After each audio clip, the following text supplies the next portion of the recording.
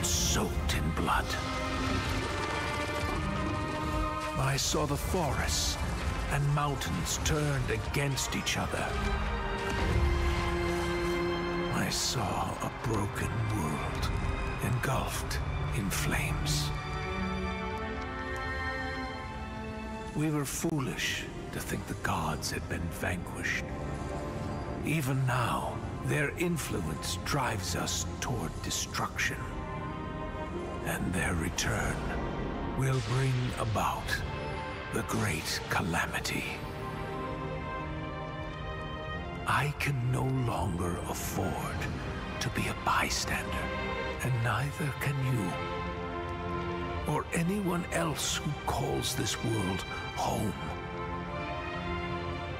Now is the time to take our stand. So, where do we start?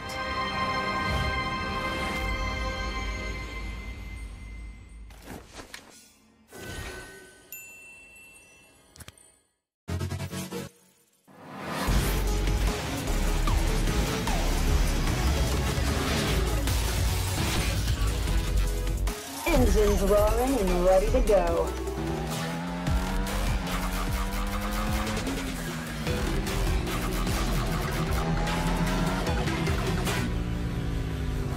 Nothing beats the adrenaline rush.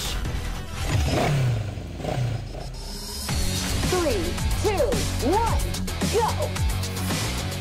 I feel like a monster on this thing. Heads up! Engine blast! Overdrive! Engine blast! Engine blast! Hitting the apex. Too slow. Out of my way.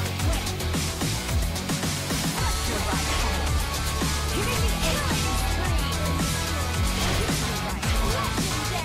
Nice ride, but I prefer mine.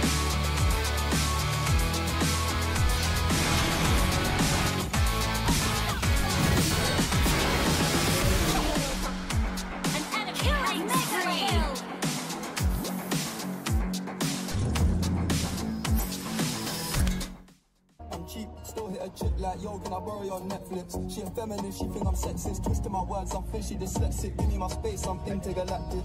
Before I give you my Insta password, I'll give you the pin to my Amex. Alright. This ain't stainless steel, it's platinum. I totally forgot about recording anything, but there's Seema with Layla, Raz, Basha, and there's a one too. Don't know her name yet. Yes. You can write your name. In-game name, something you... The game didn't even start yet. She's like, at the party. General is here. Joseph General is here.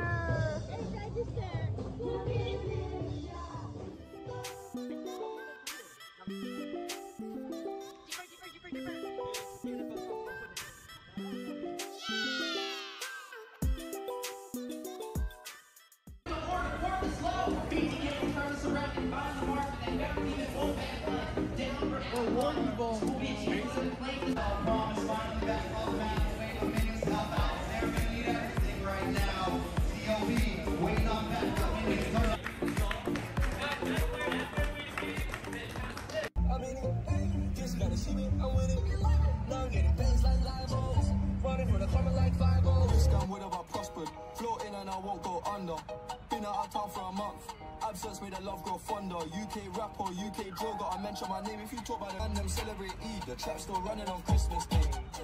How can I be homophobic? My bitch is gay. Hit man in a truck, I see a man topless, even a stick. I brought my phone charger, but I forgot my phone. I don't bring it. You didn't bring your phone? Yeah, it's not. This dumbass didn't bring his phone. Hey, barbecue time!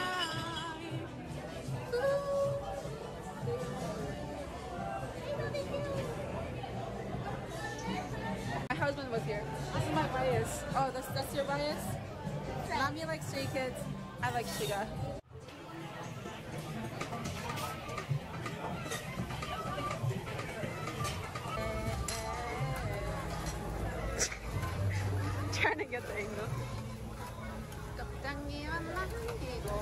Ganda. Oh my god, okay.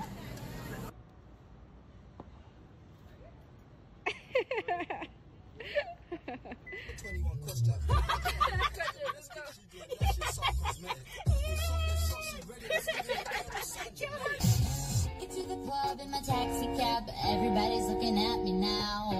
Like, who's that chick that's rockin' kicks? She gotta be from out of town. My head like yeah, moving my hips like yeah, my hands up to play my song. Nami and Moonton dropped me off at the airport. I am going to check in now. I'm gonna check that I need to go to security. I'll talk to y'all after that. Bye bye. It's in stainless steel, it's platinum. Dinner table, I got manners. T-shirt tucked in, napkin. Still loading, that's the caption. I've only amounted a minimal fraction. Eat good, I got indigestion. There's snow in my hood, no aspirin. Can't get rid of my pain with aspirin. Dave just came in at Aston, I'm making that Maybach music. They're trying to insult my intelligence sometimes. I may ask. Payback time.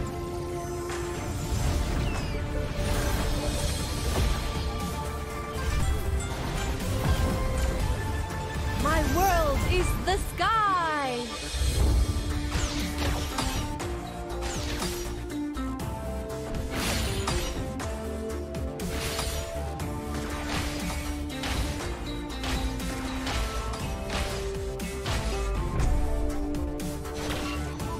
You don't know how close death is.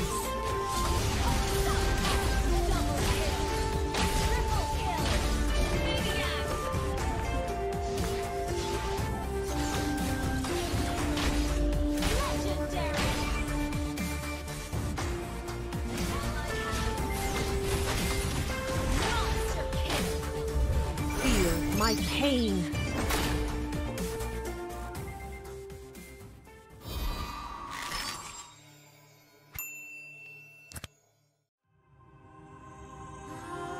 The Creator gave light to the world, bringing life, warmth, and order. But from that act, darkness was born, and with it came death and chaos. These cosmic forces, two sides of the same coin, would shape the history of the Land of Dawn for millennia. With prosperity and enlightenment came suffering and brutality. Led by the God of Light and the God of Darkness, the two opposing forces dragged the fate of all living things into their eternal conflict. But through the sacrifices of countless forgotten heroes, the era of strife finally came to an end.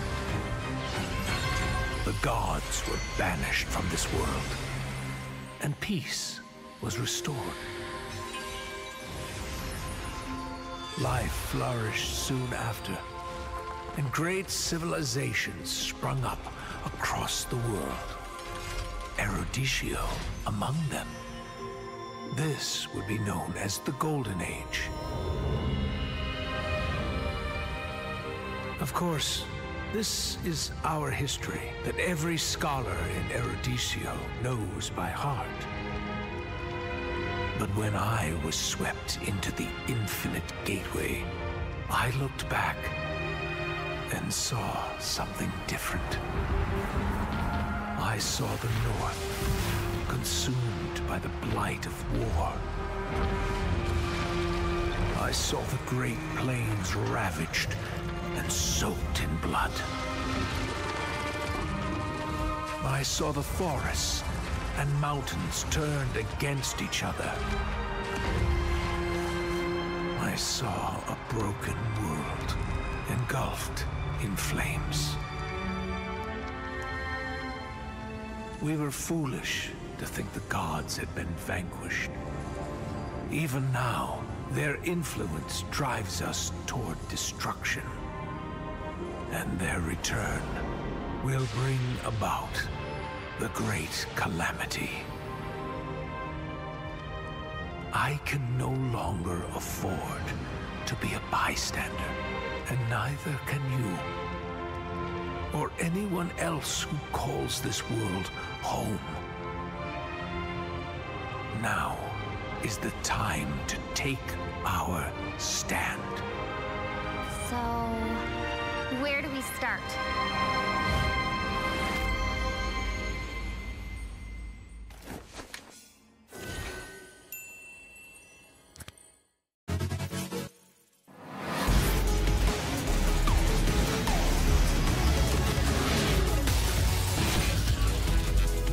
Engines roaring and ready to go.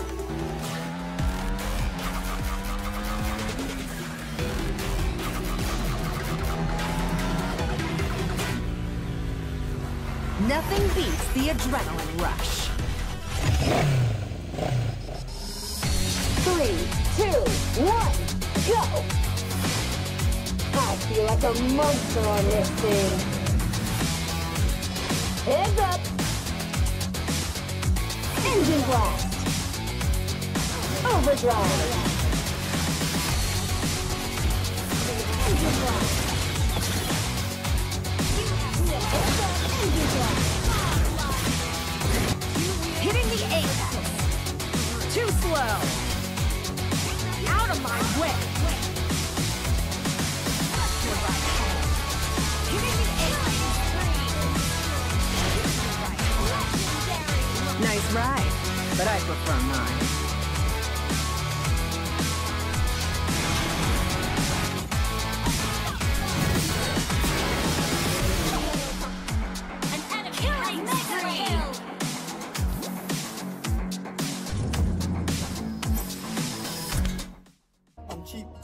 Chick like, yo, can I borrow your Netflix? She ain't feminine, she think I'm sexist. Twisting my words, I'm fishy dyslexic. Give me my space, I'm intergalactic.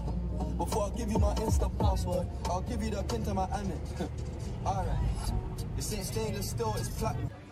I totally forgot about recording anything, but there's Seema with Layla, Raz, Basha, and there's a one too. Don't know her name yet. Yes. You can write your name. In-game name, something you...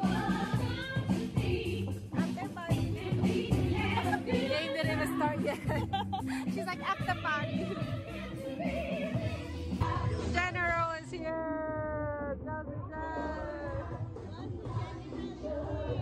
Gaza General is here.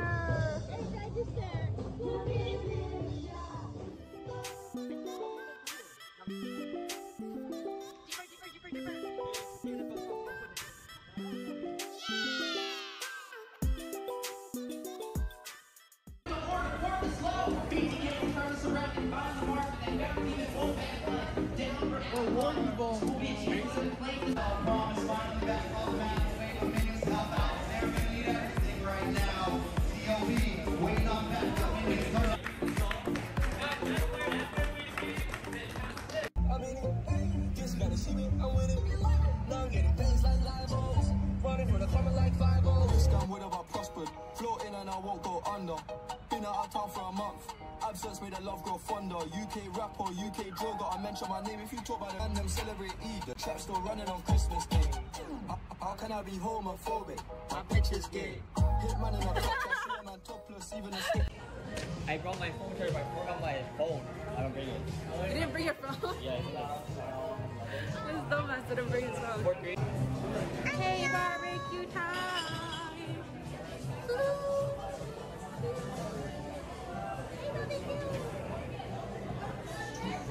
My husband was here. This is my bias. Oh, that's your bias? Mommy likes Stray Kids. I like Shiga.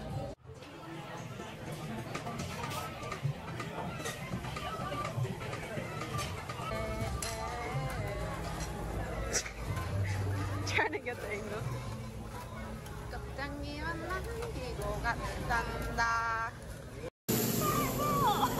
Oh my god, okay.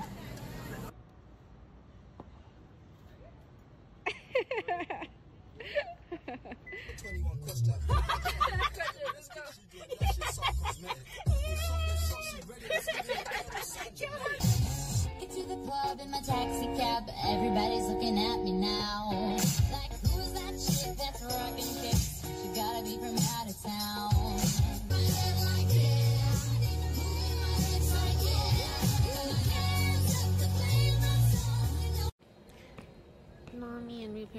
off at the airport. I am going to check in now. I'm gonna check that I need to go to security. I'll talk to y'all after that. Bye bye. This ain't stainless steel, it's platinum. Dinner table, I got manners. T-shirt tucked in, napkin. Still loading, that's the caption. I've only amounted a minimal fraction. Eat good, I got indigestion. There's snow in my hood, no aspirin. Can't get rid of my pain with aspirin. Dave just came in at Aston, I'm making that Maybach music. They're trying to insult my intelligence sometimes. I may ask. Payback time.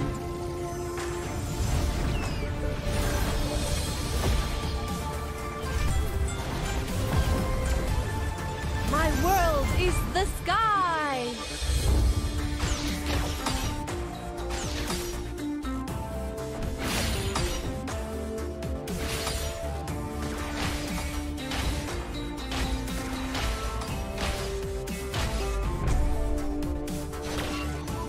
You don't know how close death is.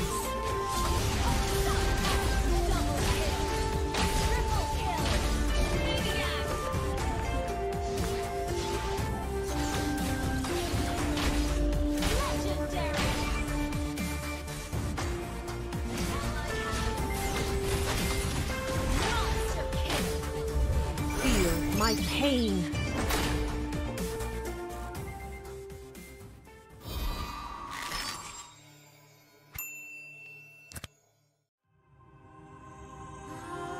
The Creator gave light to the world, bringing life, warmth, and order. But from that act, darkness was born, and with it came death and chaos. These cosmic forces, two sides of the same coin, would shape the history of the Land of Dawn for millennia. With prosperity and enlightenment came suffering and brutality. Led by the God of Light and the God of Darkness, the two opposing forces dragged the fate of all living things into their eternal conflict.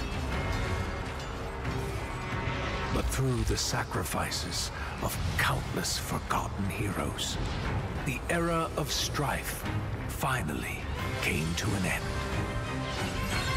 The gods were banished from this world, and peace was restored. Life flourished soon after, and great civilizations sprung up across the world. Eruditio among them. This would be known as the Golden Age.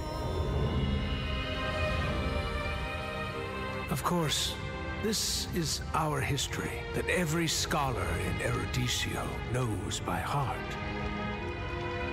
But when I was swept into the infinite gateway, I looked back and saw something different. I saw the North consumed by the blight of war. I saw the Great Plains ravaged and soaked in blood. I saw the forests and mountains turned against each other. I saw a broken world engulfed in flames. We were foolish to think the gods had been vanquished. Even now, their influence drives us toward destruction. And their return will bring about the great calamity. I can no longer afford to be a bystander, and neither can you. Or anyone else who calls this world home. Now is the time to take our stand. So, where do we start?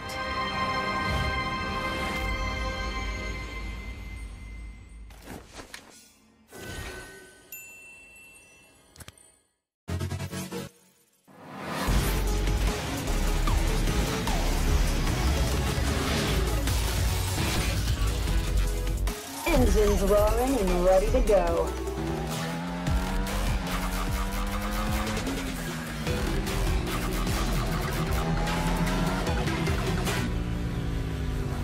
Nothing beats the adrenaline rush. 3, 2, 1, go! I feel like a monster on this thing. Heads up! Engine blast! Overdrive! Engine blast! Heads up! Engine blast! Hitting the apex. Too slow. Out of my way. Hitting the apex. Nice ride, but I prefer mine.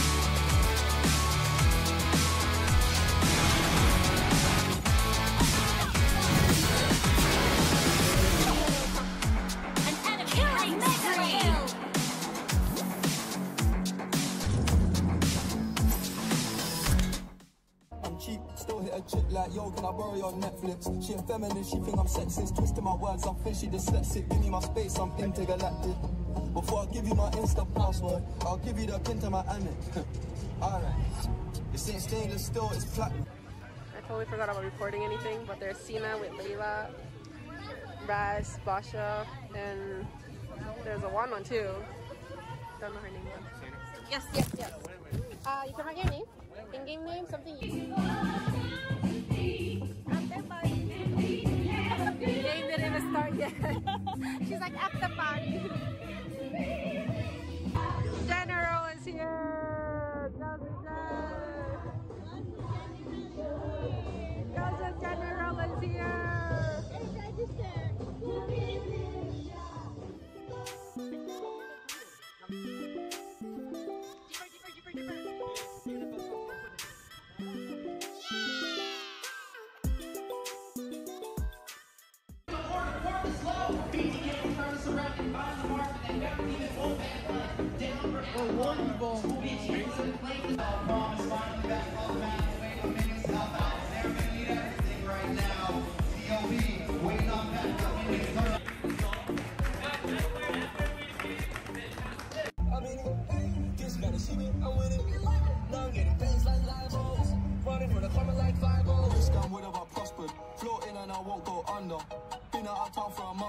Absence made the love grow fonder. UK rapper, UK drill, gotta mention my name. If you talk about it and them celebrate Eid, the trap still running on Christmas Day.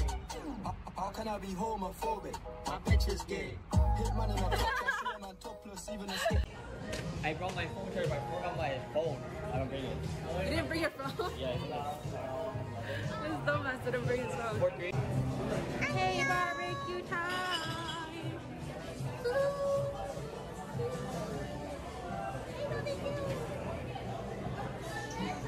My husband was here. This is my bias. Oh, that's your bias? Mommy likes Stray Kids. I like Shiga.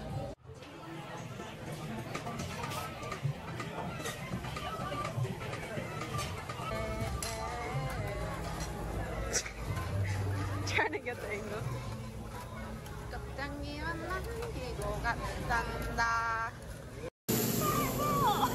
Oh my god, okay.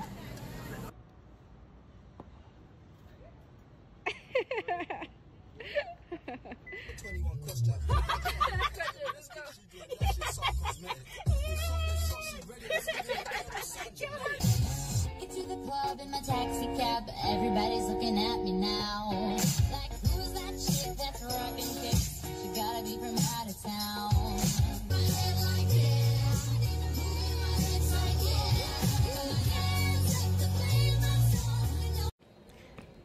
Mommy and Moonton dropped me off at the airport. I am going to check in now. I already checked it. I need to go to security. I'll talk to y'all after that. Bye bye. This ain't stainless steel, it's platinum. Dinner table, I got manners. T-shirt tucked in, napkin. Still loading, that's the caption. I've only amounted a minimal fraction. Eat good, I got indigestion. There's snow in my hood, no aspirin. Can't get rid of my pain with aspirin. Dave wave just came in at Aston, I'm making that Maybach music. They're trying to insult my intelligence sometimes, I may ask. Payback time.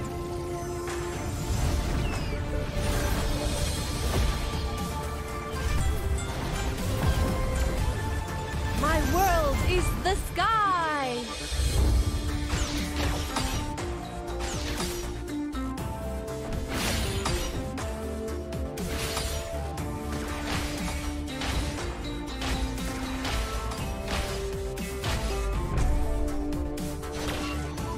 You don't know how close death is.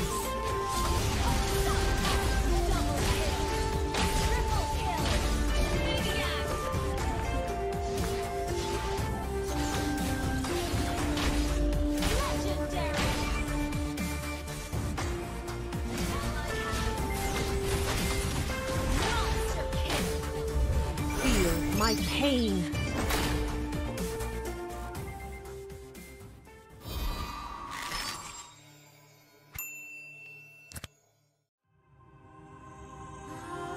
The Creator gave light to the world, bringing life, warmth, and order. But from that act, darkness was born, and with it came death and chaos. These cosmic forces, two sides of the same coin, would shape the history of the Land of Dawn for millennia. With prosperity and enlightenment came suffering and brutality. Led by the God of Light and the God of Darkness, the two opposing forces dragged the fate of all living things into their eternal conflict. But through the sacrifices of countless forgotten heroes, the era of strife finally came to an end. The gods were banished from this world, and peace was restored. Life flourished soon after, and great civilizations sprung up across the world. Eruditio among them. This would be known as the Golden Age. Of course, this is our history that every scholar in Eruditio knows by heart. But when I was swept into the infinite gateway, I looked back and saw something different. I saw the North consumed by the blight of war. I saw the Great Plains ravaged and soaked in blood. I saw the forests and mountains turned against each other. I saw a broken world engulfed in flames. We were foolish to think the gods had been vanquished. Even now, their influence drives us toward destruction. And their return will bring about the great calamity. I can no longer afford to be a bystander, and neither can you, or anyone else who calls this world home. Now is the time to take our stand.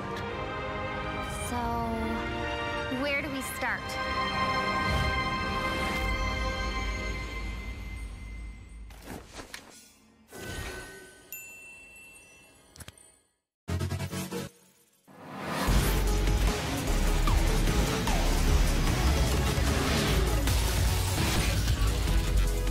Engines roaring and ready to go.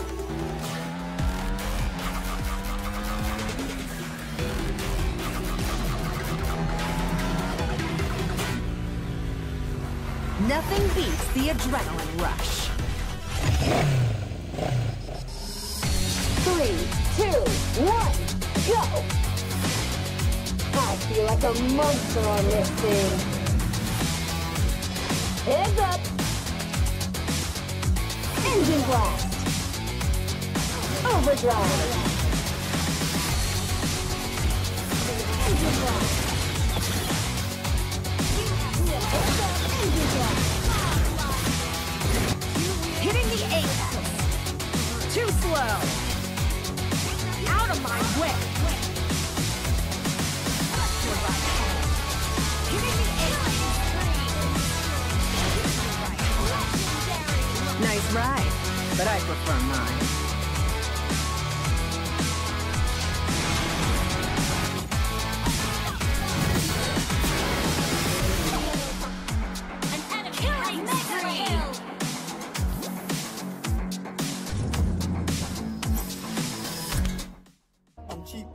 Chick like, yo, can I borrow your Netflix? She a feminist, she think I'm sexist. Twisting my words, I'm fishy dyslexic. Give me my space, I'm intergalactic. Before I give you my Insta password, I'll give you the pin to my Amex. Alright. This ain't stainless steel, it's platinum. I totally forgot about recording anything, but there's Seema with Layla, Raz, Basha, and there's a one too. Don't know her name yet. Yes. You can write your name. In-game name, something you... The game didn't even start yet. She's like, at the party. General is here. Cousin General is here.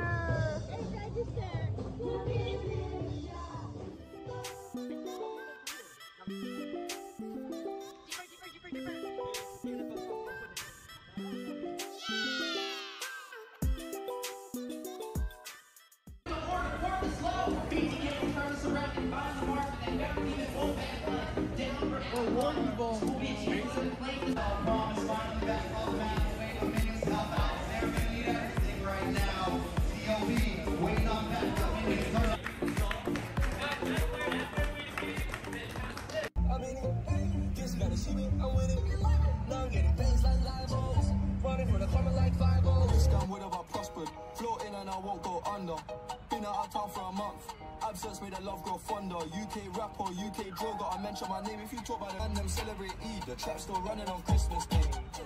How can I be homophobic? My bitch is gay. Hit man in a truck, I see a man topless, even a stick. I brought my phone charger, but I forgot my phone. I don't bring it. You didn't bring your phone? Yeah, it's not. This dumbass didn't bring his phone. Hey, barbecue time!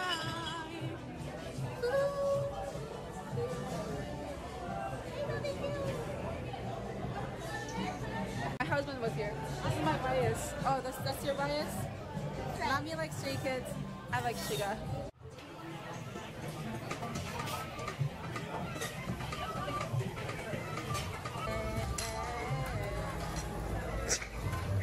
Trying to get the angle.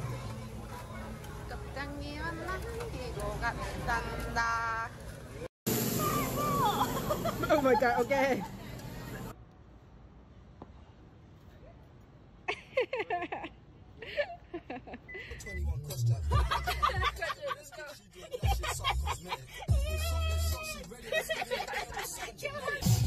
Get to the club in my taxi cab, everybody's looking at me now.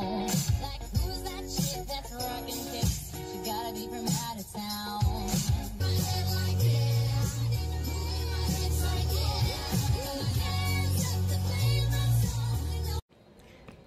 Mommy and Moonton dropped me off at the airport. I am going to check in now. I mean, I checked it. I need to go to security. I'll talk to y'all after that. Bye bye. This ain't stainless steel, it's platinum. Dinner table, I got manners. T-shirt tucked in, napkin. Still loading, that's the caption. I've only amounted a minimal fraction. Eat good, I got indigestion. There's snow in my hood, no aspirin. Can't get rid of my pain with aspirin. Dave just came in at Aston, I'm making that Maybach music. They're trying to insult my intelligence, something I may ask. Payback time.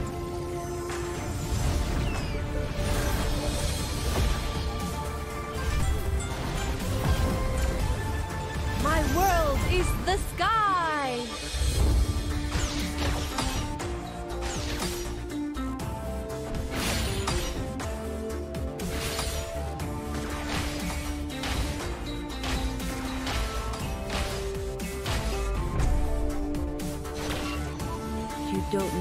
how close death is.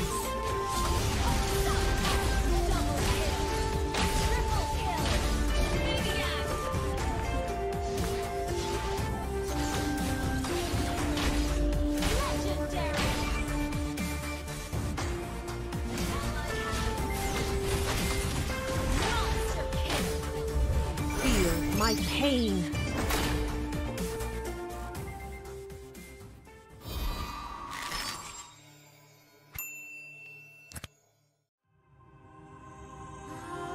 The Creator gave light to the world, bringing life, warmth, and order.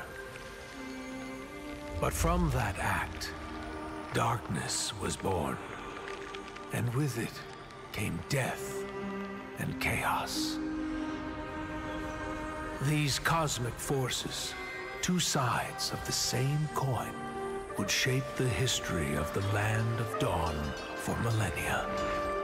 With prosperity and enlightenment came suffering and brutality. Led by the God of Light and the God of Darkness, the two opposing forces dragged the fate of all living things into their eternal conflict. But through the sacrifices of countless forgotten heroes, the era of strife finally came to an end. The gods were banished from this world, and peace was restored. Life flourished soon after, and great civilizations sprung up across the world. Eruditio among them. This would be known as the Golden Age. Of course, this is our history that every scholar in Eruditio knows by heart. But when I was swept into the infinite gateway, I looked back and saw something different. I saw the North consumed by the blight of war. I saw the Great Plains ravaged and soaked in blood. I saw the forests and mountains turned against each other. I saw a broken world engulfed in flames. We were foolish to think the gods had been vanquished. Even now, their influence drives us toward destruction. And their return will bring about the great calamity. I can no longer afford to be a bystander, and neither can you. Or anyone else who calls this world home. Now is the time to take our stand. So, where do we start?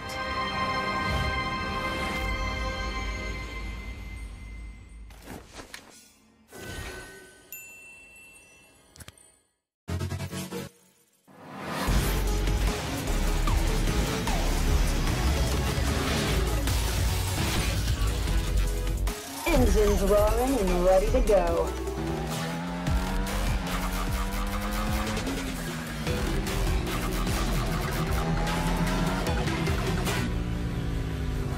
Nothing beats the adrenaline rush.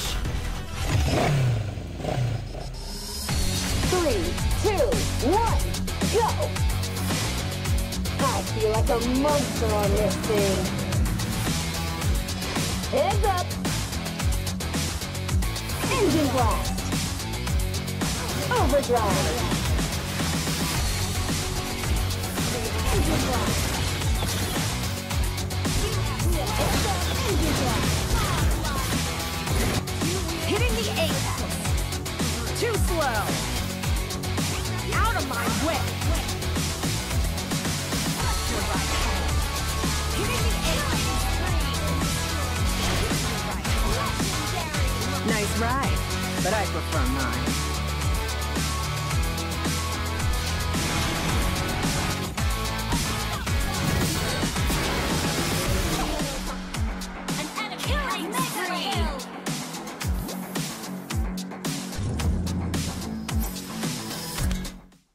Cheap, still hit a chick like, yo, can I borrow your Netflix? She a feminist, she think I'm sexist. Twisting my words, I'm fishy dyslexic. Give me my space, I'm intergalactic. Before I give you my Insta password, I'll give you the pin to my Amex. Alright. This ain't stainless steel, it's platinum. I totally forgot about recording anything, but there's Seema with Layla, Raz, Basha, and there's a one too. Don't know her name yet. Yes. You can write your name. In-game name, something you... The game didn't even start yet. She's like, at the party. General is here! Cousin General is here!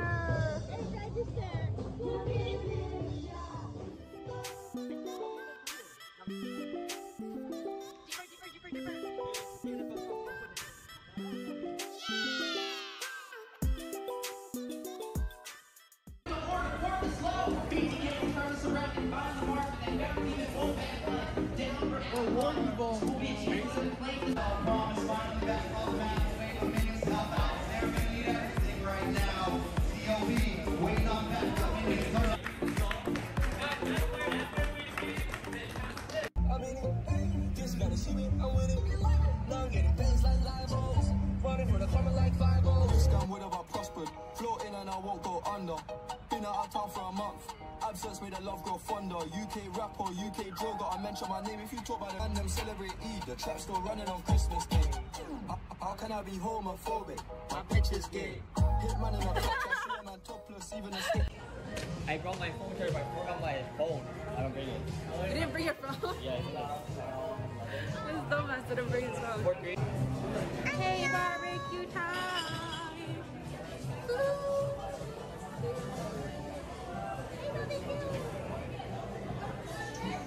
My husband was here.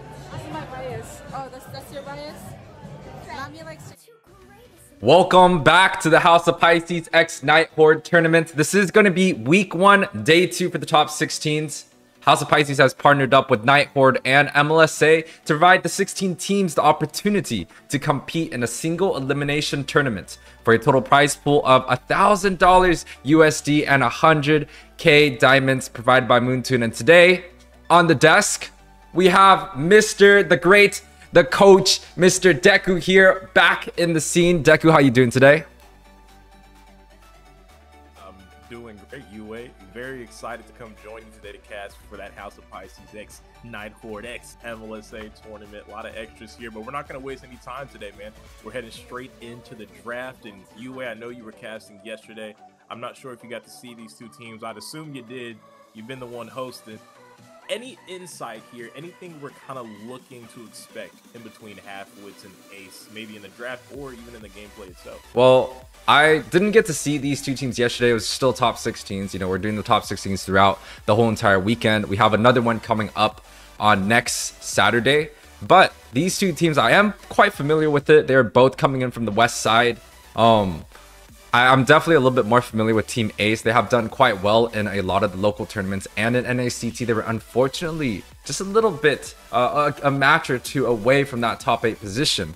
But, you know, a lot of these players, Mobo Wolf, you got Kobe, which is 333, Ali, which is Marceline, Orange Fanta Lover, which is going to be Maxi, and Rain, which is actually going to be Ricky. So a lot of these players I actually know of myself. They play a lot of 5-man, so definitely probably the stronger team in this matchup. On the other hand, you know, these players, RK1230, Yosef, you know, these guys, I've definitely seen them before in the casual rank games, but the bans are on the table. Nolan, they definitely do not want that available. And a lot of the supports and roams have definitely been targeted out recently here, Deku. We have. I mean, they took out the main 3 suspects we've been seeing from the support pool, right? The Raft, the Mathilda, and the Ant, which has been extremely hard to deal with, especially if any of you guys caught grand finals today. an MPL ID, you know what I'm talking about. But right now, the table left up on the board, I'm kind of wondering where we go. I know a lot of teams have been using that Valentina first pick. Some teams have opted in just to prioritize for the standard, kind of go for the Fred jungle in the first.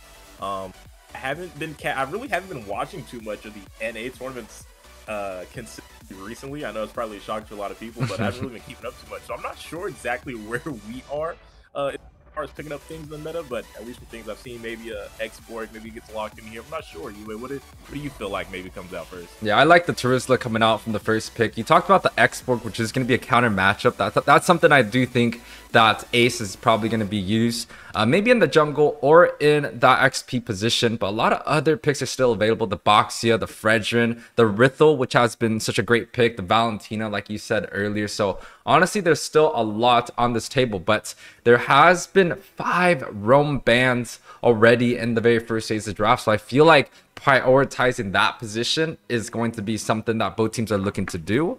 But with 5 roam bans, you know, there's not much left. You can run a Florin, you could run an Edith pick, but no, they don't even go for the expert. They decide to go with the Manny Pacquiao, the Paquito here. I'm really not really a fan of, I was just talking with someone last night about this. You know, you could have some of those safer matchups like the X-Borg, like maybe things like the Yuzhong, maybe even an Edith if you want to throw that in there. But I like seeing picks like this Paquito, things like the Benedetta, things that like to just get ahead of Terizla. You're not really focused on that 1v1. You're just looking to out-clear, out-rotate, and make your impact be felt elsewhere on the map. So I'm definitely liking what I'm seeing from Team Ace. It is unusual now what they did pair that up with this Xavier. I don't see that often, especially since, like you said, there's a lot of roam bans, but no mages have been banned out unless you want to talk about the Mathilda Angela mids, but all the other mages are open. So this is an interesting lock from Team Ace. Yeah, it's quite an interesting lock. It's a little bit unconventional from, you know, a lot of the other mages that can be shown. The Valentina is still available. The Navaria has been let go, but it might just be something that's a comfort pick, right? I do know the Orange Fanta lover, he is a marksman main. He usually likes to run the Beatrix, but now being slotted into the mage position as kind of like a multi-role, maybe that's just something he's quite comfortable with. But on the other hand, Halfwits coming out with the response, taking one of the best marksmen, the best XP laner, and one of the best jungles. So I feel like Halfwits' draft so far is going to be quite strong here. It's looking like I'm seeing the start of a MPL draft here. These are very high priority picks here. Like you said, the best of the best in their roles, arguably. And when you're talking about trading off for picks, especially right now with what we're seeing, they said it might be something comfortable for that multi-role, but again, when you're talking about things in the competitive scene, you're talking about the meta, especially in the draft, you have to kind of weigh what it is that you're giving and what it is that you're receiving on that opposite end. I will say though, I'm liking what we just got here from Team Ace, especially with that last pick heading into the second phase of bans. They secure their gold lane here. They're going to lock in the Ixia, so I'm feeling a little better about the draft right now. Yeah, the Ixia pick definitely is something that a lot of the pro teams have been using along with the flicker play. It's quite nice, but here's the thing though, the side of Halfwits, they have a lot of dive to kind of zone out this marksman. The Terizla, the Fredrin can always get into the backside, the back line of the line, and you know they usually build a lot of resistance. So I feel like the side of Team Ace, in order to kind of counter out that dive, maybe they have to look a little bit more on the magic damage side, or even the true damage, right? The X-Borg is still available, does well against a lot of armor heavy units like the Fredrin and the Terizla. So maybe that's something on the board, but they decided to ban out that Novaria. I would not be surprised if Ace goes for a Valentina ban at the same time. Idea. You know, honestly, speaking of banning out the Valentina, I know you're just talking about this dive potential, right, from the side of Halfwits, which is kind of that counterplay into Ixia. She's not very mobile. All the ones have been banned out, like you noted. It's mainly the supports right now. I'm not sure where Ace kind of lands in this aspect of things with draft, but I feel like they could easily fall onto like a Minotaur. I know you're not a fan of it that much, so I've heard, but when you're talking about counter engage, especially from this roam position, there's not many that are better at it than the Minotaur. If not, maybe they could lock in something like a Kai. He's really good at breaking those dives, but he's also really good in this matchup with Fredrin. But maybe we can still see the X-Borg. Like you said, this is Team Ace, and I do know they're one of the teams in NA that X-Borg is kind of like one of their little pocket picks for them. So maybe we can as well. But if we want to talk about protecting Ixie, I think those first two mentioned picks might, at least one of them might be a good option for him. Yeah, I think the Kai jungle definitely has potential. I'm not sure about it in the roam position. If we're talking about roams, with the Kufra being banned out, kind of doesn't leave too much openings for the side of Halfwits and both Team Ace to pick up, right? There's the Grok that's still available, also the Florin. So those things are, or even go with something like a complete Ube strat, like the Estus, right? But right here, there's still a lot being banned out on both sides of the roaming. And both teams actually are missing that slot. So it kind of makes me wonder what type of picks they're coming out with now. They do ban out the Boxia and the Diggy bans out. So that is 2, 4, 6, 7 roam bans on the table already. It kind of tells a story. Like, it's like, hey, like these days roaming is quite strong, and people, you know, with a lot of different types of hero pool, you could lock in a support in the roam, you could lock in a front line, you can even go for something a little bit more damage like the Nova and also the Diggy. So a lot of leeway still available. They're hovering over this I don't know, Sicilian's girlfriend, I don't know, I forgot what that, Carmilla right there, but I don't think it's gonna actually get locked in here. I mean, I wouldn't expect it to be. I mean, you know, you never know what teams are practicing. It could be one of their pocket picks they haven't been No way. showing. I know the whole idea. Okay, there it is. There so it is. The export we've been talking about, it does come out from Team A. So we're moving back things of logic, things that make sense to us. Now, again, UA, the roam positions are still up for grabs between both of these teams. I'm surprised Team Ace didn't just lock in their roam, because it's not like X-Borg was a threat to get picked up now, especially with jungle and XP being locked in by Halfwits. They could be putting themselves in a bad position just depending on what Halfwits locked in for roam. If it's something that's up for contention between both of these teams, what is out for them? But that Lilia gets locked in UA, and she's been doing pretty good so far in the meta right now. Yeah, maybe they're just hiding their cards, you know, putting up that X-Borg first kind of does not, you know, reveal the roam position. There's still stuff that's available, right? The Florin, the Grok that I was talking about, and the Florin does get picked up. So with like 7 roam bans being put on the table, the Florin definitely feels like it's quite nice here. There is still the Estus pick, but it just hasn't been as popular as like the Angela, the Raphael, the Matilda, the Franco. So, you know, it's still a little bit hard, but the Chow is getting hovered through, and I do like this pick. But in order for the Chow to work, he has to try and figure out how to get onto the backside against something like the Terizla and also the Fredrin. But at the same time, Halfwits can also take the Purify spell, which, you know, you've already seen the Rithel already switching into that. I would not be surprised if the Chow gets locked in and the Florin also switches into that Purify. Ooh, they look for the Edith, and you know what? That's not a bad option. She's actually another one of those picks that are pretty good when you're talking about the counter engages. She can easily disrupt, you know, trying to go in. I will have to say, though, it could be a catch-22 because Edith, when you pop out that Primal Wrath, she's very susceptible to CC. You can disrupt her and she can't get that DPS out. So it kind of depends on how we're playing it here. But that aside, you know, the negatives that could come with it, I think there's the pro, like I said, with the counter engage, which is what they need if they want to let this Ixia pop off. But that Florin UA might give them a little bit of trouble when you're trying to pick off and finalize these kills. Of course. And guys, welcome back to the House of Pisces X Nighthorde X MLSA tournament. This is week 1, day 2, top 16, best of 3 series between 2 teams, Team Ace and Halfwits. A lot of you guys already know these teams, so we're already going to skip a small introduction and going straight into the game, into the land of Dawn. Deku, which side of the draft do you like the most, just coming out with these 2 picks right here? Just because of the fact that there is that dive pressure, there is a bit of siege with this Lilia here, and then of course the Florin, you know, taking one of the last supports there to back up this Fredrin, back up this Terizla, who are already hard to kill in themselves. I really kind of feel like Halfwits could make this work potentially, but that's just on paper. Again, you know, it's half the battle. Execution is the next half, and that's where a lot of teams can start to taper off, fall off, and where a team, like you said, man, is very experienced in these competitive scenes. So we'll see, but hang on here, UA, down on the bot side, a little bit of trouble. What color is your Bugatti? Red for danger zone. As Halfwits Gold Lanes are gonna have to go ahead and go for the early recall. Yeah, we definitely love that skin. An early recall has been forced by the side of Team Ace right here. They actually were able to kind of get the gank. And you kind of talked about the matchup earlier, and I kind of agree with what you're saying, right? You have the Terizla on the top side. He should be able to be the first one that rotates throughout every single battle.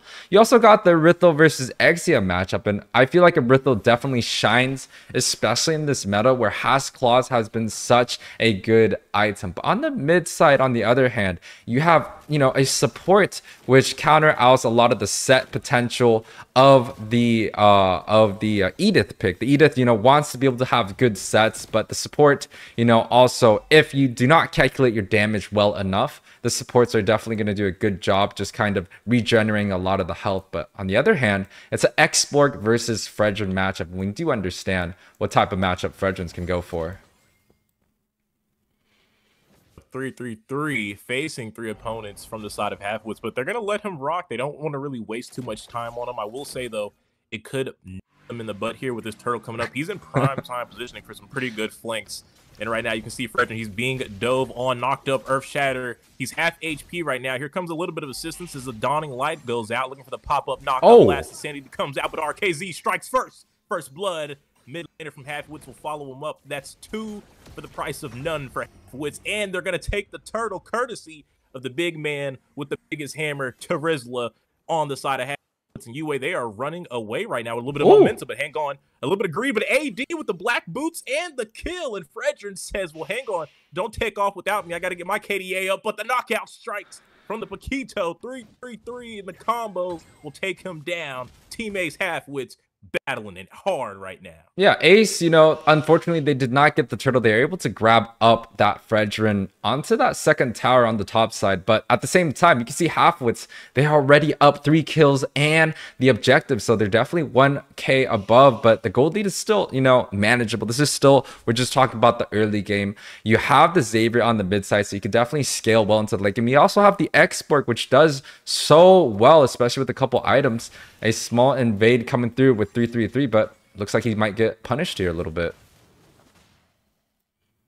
The numbers game in between both of these XP laners, quite literally 1-2-3-0 up against 3-3-3, man. These guys are definitely going to be some people to keep our eyes on, who's going to be able to make those impactful plays. But right now, UA, it's a little slow. Obviously, teammates fell behind just a little bit, not too far. It's nothing too crazy, but Halfwits, man, it's kind of surprised me with how much aggression they brought out and were able to deal with the pressure from teammates, and they didn't fold at all and actually came out on top. Let's get out on top. Earth Shatter down to the bot side. It's a full-on engagement. RKZ might be in trouble. Mobile Wolf will get his first kill up onto the board here, and the fight may not be done just yet because AD is down to the bot side of the map. He wants to help out in this engagement. Yosef finds a kill onto the back side. It's a bloodbath down in the bot lane. Black boots for the reset. Mobile Wolf, though, won't let the Florin get away. He doesn't like anything about those flowers. AD on a killing spree. Picks up the kill, but hang on. Here's a 3-man collapse from teammates. They don't want to let him go. Paquito on the backside on his own. A bit of a 1v1 finds a shutdown, and the Edith will go ahead and find the kill onto Yosef.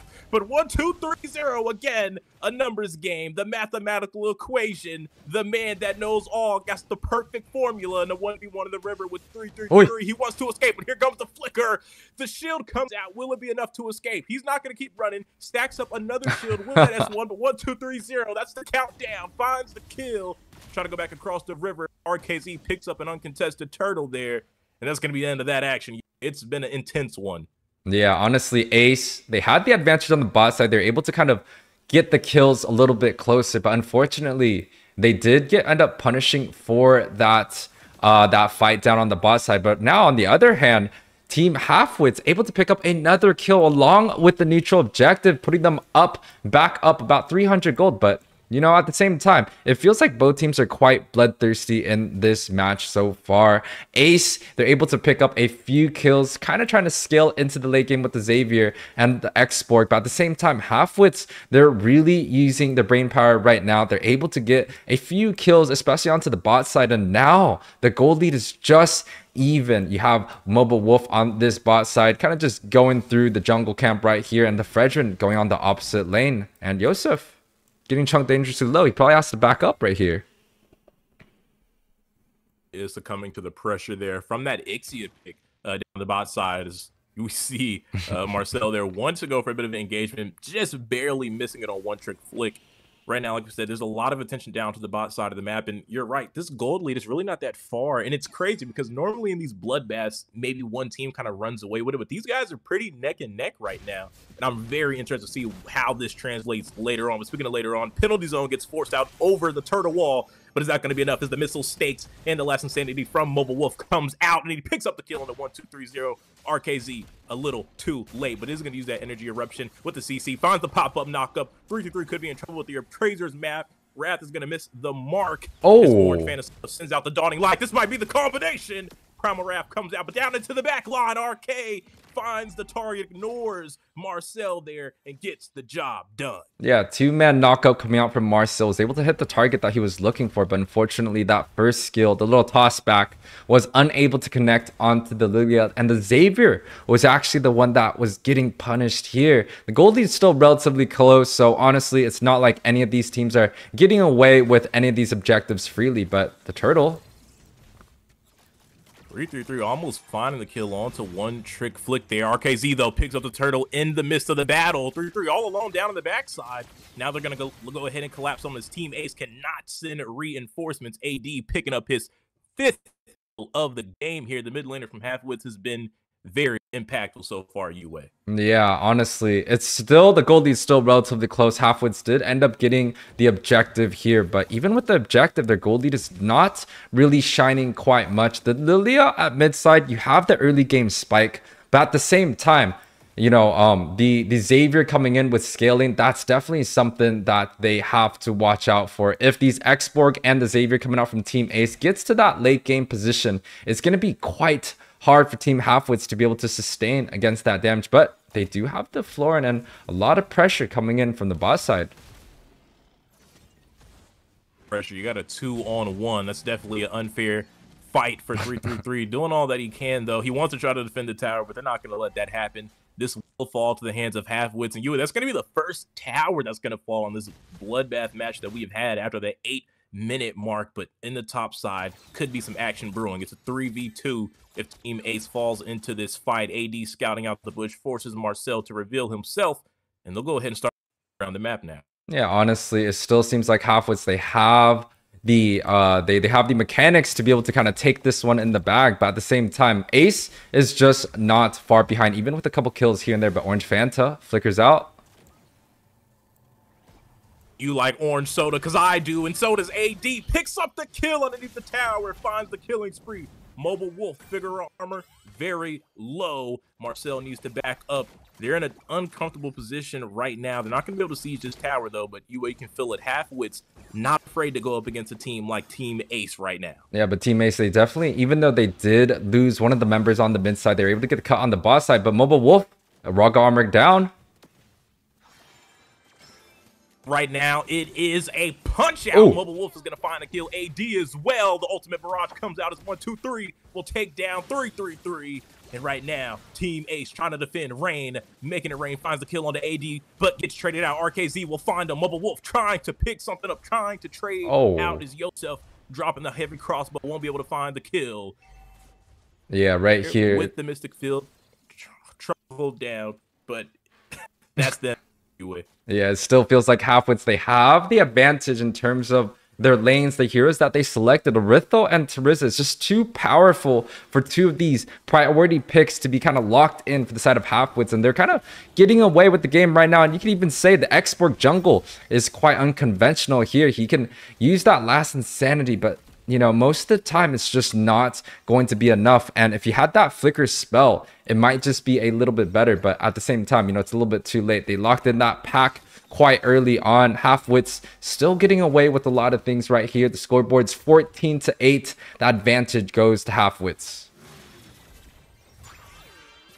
F wants to pick up the kill, but there's Marcel to go ahead and help the gold lane. This Rain won't be feeling the pain right now, but they should be able to pick up the tower while they created that little pocket of opportunity, that little pocket of sunshine there, and it will fall as Halfwits will pick up their second tower. Both outer turrets have fallen UA with that lord down on the bot side. They can be next, but RKZ might be in a bit of a trouble there. He's gotten a little greedy, chained with PC, and Orange Phantom will take him down.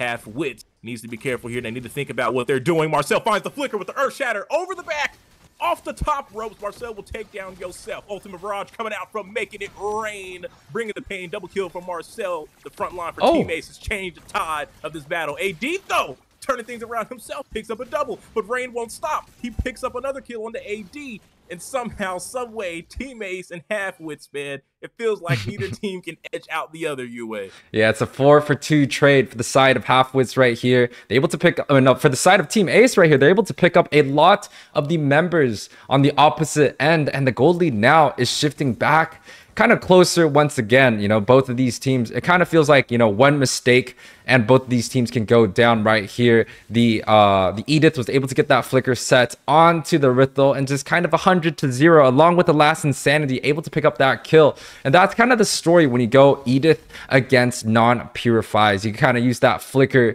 to kind of get the sets that you're looking for, and it's very instant. It's very hard to defend against something like that, and it feels like Team Ace, they definitely still have these team fights in the back, and the map pressure honestly belongs to Team Ace here. As you can see, 3-3-3 kind of hovering over that red buff right here. Halfwits, even though they still have a little bit of lead, but the conceal play, they're going to full send it right now. RKZ could be in trouble again. He's caught in a bad wave. He's going to be able to dash out right now. Printer Rap will drop down. Marcel drop very low, but look at Rain. Onto the backside. We'll take down yourself. It's a gold lane being taken down by the other, but AD wants to find the kill. Flicker forced out from Rain, but AD won't let go. 3-3-3, finding the knockout. Takes down the kill on the one-trick flick. Maybe needed his flick there. Dawning Light comes out to assist, but it won't be enough. 3 will be taken down by AD. Fight still raging on. Last Insanity from Mobile Wolf uses the Ice Retry on top of 2, but he'll take down 1. 1, 2, 3 is Apple. Mobile Wolf will pick up the double kill as well. AD, the last man standing. Mystic Field flicker with the black boots reset. Now look for Mobile Wolf. He has immortality. Dawning Light connects. He's on the backside. He's pinched. Mystic Field drops, and there's nowhere to go. No reset this time. Orange soda spilling all over to AD. Yeah, and I feel like AD right here, he kind of had like an outplay moment right there. He popped the flicker coming out from Xavier, but ends up still getting punished because Mobile Wolf was there securing that objective on the bot side. And now Team Ace with the free reign on these maps right here. They're able to take onto this mid side, going for this next neutral objective. And the Lord is definitely going to be uncontested for the side of Team Ace. And with the Lord marching down, Team Ace runs away with about like a 4K gold lead here. I mean, UA, all of a sudden, you know, we had this match. It was very neck and neck, very back and forth with kills, back and forth with things being picked up. But like you said, now it seems things have now turned into the favor of Team Ace. And if you're Halfwits right now, UA, with that Luminous Lord marching down your bot side lane, what is the mentality needed to not only hold off against Team Ace, but maybe get things back on track? What can they do right here and right now to fix that? Well, definitely they still have, you know, tools to be able to get onto the backside, right? They have the Terizla, they have the Fredrin. They should be able to try to get onto the Marksman or even the Mage coming out from Team Ace, but Mage and the Marksman are on the top side and they're still pushing near the bot side. So Halfwits, they should be able to defend this quite well, especially with the damage dealers not being available. But the Lord is just chunking the towers quite well. Team Ace able to pick on this bot side, and they're definitely looking to siege onto this mid tower here. Oh, Castles being there and a concealed play being made. It might just happen. Marcel finds yourself. Ultimate Barrage falls down. That's a lot of damage. And with the flickers poured out, one trick flick can't save them. 4 members from Halfwits have disappeared in the blink of an eye. UA Team Ace neck and neck no longer as they lock on to the Crystal Base, and Halfwits will go down in this best of 3 series. Yeah, Team Ace able to take the very first game of victory, and it's honestly quite convincing, especially when you look at the mid to late game. Team Ace kind of just pulled out ahead, especially with the Xavier sets and the X-Borg. Mobile Wolf grabbing up this victory in a 14-minute game. 21-19 is going to be the score. Orange Fanta Lover, we also got to see his set earlier onto that Rithel. Even though they picked up one of the best marksmen without Purify, they were just getting sets back to back, especially coming out from the Edith and also the Xavier. But we also saw the Barrage coming through with the Exia, picking up a 4, 2, and 7. You know, Team Ace, they're doing quite the work here. You can take a look at some of the statistics right here. You're definitely going to see Mobile Wolf with the highest kill participation along with the highest hero damage. And he definitely did soak up quite a bit of damage as well. But the tower pushing does belong to Rain, as he should, on this Exia here. Now, guys, we're going to go on a small quick break as we set up for the next game. We'll be right back. Payback time.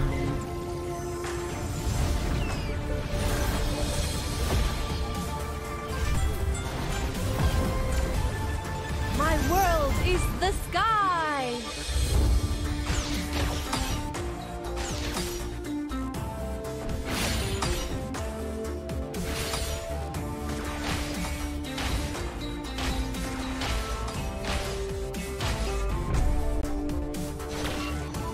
You don't know how close death is.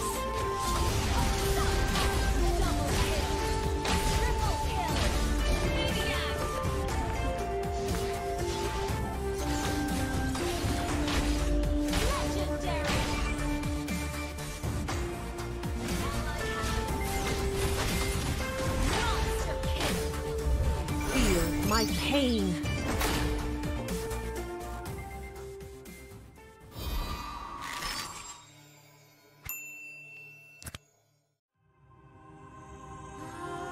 The Creator gave light to the world, bringing life, warmth, and order. But from that act, darkness was born, and with it came death and chaos. These cosmic forces, two sides of the same coin, would shape the history of the Land of Dawn for millennia. With prosperity and enlightenment came suffering and brutality. Led by the God of Light and the God of Darkness, the two opposing forces dragged the fate of all living things into their eternal conflict. But through the sacrifices of countless forgotten heroes, the era of strife finally came to an end. The gods were banished from this world, and peace was restored. Life flourished soon after, and great civilizations sprung up across the world. Eruditio among them. This would be known as the Golden Age.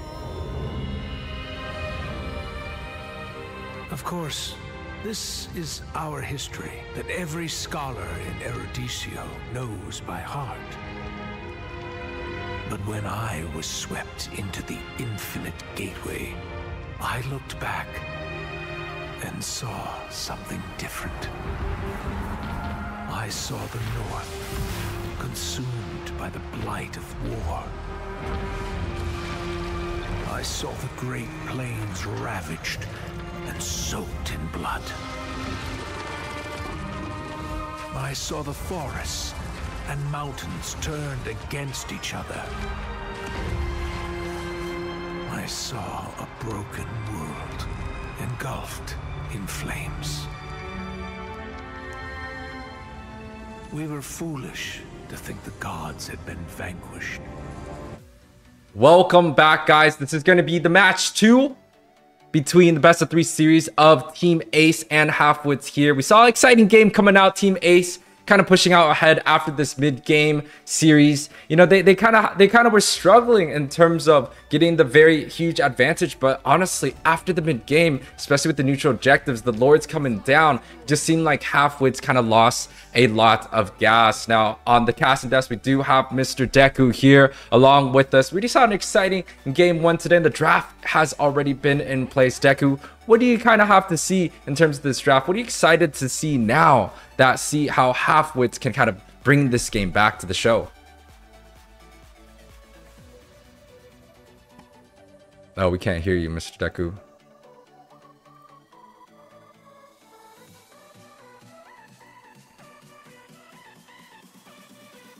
I don't know if we could hear you. I'm sorry about that, but as we try to get that sorted out, the Nolan does get first picked up here. The Lilia does get banned out, and also the Roams are being backed on the banning table. 5 of the Roams are being banded out here. Nolan got first pick into a Novaria and Marches. So honestly, Halfwits is still relatively good in terms of what they are trying to draft here. You see the Farsa counteracting that range versus range matchup onto the mid side, and Rain this time around does not go for the Exia, opting to go for that Ducati skin. The Rithel does get picked up here. I'm not sure if Deku's audio is coming back here, but the Black Dragon does get picked up by the side of Halfwits here. You know, the Black Dragon, it's honestly quite good when it goes into something like the Farsa and the Nolan. The immutability of CC when he is in his Black Dragon form is actually quite hard to deal with when you go against something that has a lot of that doesn't have a lot of mobility. For example, the Farsa has to use the Feather Airstrike. It's a stationary damage, so the Yuzong definitely is a good counter out. And even the Martis, I would say, is very good against the Farsa. But on the other hand, there still is a lot of mobility coming out from the side of Team Ace. You have the Nolan, which has those unlimited dash and a CC immunability. And also the Rithel with the ultimate. He should be able to kind of, you know, dash around, jump through a lot of the Black Dragon form here. Is Deku back yet? We're good now. Oh, we're good now. We're definitely good now. Good job there, UA. You know, using that NACT experience, got to carry the desk a little bit. I'm trying to get the mic fixed up. But like we were saying, though, you did ask me earlier things I was excited about, man. The Nolan, for sure, I'm excited. I don't get to see him much, especially with the international events, because, you know, they got the 2-week ban. Yep. So I don't really get to see him. Excited to see Mobile Wolf pull that out. I'm very excited, though, to see what Halfwits can do now. Now that they've had that first game, kind of got that nervousness maybe out of their system, because they were really running away with that one just a little bit there. Kind of fell apart. But now they know they can keep up with teammates. Right now it's about fixing those mistakes that kind of led to teammates taking that 4K gold lead you were talking about, marching them down with the Lord, ending the game. And right now the draft is looking pretty good. Looks at this Yuzong looking very nice, especially deal with this back line that they kind of had a hard time getting to last match. You had picks that could do it, but right now, I mean, come on, man. It's hard to mess that up with the Black Dragon. And it's a little bit difficult for me to kind of understand what Halfwits is going through right here. They kind of opened the Terizla, and Terizla has been such a menace in a lot of these matches. And to give Team Ace the handle of that hammer right there, it's going to be quite hard to kind of go against that lane. Maybe the Black Dragon is good against the Terizla, and that's a matchup that, you know, we might have to be seeing in here. But the Xborg and Paquito does get banned out for the side of Halfwits here. The counter response coming through. The Kufra, which we saw the very first game, did get banned out here, and also the Bruno. So a lot of these picks have been off the board. I do believe Exia and the Terizla are both going to be locked in either from the side of Halfwits or from the side of Team Ace. But both teams looking for a roamer once again in this situation. It means, you know, both teams, they just don't feel like they need to prioritize this lane so far in this matchup. Scratching my head a little bit, wondering, you know, they're hovering these picks. Like, no way. That's not what we're having going on. You know, kind of like that Carmilla thing last time. Wouldn't make sense to me to see. But speaking of things that we do know for certain that have been locked in, this Beatrix gets picked up here. Right now, I feel like, of course, it does blend in with the Navaria, right? Having the Astral Echo, the ult there to help Beatrix land some shots. But right now, I wonder is the pill, because they're going to need it right now for the roam. There's not a lot of picks to really fit into that right now. You have Martis looking for kills. You got Yuzong looking for the back line. It's just Navaria and Beatrix right now chilling, and there's no one to pick for them. So we got to see something come out huge here for Halfwits. Well, I like the Edith pick, right? We saw the Edith pick coming out on the first game. He had a lot of flicker sets and opportunities to kill, and it coming out right again. It kind of feels like Halfwits, they didn't really try to prioritize. They felt like the Edith just did not do so much, but I think on the other hand, the Edith did quite well for the side of Team Ace, able to get those flicker sets on to targets that did not have the Purify. And the Minotaur, you were talking about at the very first game, how I didn't really like it. I still, you know, I'm still a little bit unsure about this pick. I do understand the new Flask of Oasis does help out heroes like Minotaur, where it gives that AoE heal into the team. But I also feel like there's a lot of other items, a lot of other tanks that are quite well. The Grok, which can mean some of the CCs and counter out some of the, you know, the stationary damage coming out from the Farsa. But the Minnow, you know, it's quite well. It still has the double knockups, but take us in, show us what we got, Deku. We got game 2, series 1 of day 2 of the amazing tournament between Team Ace and Halfwits, brought to you by House of Pisces, Nighthorde, and the MLSA. As we land through the portal here, we got up here for part 2 in between both of these heavy hitting teams right now, UA. Yeah, it's definitely two heavy teams coming in so far. You can already see a very interesting rotation coming out. Both teams opted to go for that EXP level 2. And, you know, that's just kind of how things are being ran. But, oh, on the other hand, Halfwits kind of outsmarting Team Ace here, able to get that cut early on. And that kind of shows you, hey, Team Halfwits, they're reading into the rotations. They're going for a little bit more aggressive, even though they lost the very first game. The early game, it still feels like Halfwits, they're still looking to be quite aggressive here, as they have a lot of the members rotating down onto the boss side already.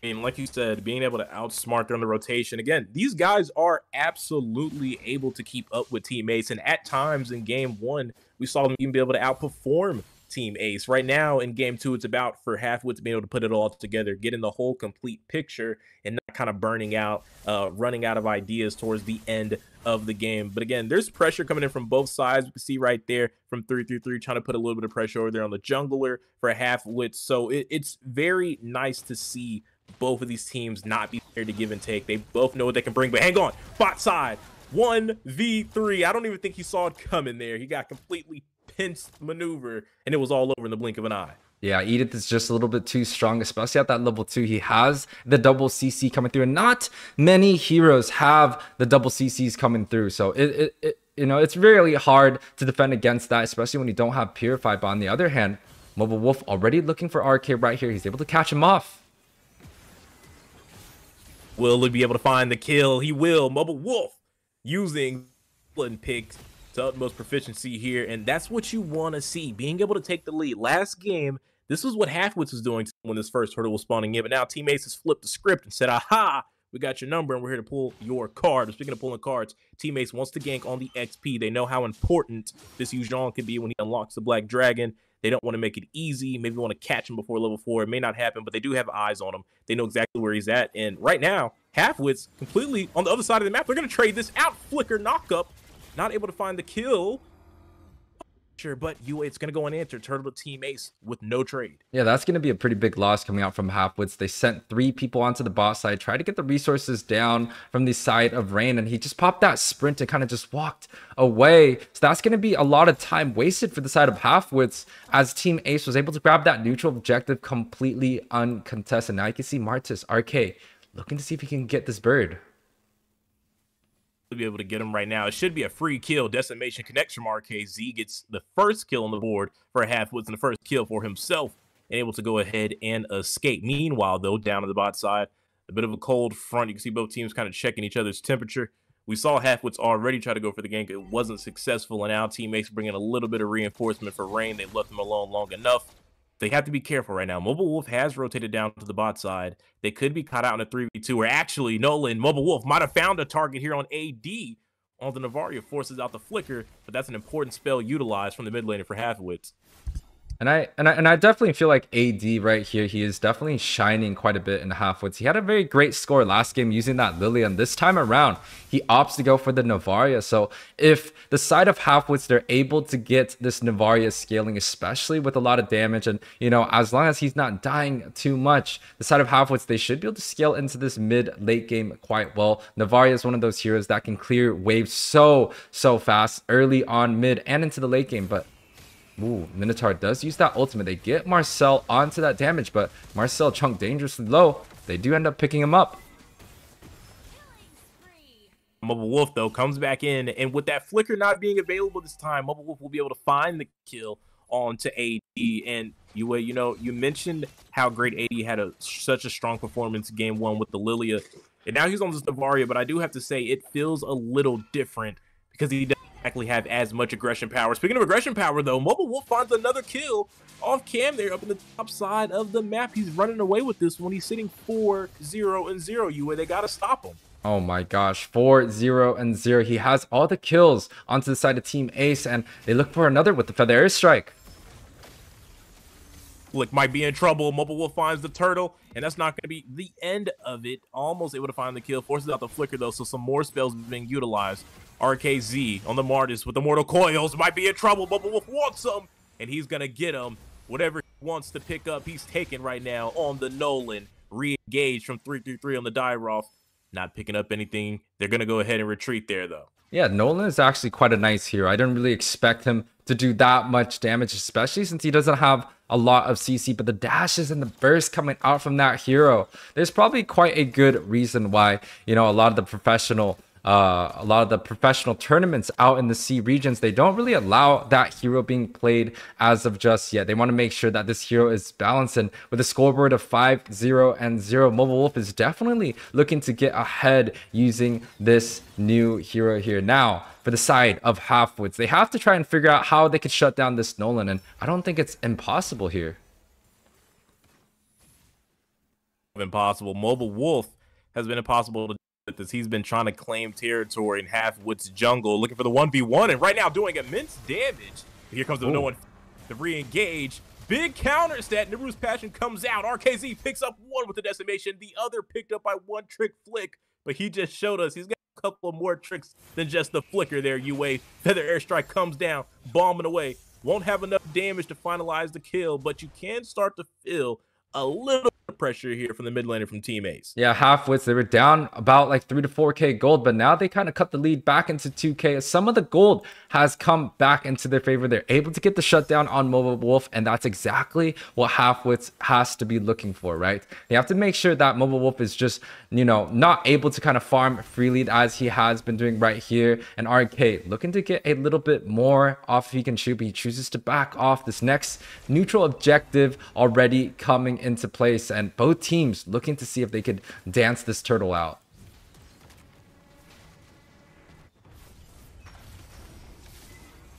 And the neutral objective does end up going to the side of Halfwits right here. They're putting forward the members along with the Black Dragon, and the Gyroth still has not rotated down onto the bot side here. Now, Halfwits with a 4-man kind of unit onto this mid side, looking to see if they could get this Gyroth. The knockup comes through, but the flicker play coming out from 333 just a little bit too much here. Now bot side, you have the Rithel versus this Martis. They both choose to back out, but it definitely feels like the side of Halfwits, they have to try and find out how they can shut this Rithel down. Being up already 1k gold lead, has the Has class into the Berserker, so he definitely has the damage available to look to scale into that late game, and also grabbing up that top side tower. So Mobile Wolf, they're definitely, even though they're losing on these objectives, especially with the Black Dragon form coming in, they're still doing quite well in terms of their macro rotations here.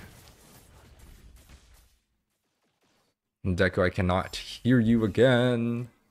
Deku is out. Deku is out of the building, so we're gonna solo cast this thing. Got a 5-man unit coming through in the Halfwits onto this mid side here. They choose to kind of back off. This is kind of the group that I like to talk about. It's kind of like a A77 strategy where 5-7 minutes they choose to group up 5-man onto this mid side, try to get a pick, but Mobile Wolf is still a little bit hard to shut down. He's just way too fast on this Nolan pick, and Nolan is just quite good right now. I still don't know the capabilities of this hero. I don't know how good it actually is, but definitely it still seems like Mobile Wolf is getting away with this assassin pick now. Mid lane right here, they're able to get a pick off onto Marcel, but Marcel still does not go down, but the Black Dragon form is the one that does get taken down. The Gyroth coming through with that ultimate ability, but he still does not pop it. He's looking to go for it.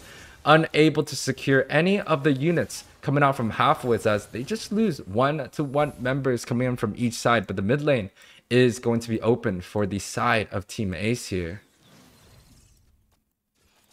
One here, right before this Lord comes in, able to clear out some space, and look at this, 4 members, or make that 3 members here from Team Ace, just keeping vision, keeping members of Halfwits back out of the jungle, as you're seeing Mobile Wolf solo take down the Lord UA. And right now, for whatever reason, it seems like Halfwits just haven't been able to go pound for pound with Team Ace. We're at the 9.5-minute mark, and Team Ace is looking all but ready to take this game away from them. Yeah, last match we kind of had a closer series, especially when we talk about the mid game, but it comes to the Lord and the Turtle fights, especially towards that late 3rd Turtle, first Lord type of minutes here.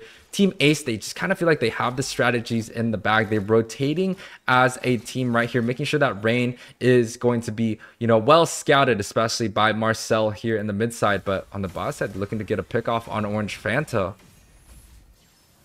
Like wanted to make an engagement, but he missed the mark, and now he might be punished. Feather Airstrike drops down in 333. with the 3 members of Team Ace joining forces will take him down. And I'm not going to lie, Yue, that is not too good for Halfwits. They're missing the only main front line here for the side of Halfwits, as that Lord's marching down on the top side. Things could be critical, things could be crucial. But wait a minute, almost the kamikaze play there coming out from Rain. Almost picked up the kill, almost became a kill himself, adding to the statistics. Power of the passive on the tower has been knocked out here. Teammates looking to push. There's no passive there. But again, Rain is ready and trying to go for this tower. So he did have to go back to the base and recall. RKZ trying to find something with a decimation. They should be able to find it. No! 3-3 with a nice flicker. Abysmal Strike comes out. It's not going to be enough.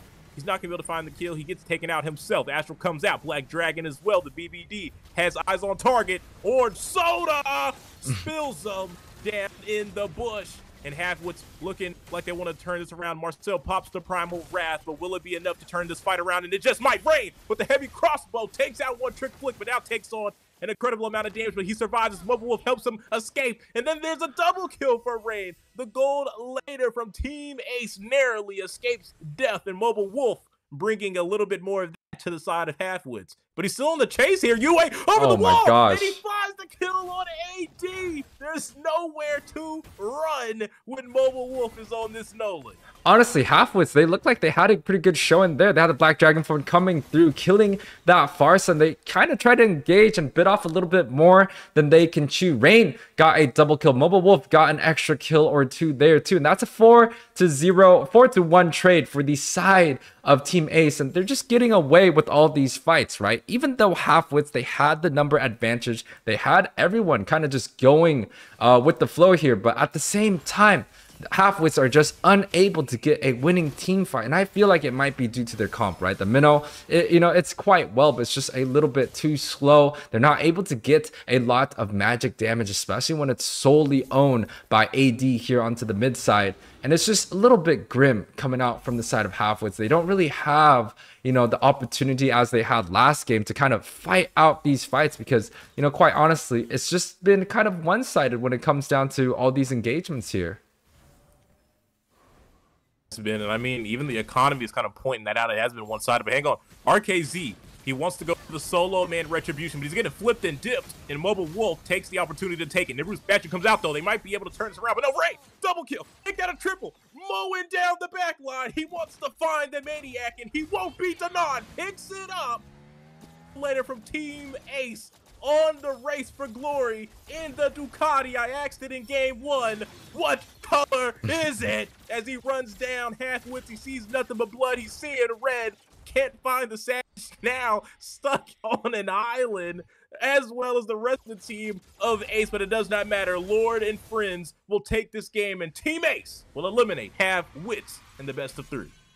Yeah, Team Ace able to grab up this victory in the best of 3 series. This is going to be the day 1, week 2 of the round top 16s of the House of Pisces X Nighthorde X MLSA tournament here. Rain on the 6-0-3. I feel like Mobile Wolf definitely deserved the MVP. He had 5 of those kills early on in the game, but definitely feels like Rain scaled well into that late game. And that last fight, he came through that backside, mowed down, especially with that Wind of Nature, making sure he negates as much physical damage as possible, and able to dish out so much damage, especially into that late game. 27% damage dealt. Also, Orange Fanta did quite well himself, 26% damage dealt also, but I still feel like Mobile Wolf definitely deserved this, had the highest kill participation, and had just as much of an even tower damage coming through here. And for the side of Halfwits, I felt like their draft was a little bit lackluster, especially in the second game. We kind of see the early matchup that they had. They just weren't able to go head to head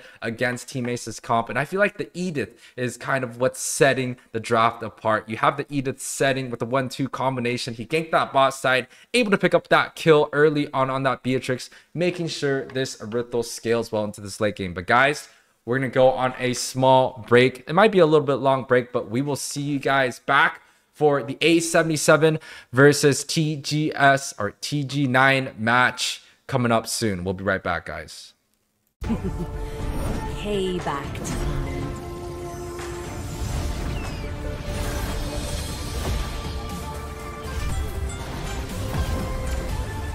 My world is the sky.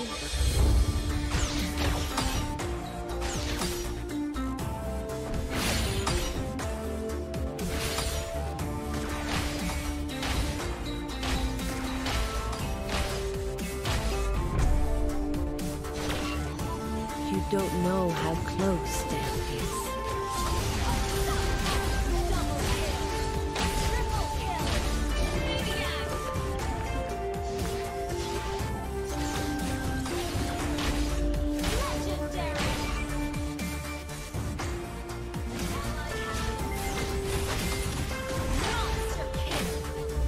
Feel my pain.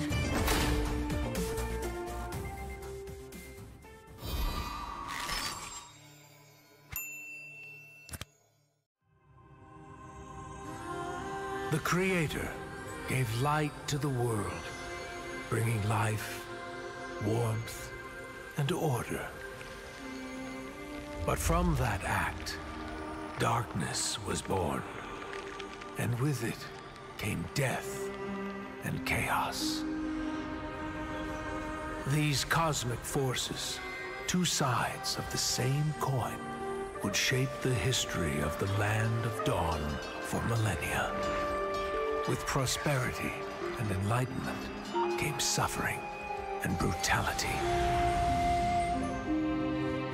Led by the God of Light and the God of Darkness, the two opposing forces dragged the fate of all living things into their eternal conflict. But through the sacrifices of countless forgotten heroes, the era of strife finally came to an end. The gods were banished from this world, and peace was restored.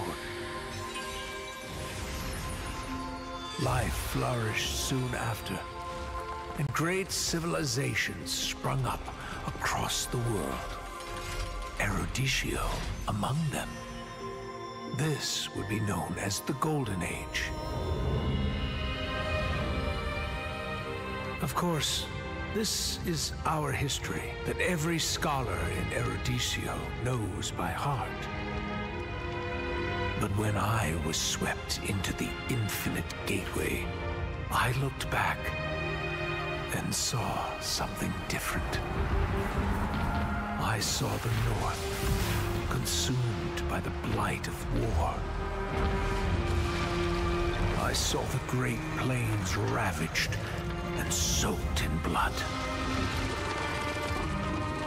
I saw the forests and mountains turned against each other. I saw a broken world engulfed in flames. We were foolish to think the gods had been vanquished.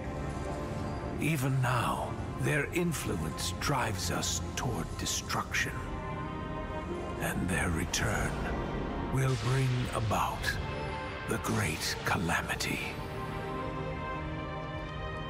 I can no longer afford to be a bystander, and neither can you, or anyone else who calls this world home.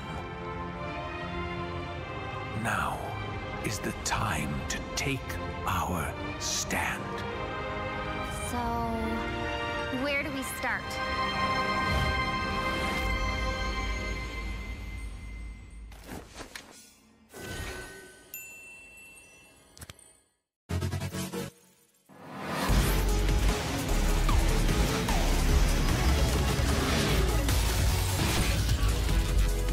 Engines roaring and ready to go.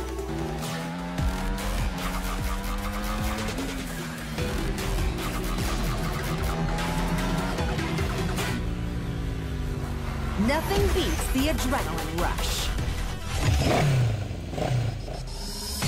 3, 2, 1, go! I feel like a monster on this thing. Heads up! Engine blast! Overdrive! Engine blast! Engine blast! Hitting the apex. Too slow. Out of my way. Hitting the apex. That's right, but I prefer mine.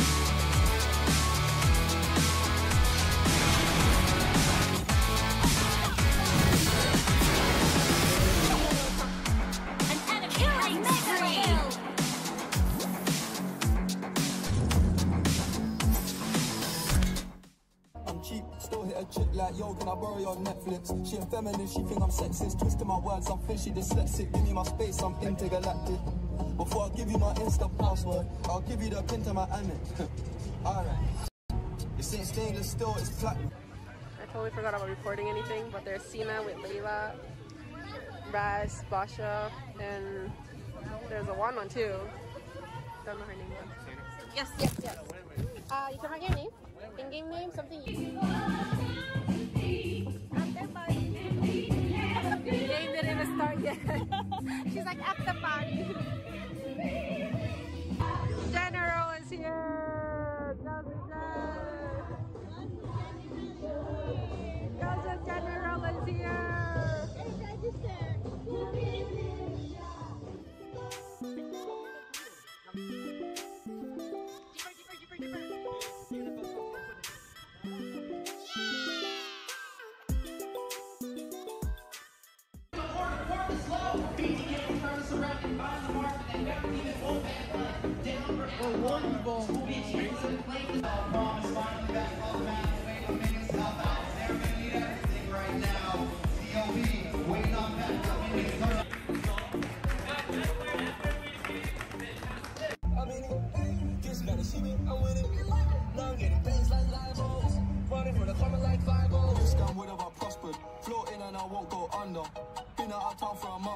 Absence made the love grow fonder. UK rapper, UK drill, gotta mention my name. If you talk about it and them celebrate Eid, the trap's still running on Christmas Day.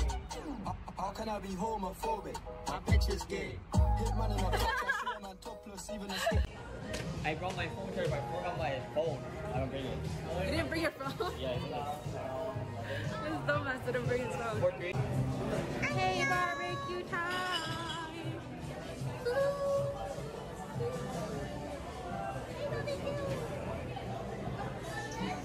My husband was here. This is my bias. Oh, that's your bias? Mommy likes Stray Kids. I like Shiga.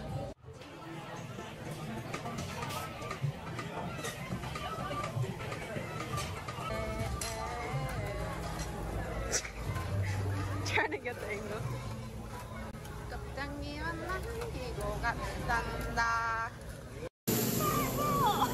Oh my god, okay.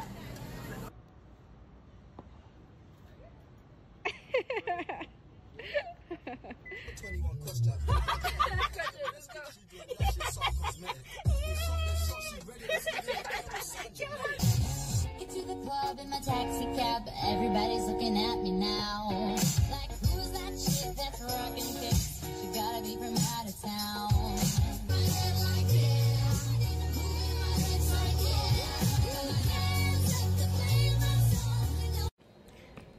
Nami and Replane dropped me off at the airport. I am going to check in now.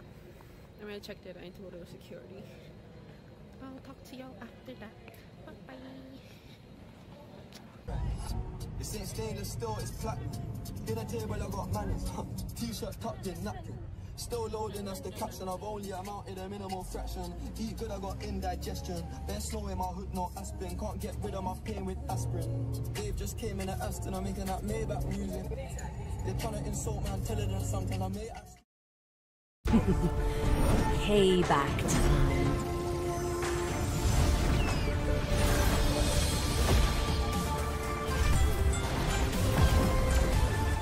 My world is the sky!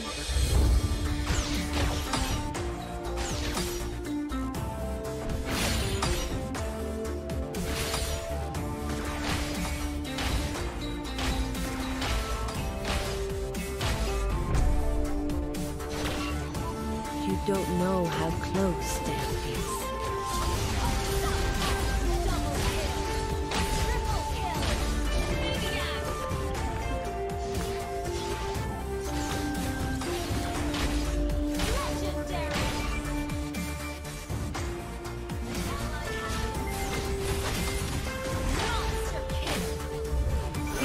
my pain.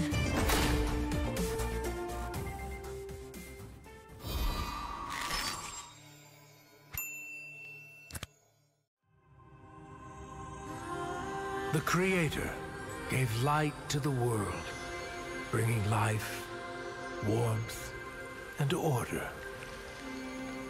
But from that act, darkness was born, and with it came death and chaos. These cosmic forces, two sides of the same coin, would shape the history of the Land of Dawn for millennia. With prosperity and enlightenment came suffering and brutality. Led by the God of Light and the God of Darkness, the two opposing forces dragged the fate of all living things into their eternal conflict.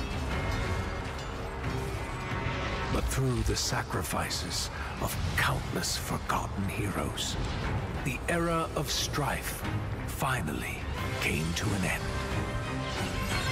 The gods were banished from this world, and peace was restored. Life flourished soon after, and great civilizations sprung up across the world. Eruditio among them. This would be known as the Golden Age.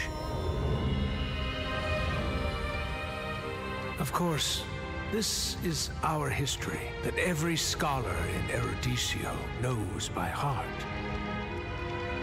But when I was swept into the infinite gateway, I looked back and saw something different. I saw the North consumed by the blight of war.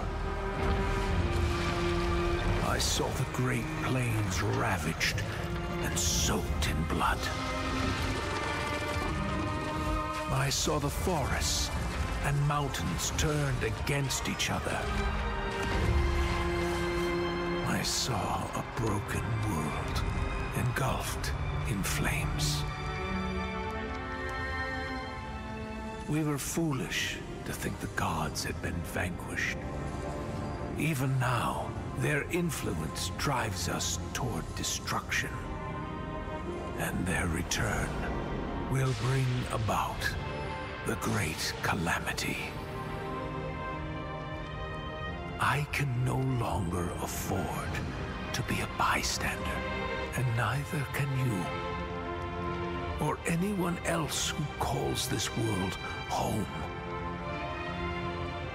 Now is the time to take our stand. So, where do we start?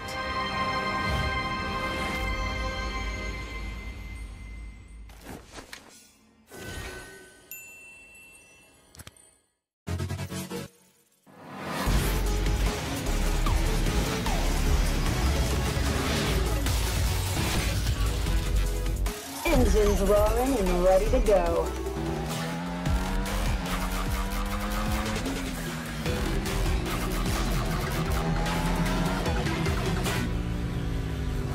Nothing beats the adrenaline rush. 3, 2, 1, go! I feel like a monster on this thing. Heads up! Engine blast! Overdrive! Engine blast! Engine blast! Hitting the apex. Too slow. Out of my way. Hitting the apex. Nice ride, but I prefer mine.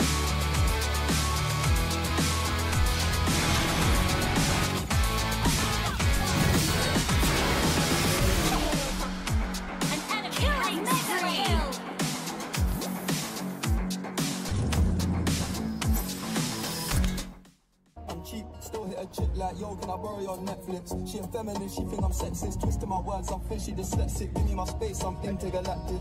Before I give you my Insta password, I'll give you the pin to my Amex. Alright. This ain't stainless steel, it's platinum.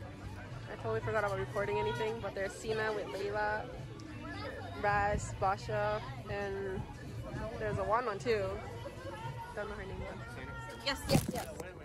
You can write your name. In-game name, something you... The game didn't even start yet. She's like, at the party. General is here.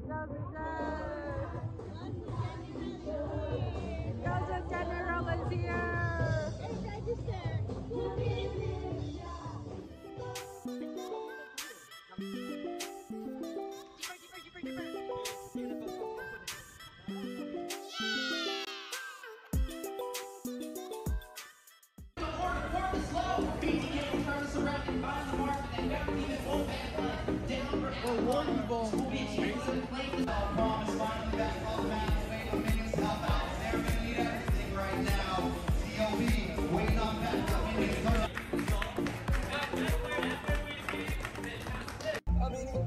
Just gotta see me, I'm winning.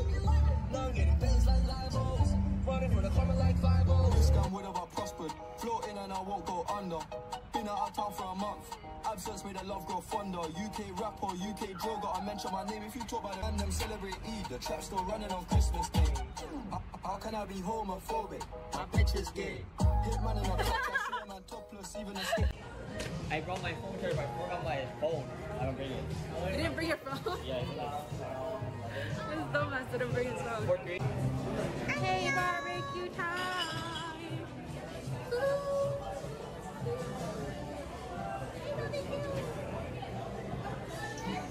My husband was here.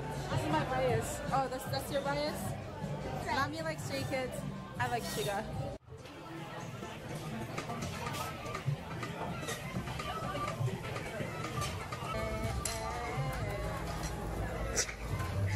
Trying to get the angle.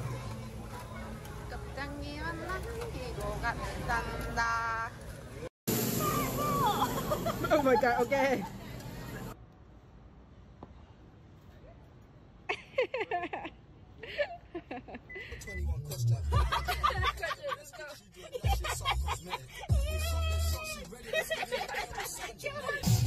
Get to the club in my taxi cab, everybody's looking at me now. Like, who's that chick that's rockin' kicks? She gotta be from out of town.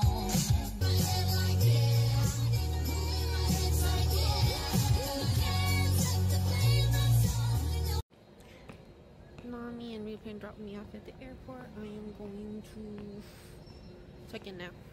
I already checked it. I need to go to security. I'll talk to y'all after that. Bye bye. This ain't stainless steel, it's platinum. Dinner table, I got manners. T-shirt tucked in, napkin. Still loading us the caption. I've only amounted a minimal fraction. Eat good, I got indigestion. There's snow in my hood, no aspirin. Can't get rid of my pain with aspirin. Dave just came in at Aston. I'm making that Maybach music. They're trying to insult my intelligence sometimes. I may ask. Payback time.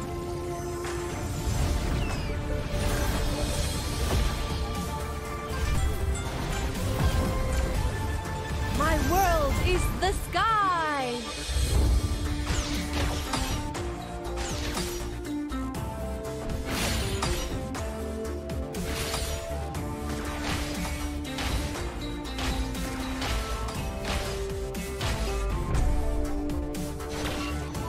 You don't know how close death is.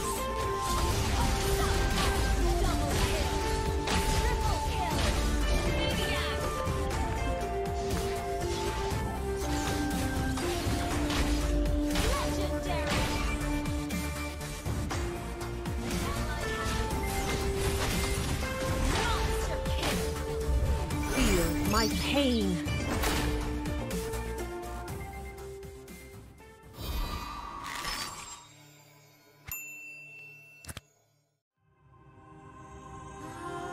The Creator gave light to the world, bringing life, warmth, and order.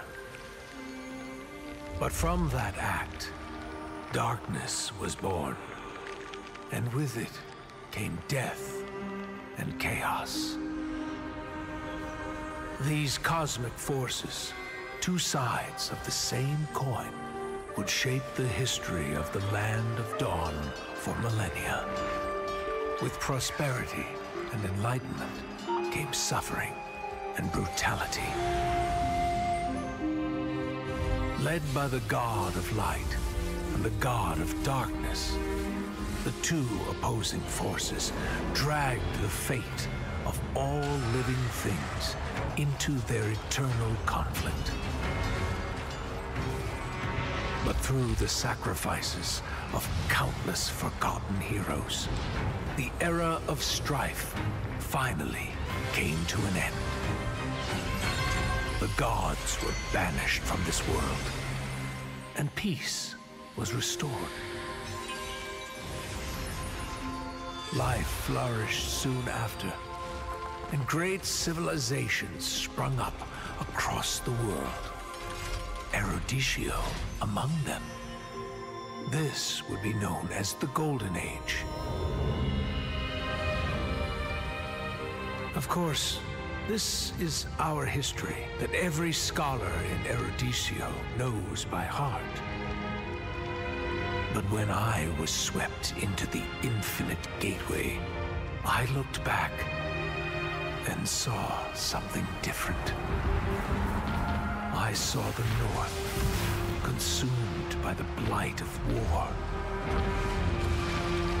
I saw the Great Plains ravaged and soaked in blood.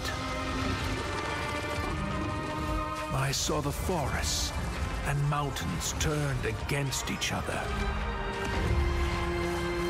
I saw a broken world engulfed in flames. We were foolish to think the gods had been vanquished. Even now, their influence drives us toward destruction. And their return will bring about the great calamity. I can no longer afford to be a bystander, and neither can you, or anyone else who calls this world home. Now is the time to take our stand. So, where do we start?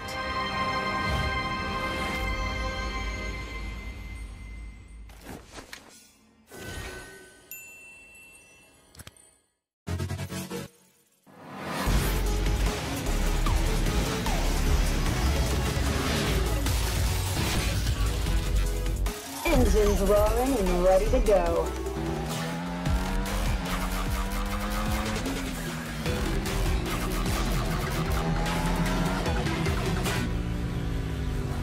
Nothing beats the adrenaline rush. 3, 2, 1, go! I feel like a monster on this thing. Heads up! Engine blast! Overdrive! Engine blast!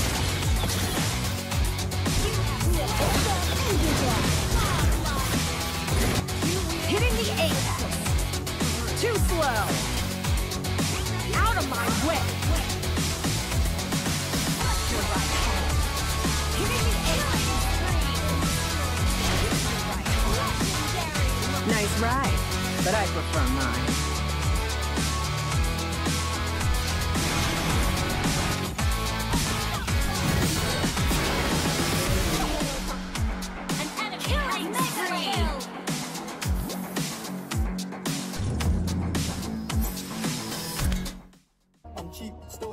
Like, yo, can I borrow your Netflix? She a feminist, she think I'm sexist. Twisting my words, I'm fishy, dyslexic. Give me my space, I'm intergalactic.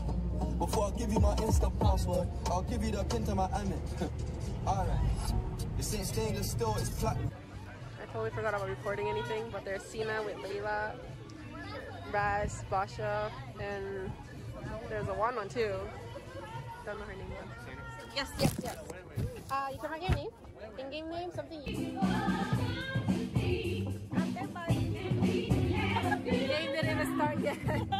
She's like, at the party. General is here. Gozo General is here.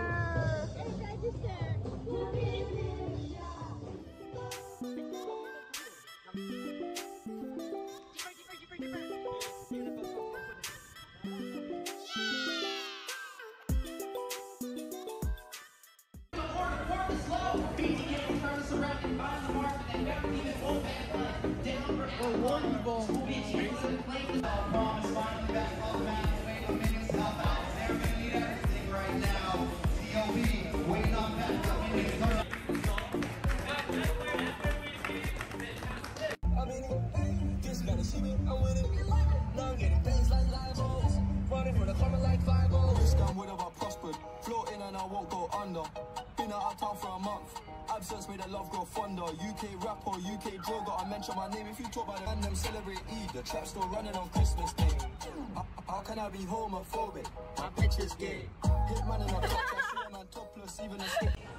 I brought my phone charger, but I forgot my phone. I don't bring it. You didn't bring your phone? Yeah, it's not. This dumbass didn't bring his phone. Hey, barbecue time!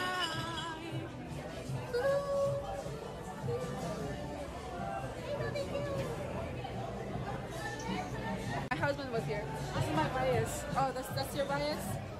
Mommy likes Stray Kids. I like Shiga.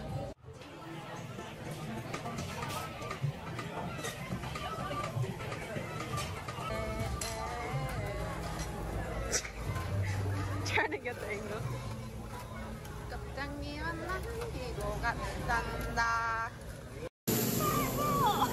Oh my god, okay.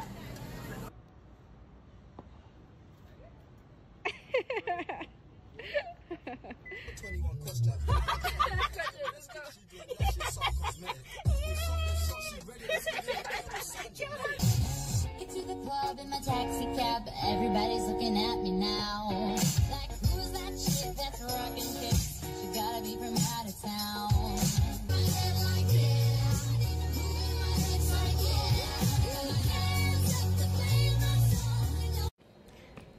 Mommy and Replane dropped me off at the airport. I am going to check in now.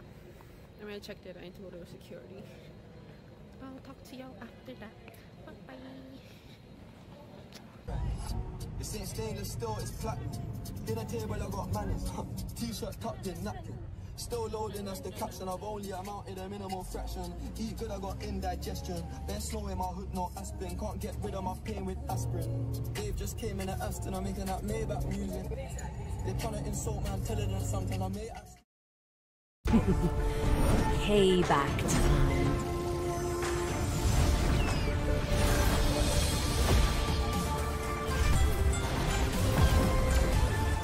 My world is the sky!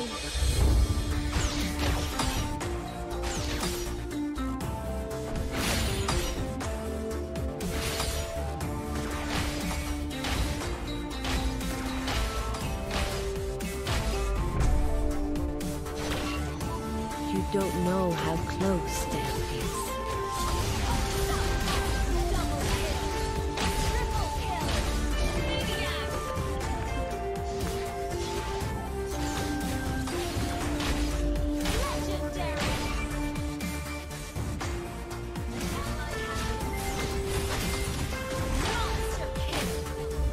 Feel my pain.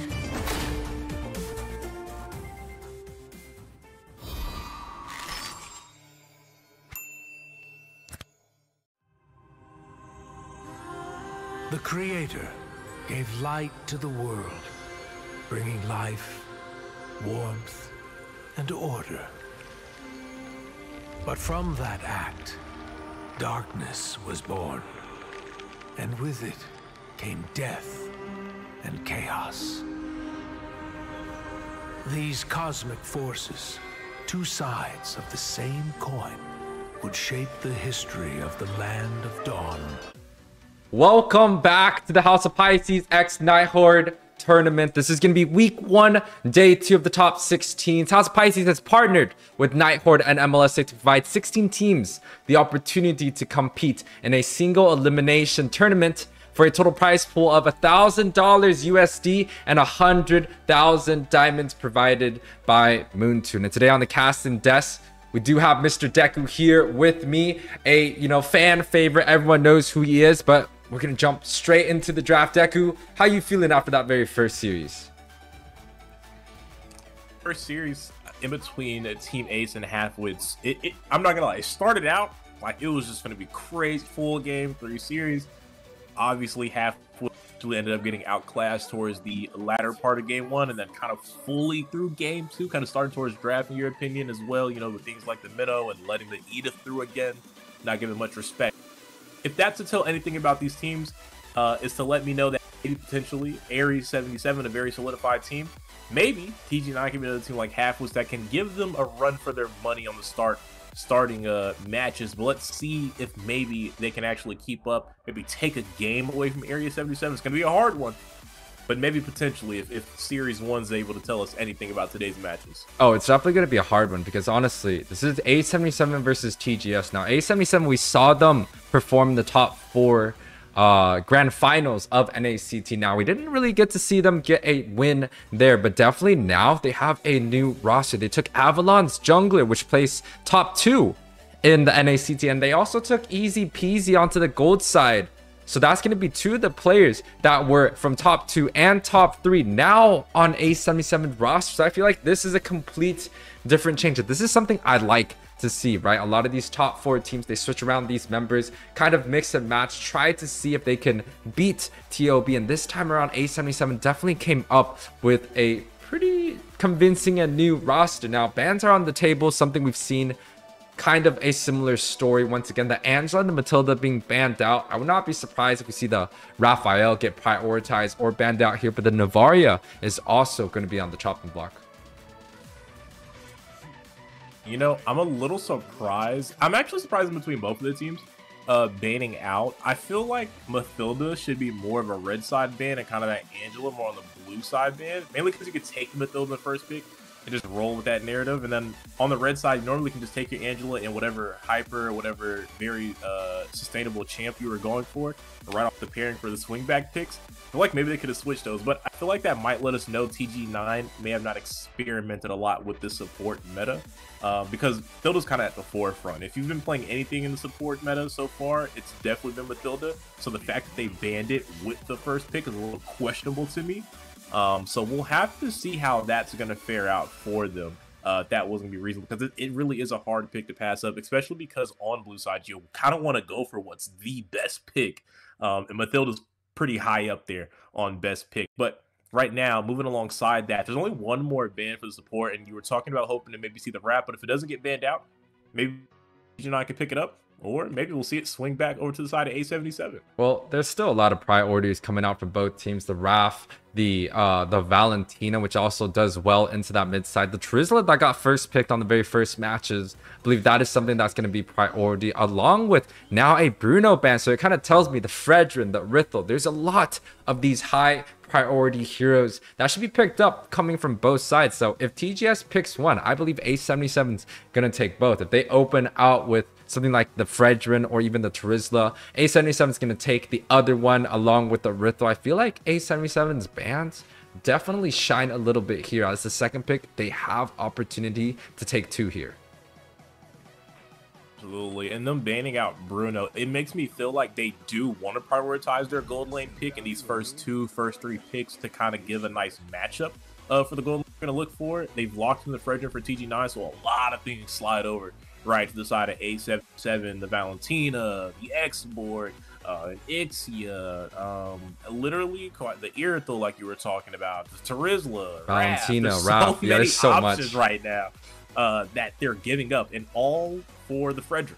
You kind of got to weigh the pro and cons there. Well, here's the thing though. If TG9 did not take the Fredrin, I feel like A77, they have Tarzan on the team. And that guy is definitely known to be that utility jungle onto the mid side. But A77, they answer the Fredrin with the Valentina and Trizla. This is kind of textbook style. But with the Bruno being banned out, the Ritho or the Exia or even that Beatrix could potentially be slotted through. But if they're looking to kind of interact with that Fredrin there, maybe a carry might also be a safer choice. TG9 still have a lot available. We like the Raphael being picked up here, so maybe they go for something like a Raph or Rithel to kind of counter out the best of the best picks coming out from A77. I think that might be in their best option. I know if you're looking at it, you might see something like the X-Borg there for that Terizla matchup, but then you got to be careful because there's a Valentina there to take that last Insanity. So hopefully TG9 doesn't fall for that bait. It doesn't look like they will. They go for the YZ, one of those matchups we were talking about before. It's a little safer to play through, and they do take the Raph. So very nice far from TG9. We'll have to see if that YZ will pay off for them, but taking in that Raph to go with that Fredrin, offer him up that mobility, it's good.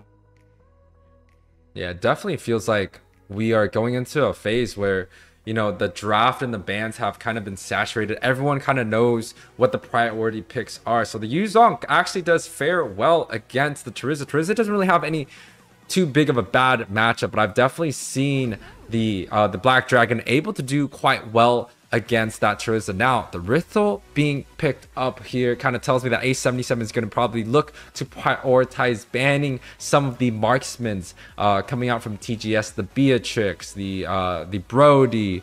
Those are Exias, also all good ban-worthy picks coming from the side of A77. On the other hand, TGS already has that jungle in slot and also roam, so both teams actually can ban out both sides, right? A77 can look to ban out some of the mages along with the marksmans, and TG9 can ban out some of the roams along with that jungle position. So Martis, Akai, those are some things that Tarzan really likes to play here. I mean, you definitely got a point. I do feel it just, I mean, it kind of depends again how these players can operate their picks. I do think Raph is pretty good if you do want to let the Akai through to Tarzan. Again, it's not, you can't really deny everything, right? So it's got to be some type of give and take. I think Akai a little bit better from the word. I think you can force out the heavy spin, but they're not going to let no chances though. They're going to take the Akai out. They don't want Tarzan to have it. So do you, I mean, they could have closed this out with all bans towards him. Maybe do take maybe kind of as well and out the utility junglers here. There wouldn't be too much left. I mean, you can maybe get a little deep and go for something like Marat's, but besides that, everything else would kind of maybe fall into something like maybe like a Lance, you know, like a tank Lance. So I don't know if Tarzan fools around with that much. The next thing in my book that's up there on the list of jungle. Well, I think A77, they still have, you know, quite a leeway in that roam position. Maybe look to ban out the suppression, right? The Kaja has already been on the board, so maybe the Franco might be a pretty good choice. But A77 opting to go for a Claude ban. This is not something we've seen quite often. Maybe TG9 has a Claude player in their bag, but there's still a lot available in terms of what we call the meta, right? The Exia is still available. The Brody, which has such a good early game against a Rithel, is also still available. So TG9 actually has quite a bit to play for here. Now, they are looking to secure that very last ban. I do believe A77 is going to look to potentially lock their jungler in. A lot is still available. The Martis can still do quite well. You know, you talked about the Barats earlier. I don't know if we're going to be seeing that, but a Barats Florin, you know, that might be a pretty sacred combination coming out. There's a couple ways to play it. They ban out the Kufa. A little interesting, especially because there's nothing to really warrant the Kufra pick right now. I feel like maybe they could have went for that type of Martis thing, but there is the Lance being hovered that I kind of talked about. Wasn't sure if Tarzan would be the one to pull it out, but it is an option there. I'm a little more curious about this gold lane situation here for TG9. There's not too many options left that'll fare too well as Tarzan locks in the Lance. You're talking about the Ixia. Now, with this Lance being locked in, it's quite a bit of dive to pair that up. If you put in the Brody, he can do well, but they have to be very... Nah, no way. They have to be very careful about the interaction between Brody and Terizla, right? Because Brody's pretty easy to set in the penalty zone. So that's one thing they do have to be a little careful about. Besides that, I do think it's a very, very versatile all-around pick for them here in this draft, but there are things to worry about with it. We'll just have to see how we can execute it here, UA. Well, I feel like the Exia is definitely not going to be the priority pick. The Brody fares a little bit better against a lot of the physical damage coming from A77. He can build up to kind of like the antique, the armor boots, the warrior boots, maybe into something like you know, just more armor items that can deal with, you know, the poke coming out from A77. The Xavier gets locked in. We saw it in game 1. We saw Orange Soda Fanta. He was able to pick up the Xavier, did quite well, able to get a lot of sets off, especially when, you know, Rithos aren't able to get that Purify. So it definitely feels like this is a decent pick. Now, Xavier is a tricky situation.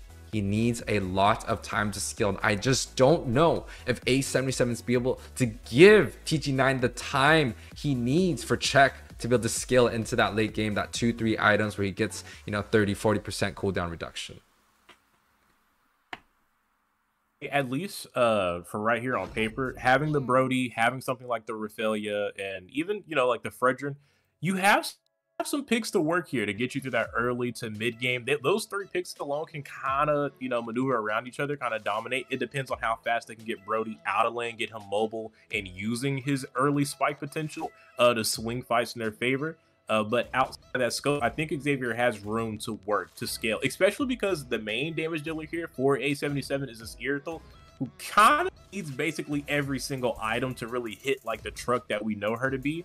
So I think there's a little bit of wiggle room here, UA, but take us in here before we load in real quick what we got in store for the viewers. Yeah, everyone, welcome back to the House of Pisces X Nighthorde tournament. This is going to be week 1, day 2 of the top 16s. Now, this is going to be a best of 3 series between the NACT top 4 team Area 77 versus the underdogs here, TG9. Now, this is going to be a very exciting match. Both teams are in the Land of Dawn here, so we're just going to take a look at some of the emblems right here. We have Lancelot actually going for an Impure Rage. You know, usually Lancelots, I feel like they don't really opt to go for this emblem, but it feels like we definitely have a new style of Lancelot here. And he's, you know, he's been coming back into the meta, right? A lot of the times we go for some of the utility junglers like the Fredrin and the Boxia, but now the Lancelot is back in style. And another unconventional pick here, we have a Ruby on this mid lane, the smiley face with the new Ruby skin. It's definitely quite nice here. Interesting to see. Maybe they'll be able to channel their inner Beloyski on Ruby here. At least onto the point, though, about this Lance of the Imperial Rage, it has been rising in trend, right? I think even Best Player was using it during NAC2 Grand Finals on his Lance of picks. Some of Lancelots abroad have been using it. I think the main reason is because, obviously, you get that burst damage from the Lethal Ignition, right? Which is kind of standard, maybe Killing Spree from a weird one. But the Rage offers you that damage, but it's really about the cooldown difference. You can only really proc that Lethal Ignition probably once during a fight, but with Impure Rage, you can get it fairly consistently, right? So I think it's like a bit of trade-off of how many more procs we can get. Speaking of procs, Tarzan looking for a little bit of damage with the Thorn Rose, just to let him know that he's here. Not going to be able to pick up a kill, but it is the pressure exerted. Actually, hang on, going back through with the punctures, I thought he was going to commit one more time. And you know what's crazy? A77 is already up in a slight gold lead, about 300-400.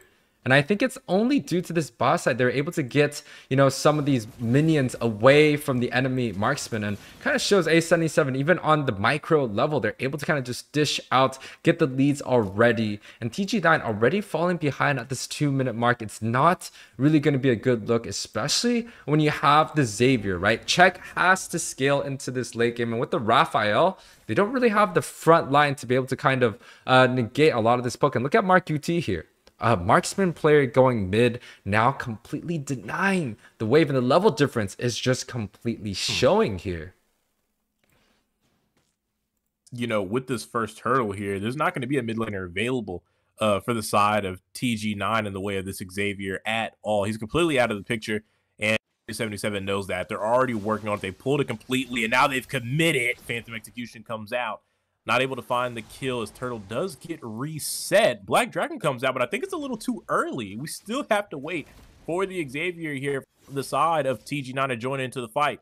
He's still committed down on the side, but now, without being able to find a kill, he's all out. And here comes the return, the IMU, courtesy of Mar Cutie, pulling it out onto the back line, wants to find a kill. Tarzan, though, meanwhile, finds the objective. First blood falls into the hand of Super Jules there on the Terizla down the backside. Mark Cutie dipping and dashing, wanted to find the kill, not able to pick it up. but Area 77 has undoubtedly taken the lead. As Super Jules finds another kill for Area 77. Make that 2-0 and a sweet pet turtle to the side of A77. Yeah, that's a 2-kill lead along with the very first neutral objective for the side of A77.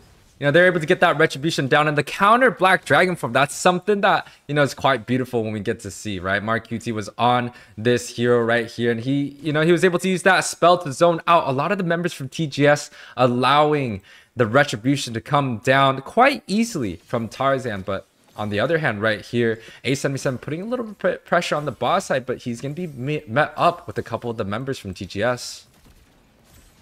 37 wants to commit here. You can see that they want to make the pressure, forcing out the flicker. Tarzan joins into the fight.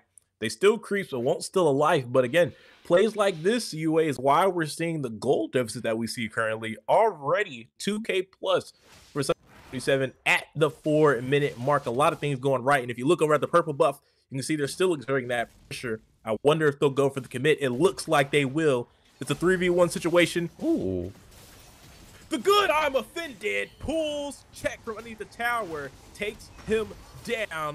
BBD comes out from the side of TG9. They need to try to make a play, but if you look over in the river, Holy Baptism goes out. They find Jules caught out in a bad way. It's a 3v1. Appraiser Rat falls down, but a good flicker. Not able to find the kill. He's not able to be able to sustain too long, though. But while we were watching that, easy peasy on the tower dive in between tier 1 and tier 2 finds a kill.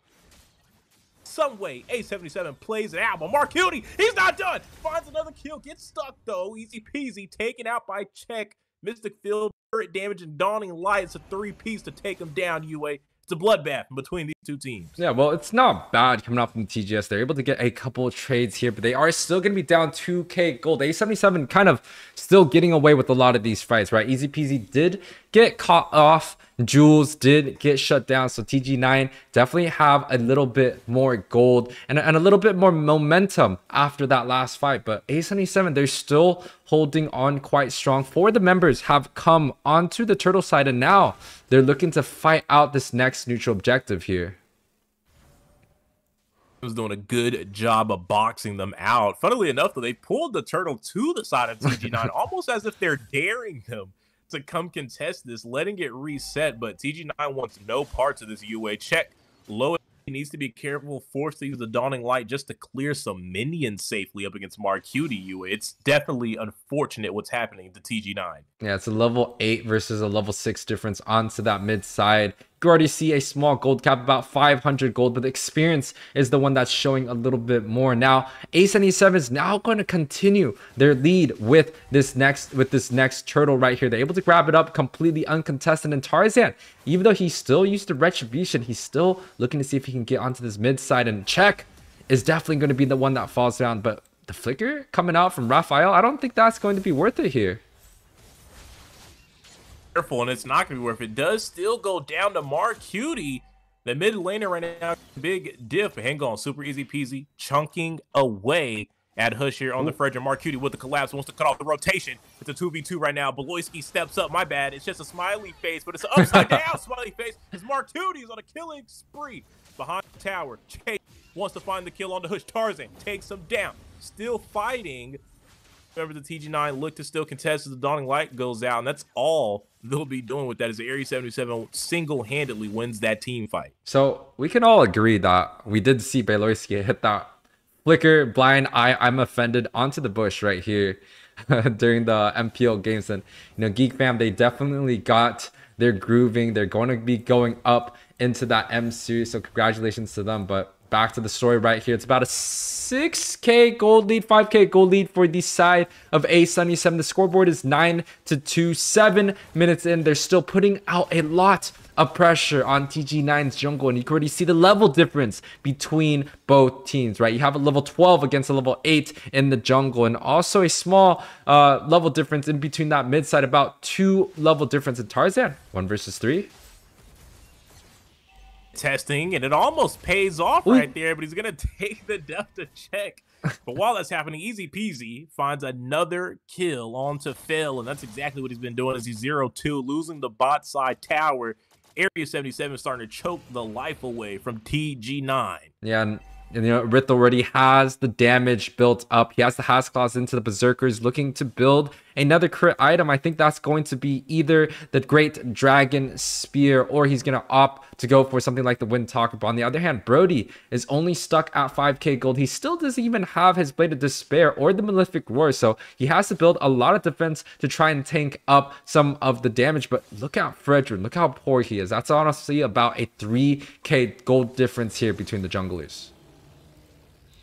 And a broke boy, huh? Hush needs to get his pockets, but look at the flicker, I'm offended. Could this be a play? Hope Baptism comes out, but will it be enough? It looks like super easy peasy wants to baptize on. Phantom Execution comes out from Tarzan, finds the double kill in between the towers. Dawning Light comes out, it does connect, picks up the kill on Tobolowski, but that's only a roamer. Can TG9 make this profit? It looks like Area 77 won't allow it to happen. Tarzan picks up a killing spree. Shing, picks up another kill. Easy peasy helps him, and it's a full 5-man wipeout from Area 77. TG9, count your numbers. Woo! NACT A77 top 4, showing some of the fire in this matchup, able to take out 5 of the members from TGS. And that team fight, honestly, it felt like TGS, they had kind of the pressure coming in from the backside. They were able to get a surround onto the side of A77, but unfortunately, a lot of those kills were just not connecting. Now, the Lord is marching down onto that top side. A77, they still have easy peasy on quite a good, healthy amount of numbers, so they might look to push onto the mid side, the conceal play. Want to see they're up 10k gold lead, just push the tempo. Tarzan gonna zone out the rest of the members. They find the tower. Lord still at half HP, but their HP bars are falling as well. Still can look for it. Phantom Execution, and Thorn Rose is gonna pick up the kill. On to the Raphaelia, the passive pops out, but it won't be enough. It's a 5v4. Lord falls down. Bot side tower clears out the cannon minion, but another wave in the mid.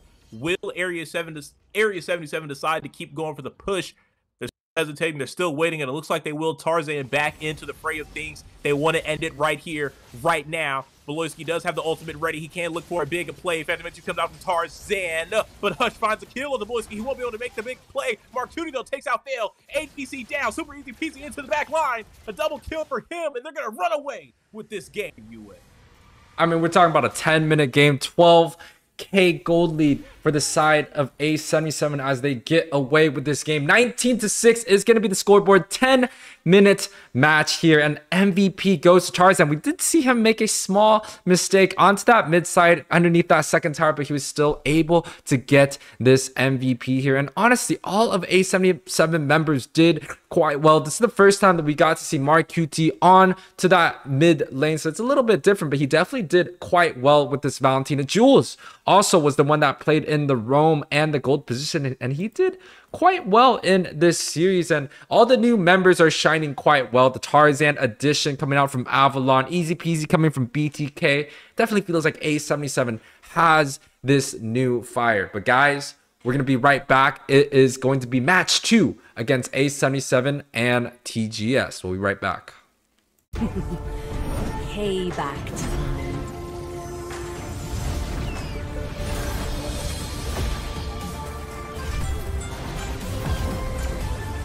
My world is the sky!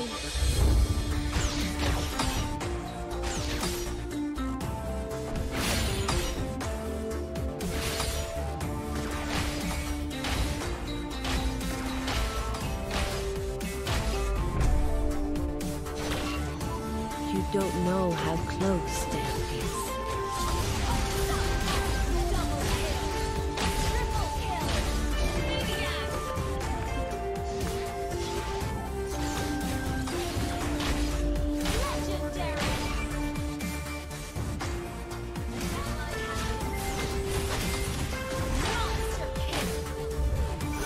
My pain.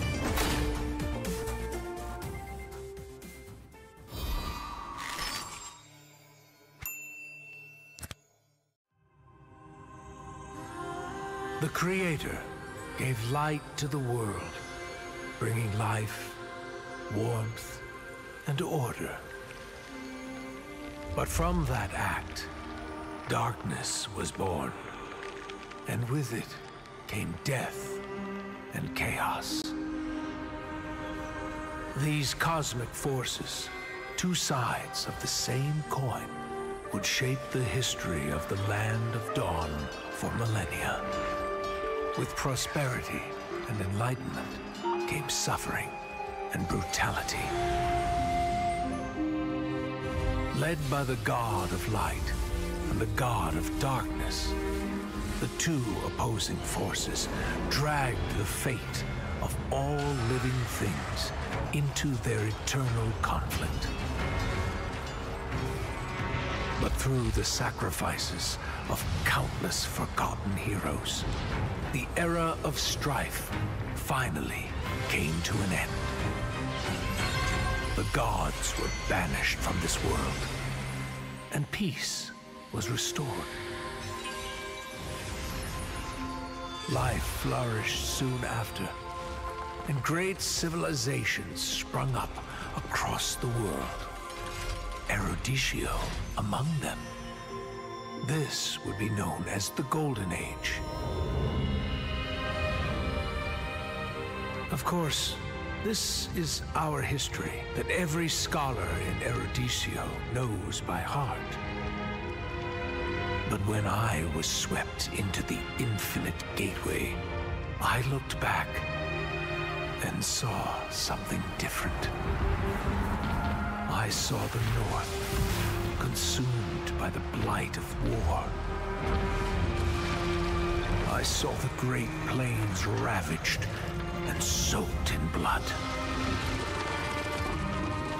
I saw the forests and mountains turned against each other. I saw a broken world engulfed in flames. Welcome back to the House of Pisces X Nighthorde tournament. Once again, this is week 1, day 2 for the top 16s. We've partnered up with Nighthorde and MLSA to provide 16 teams the opportunity to compete in a single elimination tournament for a total prize pool of $1,000 USD and 100k diamonds provided by Moonton. Today, on the cast and desk, we do have Coach Deku here along with me, and we saw the Game 1 series between A77 and TGS. It was a 10-minute game from the side of A77, a 12k gold lead for their side. And wow, man, the new additions coming through. Tarzan able to get that MVP. Also super easy peasy coming from BTK. Also acting as the supporting cast, man. This team is definitely well-rounded, Deku. It definitely is well-rounded, and just like them, their gameplay covered all bases up against TG9, which led us to that 10-minute stomping that they delivered to TG9. And right now, you're kind of wondering, if you're TG9, what's kind of the back of your mind, like, where do we begin? Because there's a lot that has to go wrong, right, to lose the game in 10 minutes. So you got to quickly recoup. It hasn't been that long to kind of figure out what can we do. And right now, they decided to yet again go ahead and get rid of some utility junglers. They're going to go ahead and get rid of the Frederick, but not just that, they're getting rid of the Angela as well. But against a team like A77, man, it's going to be some things left up on that board that they're going to be able to prioritize. And you just got to hope that they play these right with these bans. It's very hard to ban out a lot of these top teams, right? We kind of talked about how the Fredrin and the Boxia both got taken away on the Game 1, but it doesn't feel like, you know, Tarzan felt any pressure. He just locked in that Lancelot. He was okay with it, right? At the same time, you had the Terizla and the Rithel, both high priority picks being picked onto A77's side. So, you know, and also the Valentina, you know, which did quite well. We saw the Black Dragon form come through, and also he was using the Holy Baptism coming out from the Raphael to stun up a few targets. So A77 still has a lot in the bag. I'm not going to be surprised when we see the Boxia come through the first pick, or even the Rithel, because those are the picks that a lot of these teams still like to highly prioritize. Or they might go for a different route, show them a different game plan, making sure that, hey, we are A77, we definitely understand, we have a deep hero pool, and we're not scared of anyone here. And speaking of scared, TG9 holding their breath right now to see what A77 will lock in first. Super easy peasies up there. I'm not sure if they'll go ahead and lock in the marksman. They won't. Give Mark Cutie the Kadita. He showed us the Valentina, his versatility in the mid lane, and now we're going to see him play a little bit more of the pickoff in the mid lane here, Yue. Potential flex pick right? Mark QT can definitely go mid with the Kadita, but there's definitely opportunity to go roam using that fish right there. Now, TG9 with the response, I believe the best opening that they could go for, right? Go for the Charizla, go for the Rithel, or even go for the Raphael or the Boxia, which does quite well. But if you lock, let's say, the Boxia and a Charizla, you're going to be probably spot into something like an X-Borg on the XP side, making sure that, you know, these heroes get mowed down towards the late game. So maybe the Rithel might be a better pick, or you could opt to go for that Raph that they were using on the first game.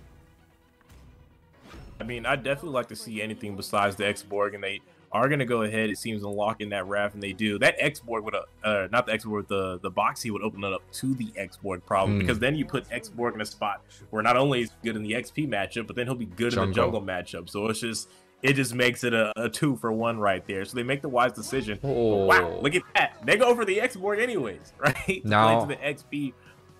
The Rithel, right? I feel like now TGS, especially going against the X-Borg, they have to go light. They have to go, I'm not saying the Boxia is going to be a bad pick, but they definitely need to go a little bit light in terms of their front line, right? They don't want the X-Borg to kind of just mow down the enemy's HP, deal that true damage, and deal that Ice Queen one where it slows everyone down. I feel like they have to go light. The Navaria is still available. The Rithel is still available, and they definitely go for that pick. Now, in terms of their bans on the very first game, right? A77, they were very smart. They picked up the Rithel, they banned out the Bruno. So this time around, I feel like TGS, that's something that they could look for. But A77 is also those teams that like to use that Exia, and Easy Peasy has such a deep hero pool. We've seen him on the Hare. We've seen him on the 1-1. He could definitely play the Exia. The Brody is also still available, and he is a very, very good Claude player. I didn't take out the Claude for one of those. With those bans rolling out right now, I do have to bring a little bit of light more towards the Raphaelia here, especially in the matchup with X-Borg out there on the battlefield. It's good. Too concerned for TG9. Yeah, exactly. I mean, it's great against it, because with that S2, you're able to, you know, immune the S2. It's kind of like having a mini sprint available to your team on a pretty continuous cycle of cooldown. So even though X-Borg can be strong against the Charizla, now you're break his slows, you're able to get away from that Ice Queen wand, which he kind of needs to stack up that burn to be able to successfully land a good last Insanity. So there's some counterplay potential here for the side of TG9. Again, back to cute. If they're even aware of this, to know about these kind of interactions, even let that be a thing. But speaking of things they're not going to be allowed, a Kai gets taken out from the side of A77, and they do it with the Faramis. You know what? It's speaking of a lot of these picks from, you know, from the professional scene, the Raph and Faramis is a popular combo that we've seen from one of the teams. It's kind of like their winning recipe. So it's kind of amusing seeing that being banned out here. Yeah, it's a little bit of a Ube strategy, right? The Faramis provides a lot of utility, kind of like an immortality spell throughout the whole entire team. And the Raph also provides a lot of utility. Now, TG9 on that very, you know, first pick in the second phase draft, they have to look for a jungler or they have to look for a mage. The Navaria is still available, but against the Kadita, it might not be good enough. The Lilia with the Purify, on the other hand, can interact with that X-Borg last Sanity, pop that black shoe, kind of juke away, right? But no, they opt to go for the Navaria. I'm scared because I do know that the Kadita can do quite well, especially bush camping against the Navaria. Honestly, when you're playing any mage in the mid lane up against Kadita, it's kind of a threat. Kadita kind of took that place of what, you know, Kagura used to be in the old meta. She was like she's now like the bona fide mage killer, right? When you play the mid laner you're scared to go against is Kadita, because it's almost like it's her main job to just hard dive you, hard focus you. Even if she doesn't get the kill, dropping you low enough to where you have to reset, you have to leave the fight, go back to base, recall, waste spells. It's just a lot to deal with. And with Mark Hughes, his performance with Valentina going 4-0-9, he could be poised and ready to kind of give us a similar performance. Viper's going to have his work cut out for him, man. And they lock in this Franco, so it's even more dangerous. There's Iron Hooks, there's Petrifies, there's Bloody Hunts. It's a lot. It's a lot to deal with right now. And we're combining that Bloody Hunt into the Crossbow Tang of the 1-1. That's a guarantee set.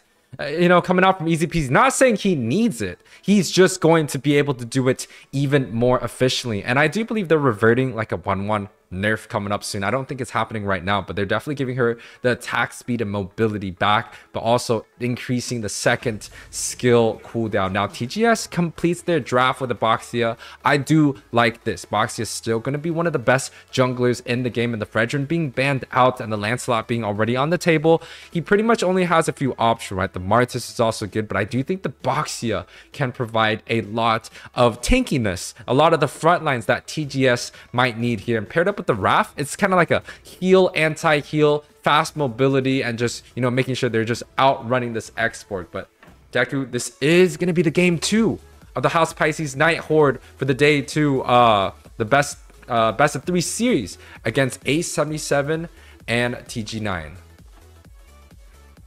And leading into that, UA, that's going to bring some questions here.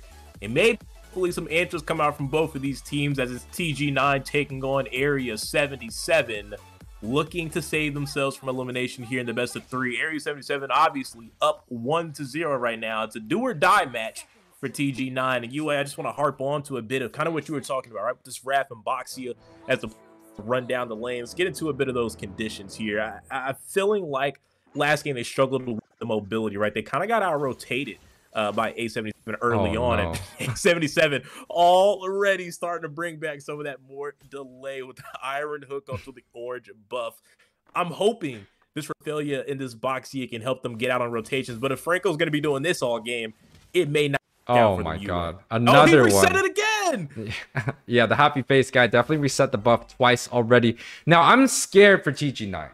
Right, I do like the Wrath pick when it adds to a lot of movement speed for the side of Franco to not be able to do it. And he pulls the buff once again. The Retribution does end up coming out, but now TG9 is going to be on the back foot. The jungle rotation is going to be a lot slower now.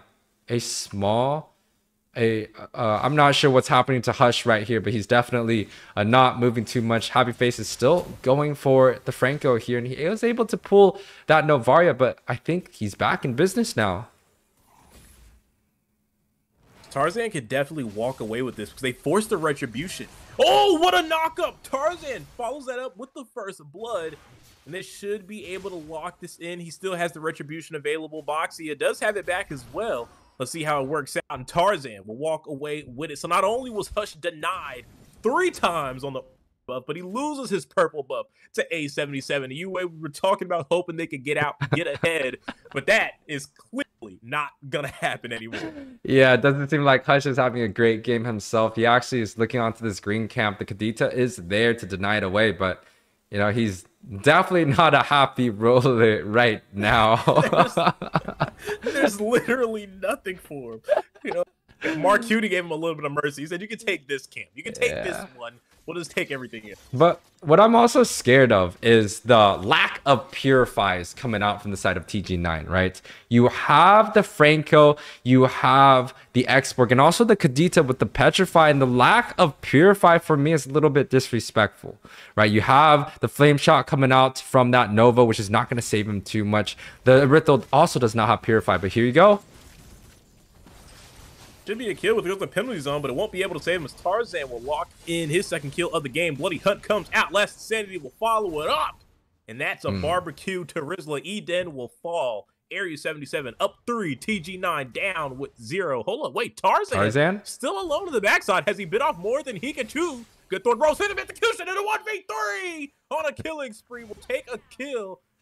He will be traded out, a shutdown for a Viper. Finally, something on the board for TG9, but A77's gold laner, easy peasy, putting pressure on the gold plating down bot UA. Yeah, we're looking at 3K gold lead, 3 minutes in. Franco looking for that Iron Hook. He's able to get onto that, but the sprint does get pocked out by check, so he's definitely going to be a little bit safer here. But the gold lane, the gold plate, already being chunked quite low from the 1-1. So A77, they're just playing such an aggressive early game. TG9 are just unable to hold on against this. And, oh, easy peasy. Looking to try to get that last proc, but he's chunked dangerously low. Novaria, nope. That sniper shot does end up missing here.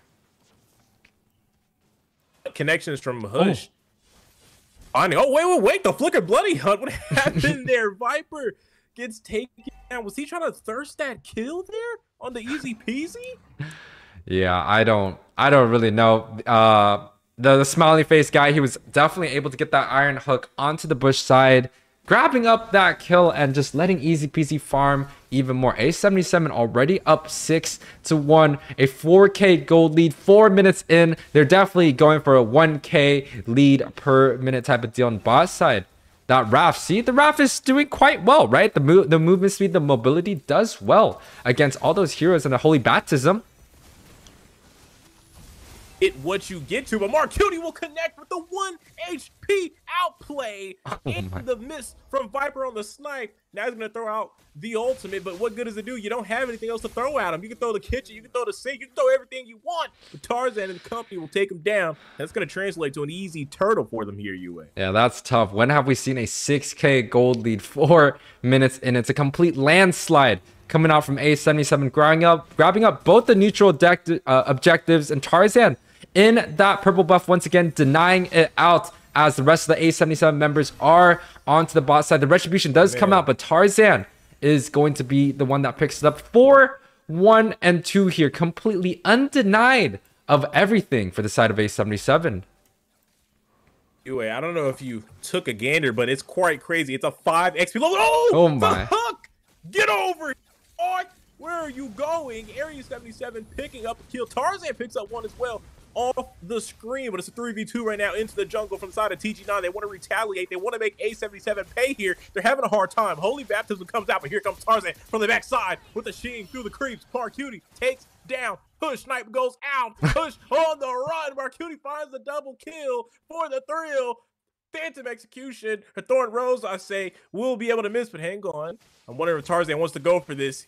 He's taking a lot of damage. He needs to be careful. Viper could potentially end him, but he's a little too scared to back away. A77 still in control, UA. Yeah, you talked about the level advantage from the side of both teams. You got Hush level 6030 compared to Tarzan at level 10. We also saw almost a 5-level difference early on. The level 11 does come out from Tarzan, so the 5-level difference between the jungler is definitely out. Now A77, they only have 1 death. They still have to try and figure out how to close this game out, but it's only been 6 minutes and it's a 10k gold lead for the side of A77. I don't think I've seen a 10k gold lead 6 minutes in here, Deku.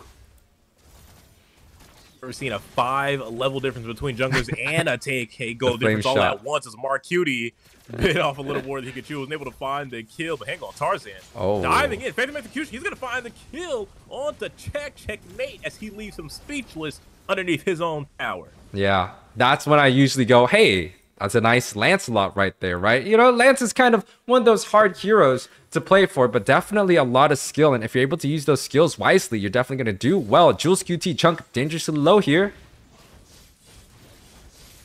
Go ahead and help him out. And there goes easy peasy. You talked about it. He doesn't need it, but it sure is nice to have it. Finds 1 kill, picks up the double. Can he find the triple? Crossbow tank has been unlocked. Not able to find the triple, but he does make the recall happen. Meanwhile, Tarzan, execution, misses the mark, but he still has the Thorn Rose. Drops him low. Where you going? What color is your Bugatti? It does not matter as he takes him down. A77 has been taking TG9 to Pound Town right now. Dan is definitely okay. They're looking to press maybe on this mid tower. They absolutely have the number advantage. Iron Hook comes out. There goes that free set. The crossbow tank to unlock. No, it doesn't. It still hasn't came off cooldown, but UA.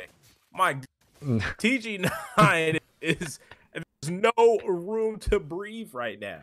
Yeah, there's no mercy coming out from the NACD team. I think they're going for definitely like a villain arc type of style right here. A lot of these members, they want to definitely get onto that next level. So having such a high performance in the top 16s definitely is a strong showing. Now, ooh, Easy Peasy does end up getting caught off, but the double set.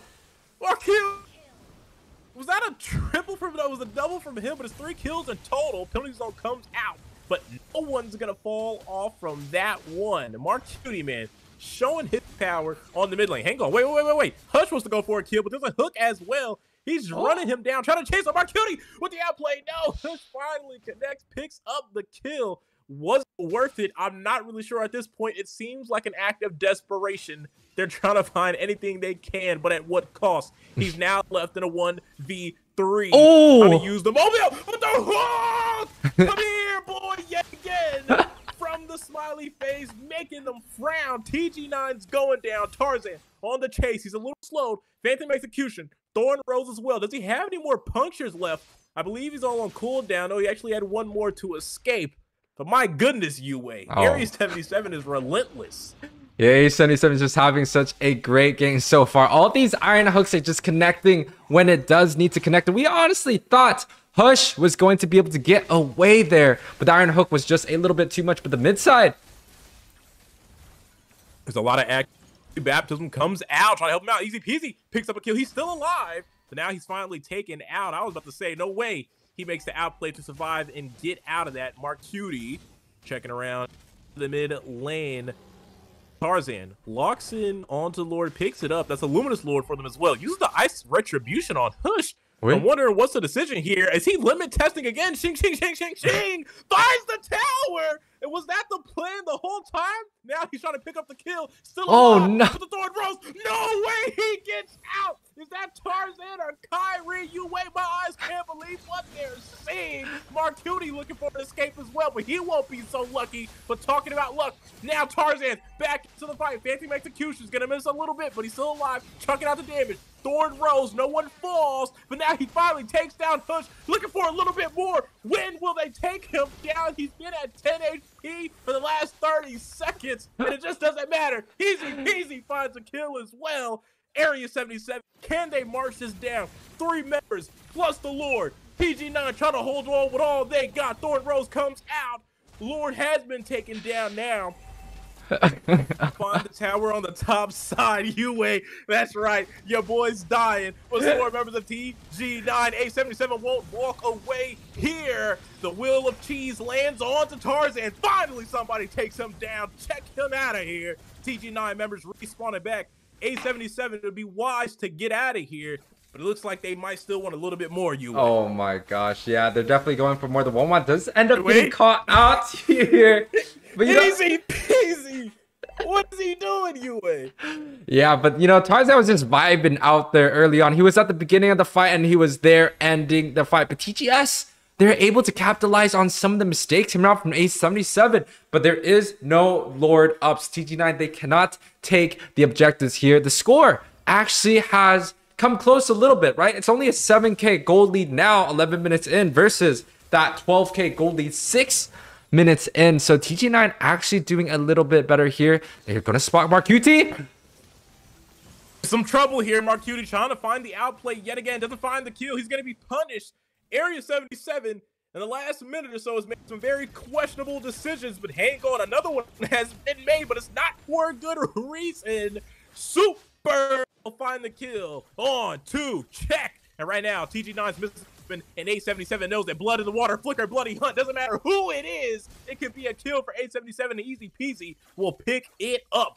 4v3, no mini waves just yet, but they do have one pushing up in the top side. One is crashing the minis down on the bot side. A77 can look to make a play happen here, let alone HP. Good iron hit, but penalty zone finds 3 members. Holy Baptism comes out as well. Nobody is fallen. TG9 still holding down the fort. Another wave coming down, but a member has joined back. Check has respawned. A77, knowing things have turned around, are going to go ahead and back away, and they need to be quick about it because the Luminous Lord just spawned in. Yeah, A77 kind of going for a very aggressive route. They're definitely kill hungry here, but at the same time, they have the gold lead, they have the map advantage, and definitely they have the skills to be able to do so. They're able to grab up this Lord uncontested here, and TG9 has to fall back, right? All these members, they have to live, but Tarzan going in once again. Bit greedy. He did have the Thorn Rose. Isn't going to fall here, but they need to be careful because Sim play comes out. Iron Hook goes out, misses the mark. But Mark Cutie, he's looking for the back lawn, and he finds it. Tarzan's going to pick up the kill, facilitated by Little Mermaid. Bloody Hunt comes out as well. They're trying to find the kill on the push. Number advantage. Edento finds the trade. 1 for 1. 4v4. Easy peasy. This is his moment to shine. Can he find the engage? Phantom is shooting Tarzan. Shing, he's trying to stay alive. He's forced out. Dodges the snipe with the Thorn Rose. But here comes the Lord. Astral Recall goes out. They have the vision. They have the hitboxes. Now they just need to have the ultimate defense. And I think they do, UA. 77 will not end it here. We're still going. Yeah, this is such a beautiful game coming up, but the crossbow tank is looking to be set up here. Easy peasy, trying to do as much damage as he possibly could, but I do think A77, they have to find another lord. Unfortunately, the gold lead is not as close anymore, but Tarzan looking to get another one. To find the kill, Phantom Execution, but he misses it. Won't be able to find it, but it's the moment. Easy peasy does have the crossbow tank unlocked. He's letting it go. Won't be able to find the kill. Holy Baptism comes out. Quick stun, but 87 able to break away. You can see the iron hook comes out. 1 HP, but he's still making plays. Tarzan trying to make one of his own, but he's going to fall. He's going to fall down to Raphaelia. A77 losing members. Super Easy Peasy will fall down to check. Mark Cutie goes for a desperation play, and it's going to make the mark. Find Dan. Check in a bad way. Last Insanity. He's stuck in between a rock and a hard place, but they're going to make the decision easy. Go back to base, but Viper snipes down Mark Cutie. It's a bloodbath, and TG9 is spilling some of their own too, UA. TG9 able to pick up Viper on that little sniper going through and able to pick up that Kadita. And you know, A77, they had a great lead, but now the gold lead is going back and back and back. And you know, if it's going to be like this, there's definitely a chance that TG9 should be able to at least grab a couple towers here. If A77 refuses to play as disciplined as possible, then it's going to be quite tough for the side of for the side of A77 to really complete it, because they're just kind of throwing a little bit too many games here so far. Have been throwing a bit. I mean, they had a very, very comfortable lead. At one point, UA reaching a peak of 12,000 gold. That's not to mention the 5-level EXP gap they had in between the junglers. But somehow, someday, TG9 has defended successfully against 2, maybe 3 lords in full dives from A77. Oh no. No high ground towers. But hang on. Tarzan yet again going for the kamikaze play. And just like they are aptly named, he might fall alongside with them. Able to escape, though. He definitely can't die here. But wait. A big flicker bloody hunt. This could be huge right here. Check unlike the crossbow tame. But again, coming up short, can't find the kill. That would have been so huge, UA, before this lord. Meanwhile, look at Tarzan, still alive, and once was the jungler for A77 in trouble, might be the jungler for TG9, but Eden will take down Tarzan. Hush goes down the well. Both junglers fall. It's a full-on brawl in the top side. Super Jules will start to turn it. Eden falls. Easy peasy on a tear. Mark Tootie finds the kill. Double kill. Triple kill. Super easy peasy. Making it too easy. Give it to me, he says. A77 will not be denied any longer, UA. They will take this game. They will complete the sweep. TG9, good night, sleep tight. Area 77 on top. Woo!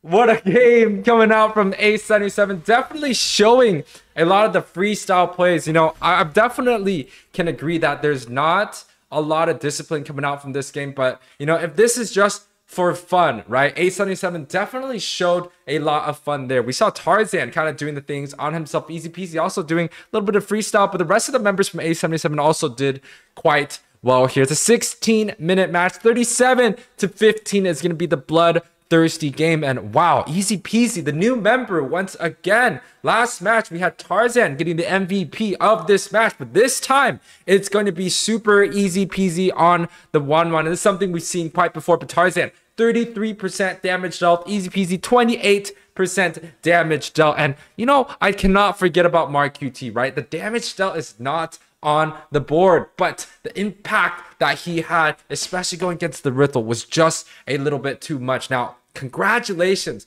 to A77 winning in this best of 3 series, moving on to the top 8 for next week. Guys, we are going to be right back as we bring you guys the very last series of the night. We're going to be right back.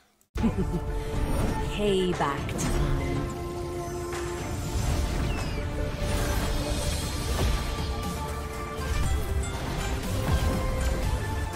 My world is the sky!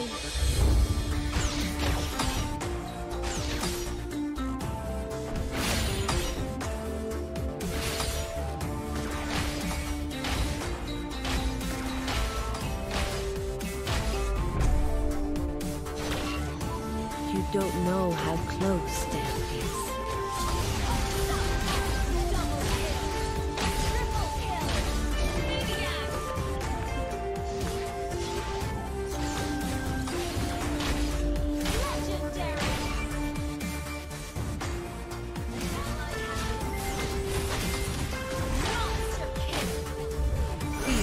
my pain.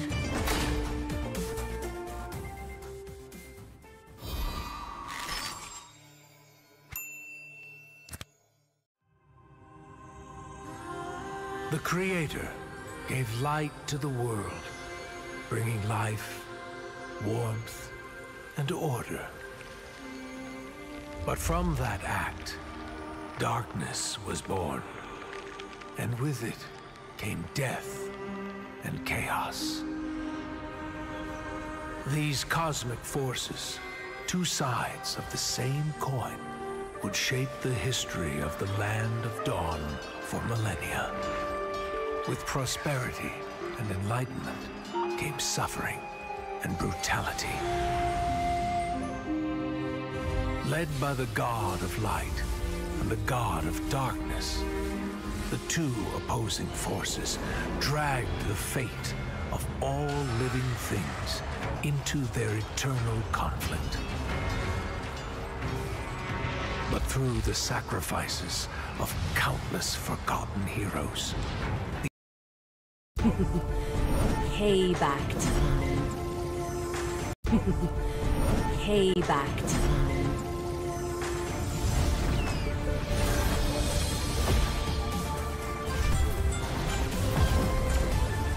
My payback time.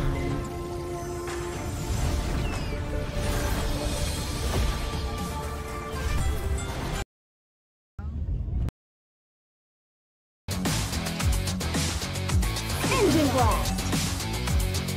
Overdrive. Engine blast. Engine blast. Hitting the apex. Too slow. Out of my way. Hitting the apex. Nice ride, but I prefer mine.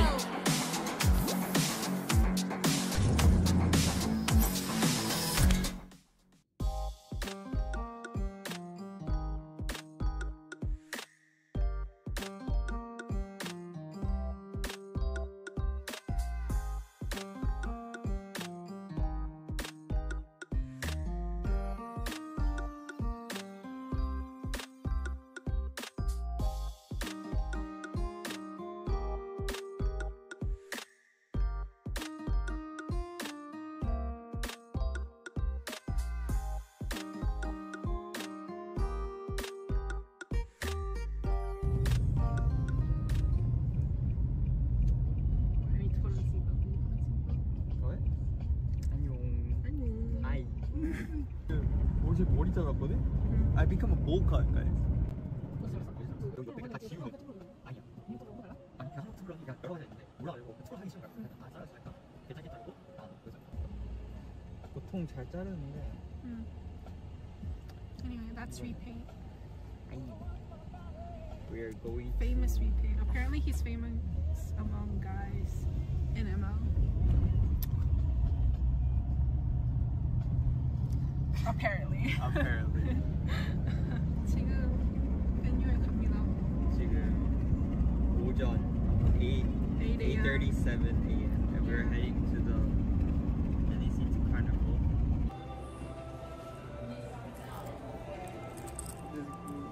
Had a hard time coming in here. Had a really hard time coming in, but we made it and then we got our staff.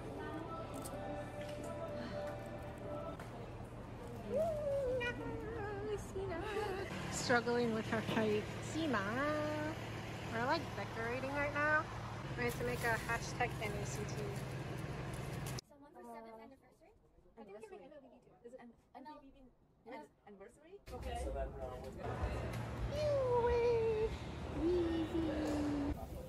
Look at those tassels. We put it up here thinking it was a good idea. It's like a little backdrop. And the wind is so strong, it keeps coming, like it has no control. And then I blew all those balloons, man. I did a whole year worth of long exercise because of this. It says happy 7th birthday. Check-in. Welcome to the check-in booth. This is where you check in. The struggle.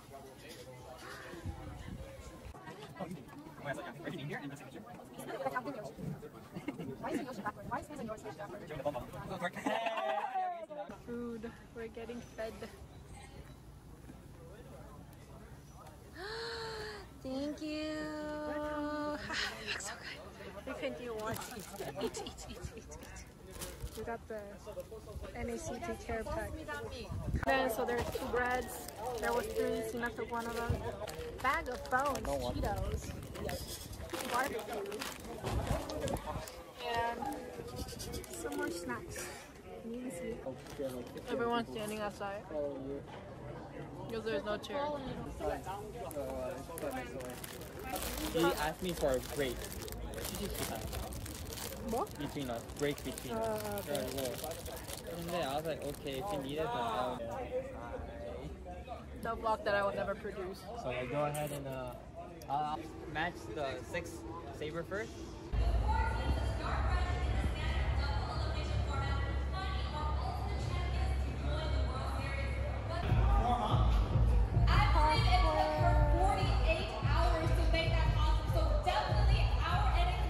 Guess who came late? This girl came late, but she got us coffee. This is what the staffs / VIPs do when the games are going on.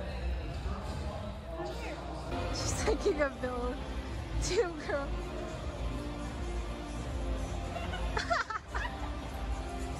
Okay. What are those?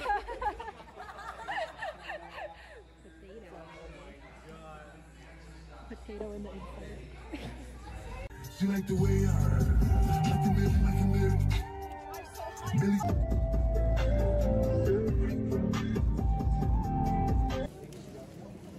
No, real wait. I don't have my phone on me. I'll show you in Target. Alright. We did the forehead thing. You know you love me. I know you care.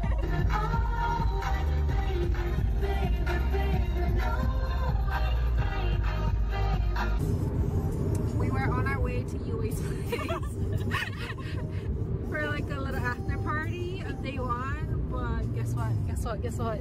Nami realized she left her camera at the venue, and guess what? Everyone left the venue. So we're driving back to the venue. So we're praying that the camera's still there and the venue's open. It's still there because we didn't bring it. It's still there. We are having a little more drive. We're having like 30 more extra minutes of driving. Driving Nami. Yeah, vibing.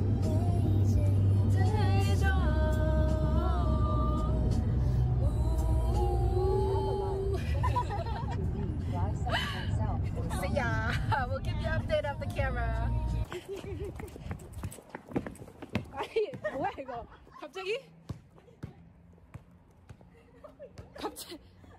Camera rescue expedition took a turn. Where do you have a basketball? Oh my god. If you wanna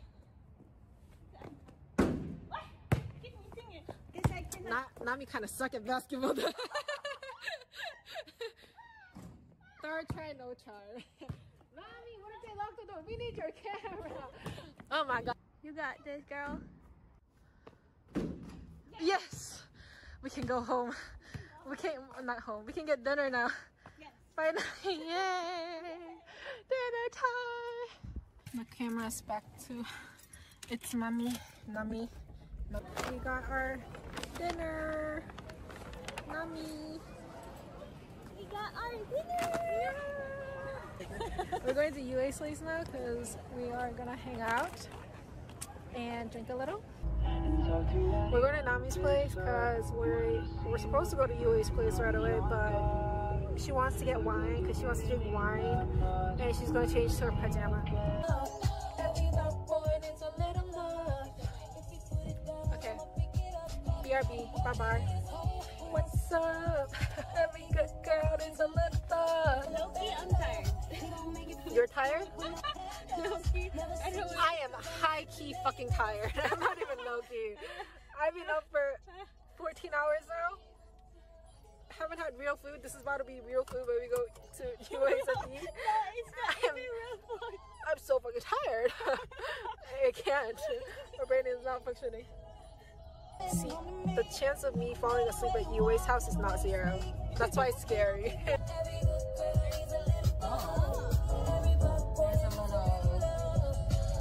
Fire truck action? Or is that a police? Oh, that's a police. Hide the way, hide the way. Back it up and do it like that. Back it up. Back it up. That's what we didn't like that. I don't know.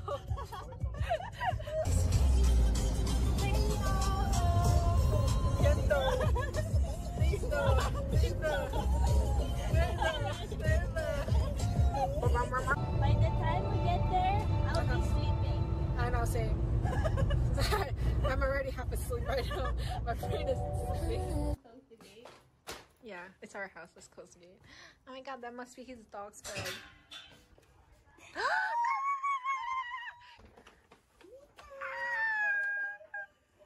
It's never about me, huh? Always about my dog. Your party is to be. We're at UA's place. UA's doggo. Hello, doggo. And then there's I know where it is. food ASMR time. Right now, having an anime.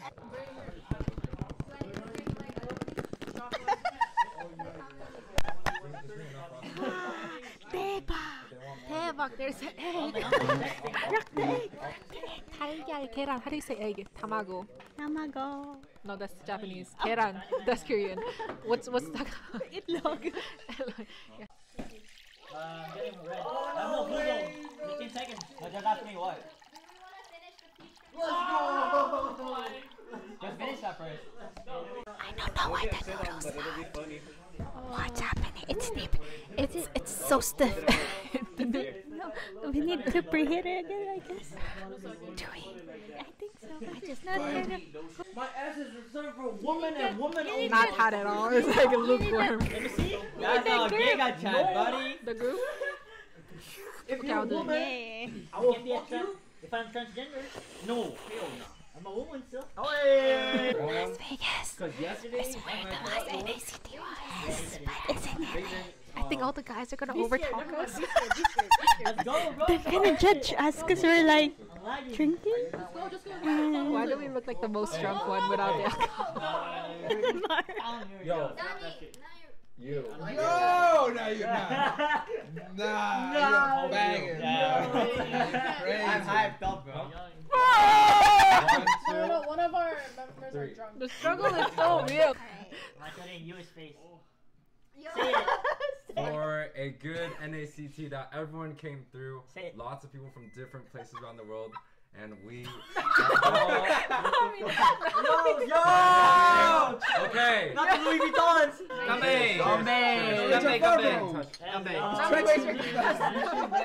Do you even have dinner yet and we're drinking already? I know, This is a right? bad idea. Yeah. Where's the drink? I got Yeah. a G. But we need the wine glass or something. Fucking G's. India!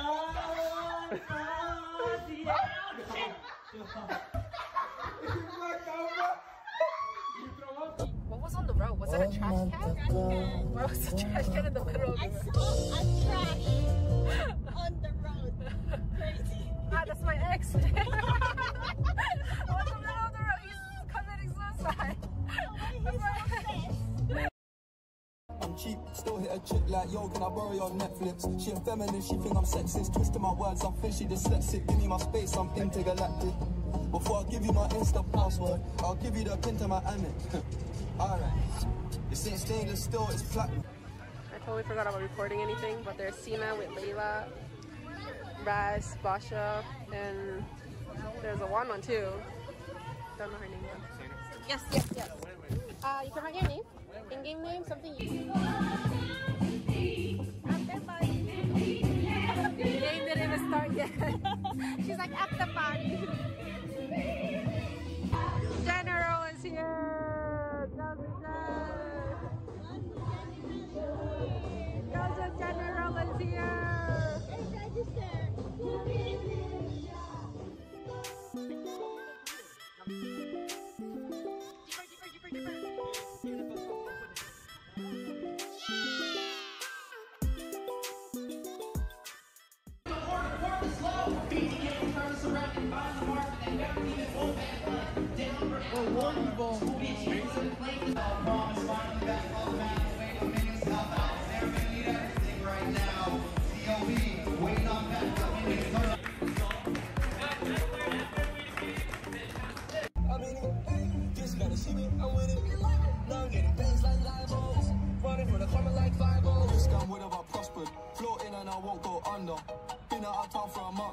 Absence made the love grow fonder. UK rapper, UK drill, gotta mention my name. If you talk about it and them celebrate Eid, the trap's still running on Christmas Day.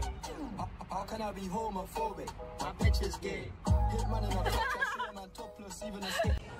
I brought my phone charger, but I forgot my phone. I don't bring it. You didn't bring your phone? Yeah, This dumbass didn't bring his phone.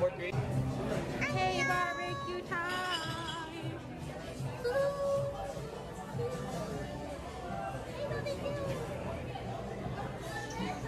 My husband was here. This is my bias. Oh, that's your bias? Mommy likes Stray Kids. I like Shiga.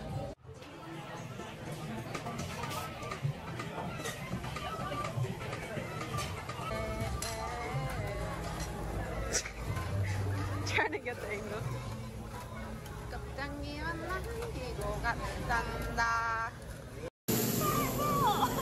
Oh my god, okay.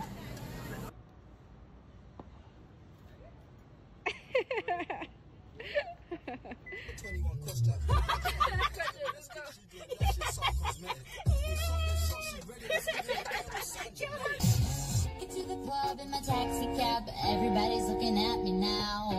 Like, who's that chick that's rockin' kicks? She gotta be from out of town.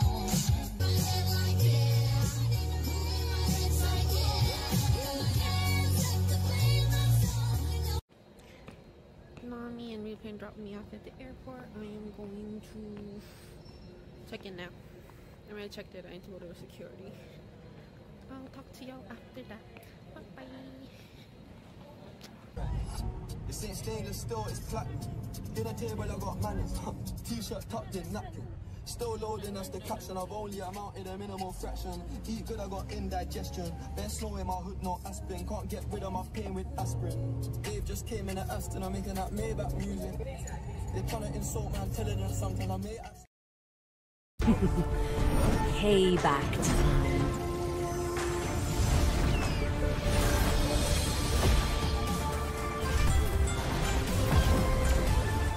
My world is the sky!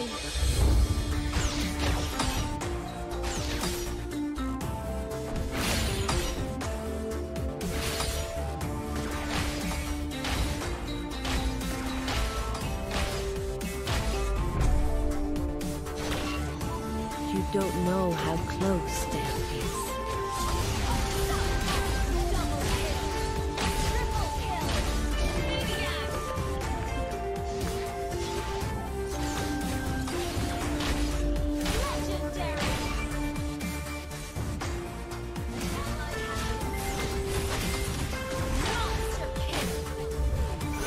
My pain.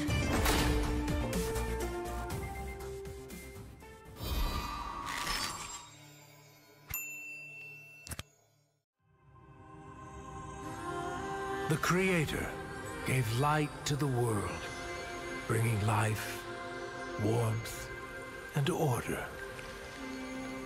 But from that act, darkness was born, and with it came death and chaos. These cosmic forces, two sides of the same coin, would shape the history of the Land of Dawn for millennia. With prosperity and enlightenment came suffering and brutality. Led by the God of Light and the God of Darkness, the two opposing forces dragged the fate of all living things into their eternal conflict. But through the sacrifices of countless forgotten heroes, the era of strife finally came to an end. The gods were banished from this world, and peace was restored. Life flourished soon after, and great civilizations sprung up across the world. Eruditio among them. This would be known as the Golden Age. Of course, this is our history that every scholar in Eruditio knows by heart. But when I was swept into the infinite gateway, I looked back and saw something different. I saw the North consumed by the blight of war. I saw the Great Plains ravaged and soaked in blood. I saw the forests and mountains turned against each other. I saw a broken world engulfed in flames. We were foolish to think the gods had been vanquished. Even now, their influence drives us toward destruction. And their return will bring about the great calamity. I can no longer afford to be a bystander, and neither can you, or anyone else who calls this world home. Now is the time to take our stand. So, where do we start?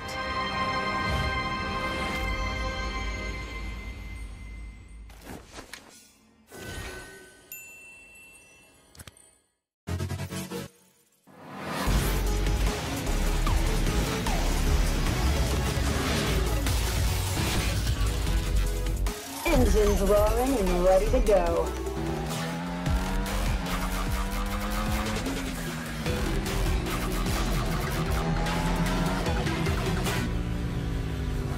Nothing beats the adrenaline rush. 3, 2, 1, go! I feel like a monster on this thing. Heads up! Engine blast! Overdrive! Engine blast! Engine blast! Hitting the apex. Too slow. Out of my way. Hitting the apex. Nice ride, but I prefer mine.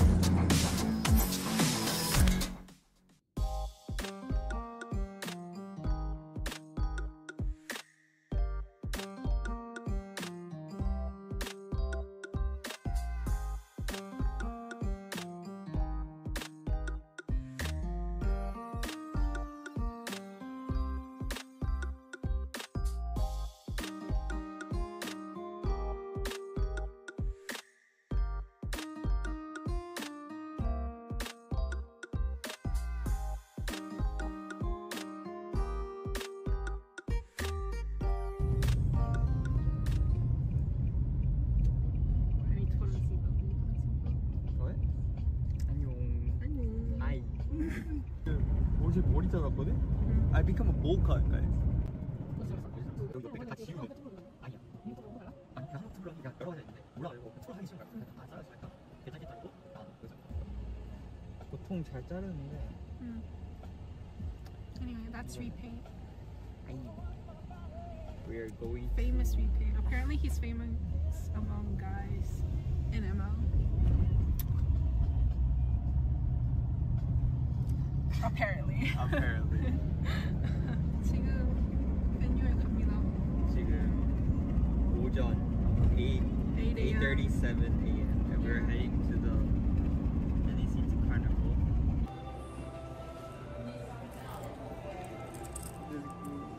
하러 a hard time coming in here? Had a really hard time coming in, but we made it and then we got our staff.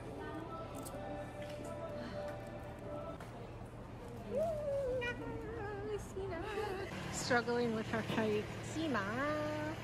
We're like decorating right now. I have to make a hashtag NACT. Someone for 7th anniversary? I think we can make MLBB too. Is it MLBB anniversary? Okay.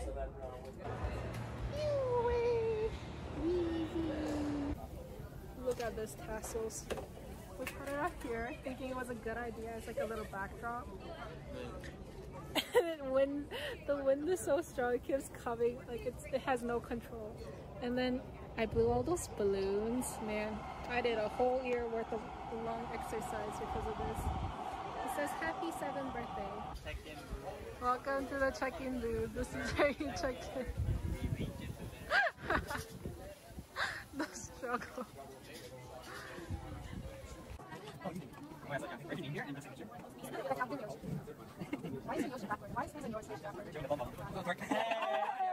Food. We're getting fed. Thank you. It looks so good. We can do one. Eat. We got the NACT care pack. Then, so there's 2 breads. There was 3. Sina took one of them. Bag of bones, Cheetos, barbecue, and some more snacks. You can see. Everyone's standing outside because there's no chair. He asked me for a break. What? Between us, break between us. Okay. And then I was like, okay, if you need it, then I'll. The vlog that I will never produce. So I go ahead and match the 6 saber first.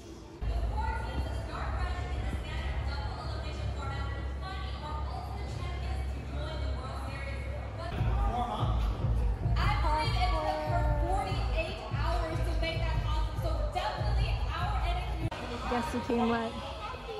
This girl came late, but she got us coffee. This is what the staffs / VIPs do when the games are going on. She's taking a bill. 2 girls.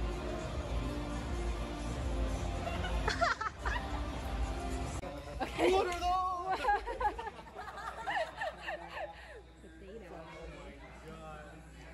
Potato in the inside. She like the way I like a million.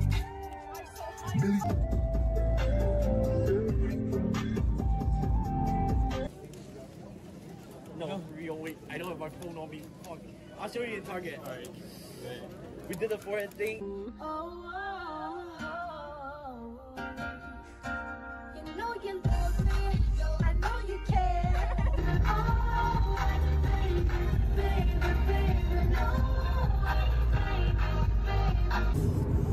We were on our way to UA's place for like a little after party on day 1, but guess what? Nami realized she left her camera at the venue, and guess what? Everyone left the venue. So we're driving back to the venue. So we're praying that the camera's still there and the venue's open. It's still there because we didn't bring it. It's still there. We are having a little more drive. We're having like 30 more extra minutes of driving. Driving Nami. Yeah, vibing.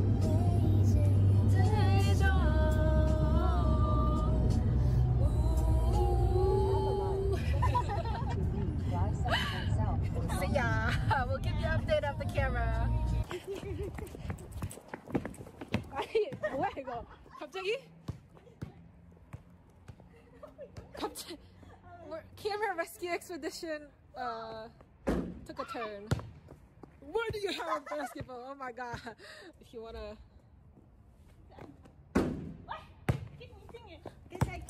Nami kinda suck at basketball. Third try, no try. Nami, what if they lock the door? We need your camera. Oh my god. You got this, girl. Yes! We can go home. We came, not home. We can get dinner now. Yes. Finally, yay! Dinner time! The camera's back to its mommy, Nami. We got our dinner. Nami. We got our dinner! We're going to UA's place now because we are gonna hang out and drink a little. We're going to Nami's place because we're supposed to go to UA's place right away, but she wants to get wine because she wants to drink wine, and she's going to change to her pajama. Okay. BRB. Bye bye. What's up? Every good girl is a little thug. Loki, I'm tired. You're tired? Loki, I am high-key fucking tired. I'm not even low-key. I've been up for 14 hours now. Haven't had real food. This is about to be real food when we go to UA's and eat. I'm so fucking tired. I can't. My brain is not functioning. See, the chance of me falling asleep at UA's house is not zero. That's why it's scary.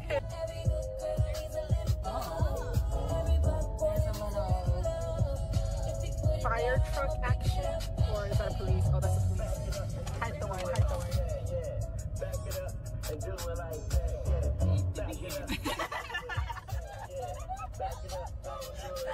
Back it up, that's what we didn't like that. I don't know.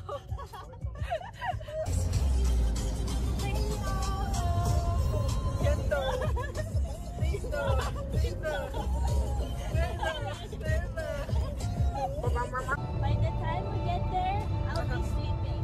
I know, same. I'm already half asleep right now. My brain is sleeping. Yeah, it's our house. Let's close the gate. Oh my god, that must be his dog's bed.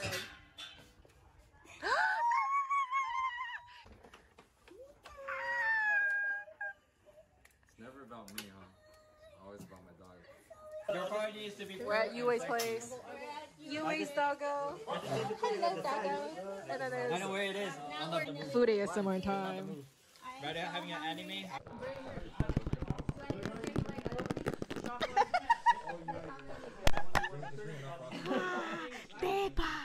대박, there's an egg. Crack the egg. 달걀, 계란. How do you say egg? Tamago. Tamago. No, that's Japanese. Keran. That's Korean. What's that? Itlog. Yeah. Getting red. I'm not Google. 15 seconds. But just ask me what. Let's go! Just finish that first. I don't know why the noodles are. What's happening? It's so stiff. No, we need to preheat it again, I guess. Do we? I think so. I just not kind of. My ass is reserved for women and women only. Not hot at all. It's like a lukewarm. Let me see. That's how gay got chat, buddy. The group? If you're a woman, I will fuck you. If I'm transgender, no, hell no. I'm a woman still. Hey! Las Vegas. Because yesterday, It's where the most NACT was. But isn't it? I think all the guys are gonna overtalk us. Let's go, bro. They're gonna judge us because we're like drinking. Why do we look like the most drunk one without the alcohol? Yo. You. No, no, you're not. Nah, you're banging. I'm hyped up, bro. 1, 2, One of our members 3. are drunk. The struggle is so real. I got it in US face. For a good NACT that everyone came through. Say it. Lots of people from different places around the world. And we Yo! okay. Not the Louis Vuittons!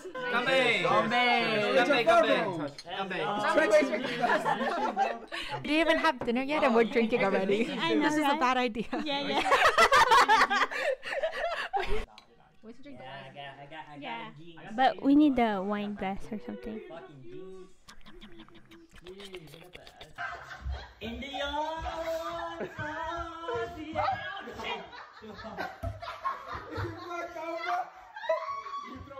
What was on the road? Was it a trash can? Why was the trash can in the middle of the road? saw a trash on the road. Crazy. Ah, that's my ex.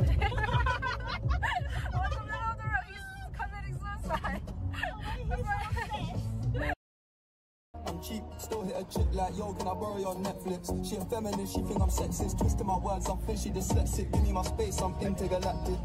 Before I give you my Insta password, I'll give you the pin to my Amex. Alright. This ain't stainless steel, it's platinum. I totally forgot about recording anything, but there's Sina with Layla, Raz, Basha, and there's a one too. Don't know her name yet. Yes. You can write your name. In-game name, something you... Game didn't even start yet. She's like, at the party. General is here.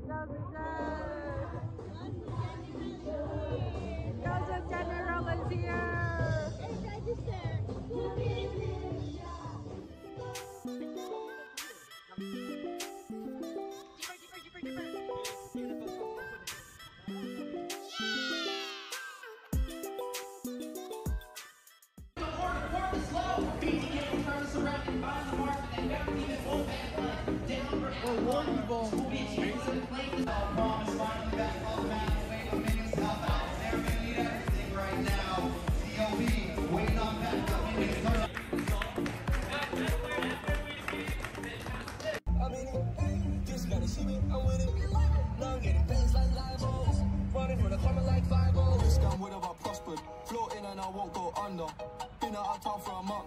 Absence made the love grow fonder. UK rapper, UK drill, gotta mention my name. If you talk about it and them celebrate Eid, the trap's still running on Christmas Day. How can I be homophobic? My bitch is gay. Hit man in a top, I see a man topless, even a stick. I brought my phone charger, but I forgot my phone. I don't bring it. You didn't bring your phone? Yeah, This dumbass didn't bring his phone. Hey, barbecue time!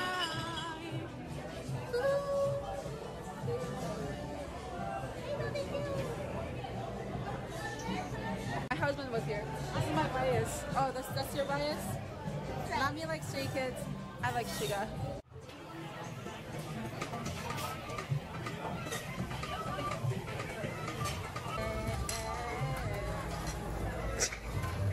Trying to get the angle.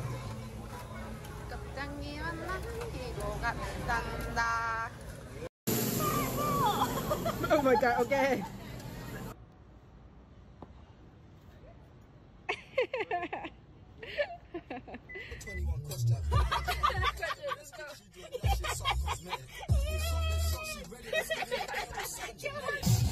Get to the club in my taxi cab, everybody's looking at me now.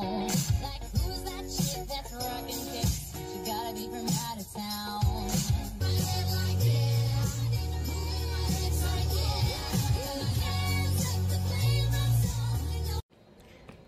Nami and Rupin dropped me off at the airport. I am going to check in now. I already checked it. I need to go to security. I'll talk to y'all after that. Bye bye. This ain't stainless steel, it's platinum. Dinner table, I got manners. T-shirt tucked in, napkin. Still loading us the caption. I've only amounted a minimal fraction. Eat good, I got indigestion. They're slow in my hood, no aspirin. Can't get rid of my pain with aspirin. Dave just came in at Aston. I'm making that Maybach music. They're trying to insult my intelligence. Sometimes I may ask. Payback time.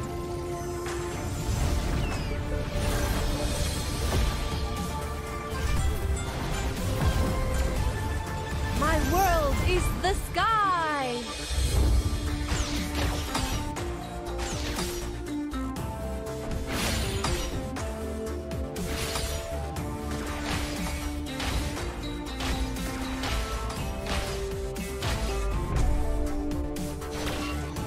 You don't know how close death is.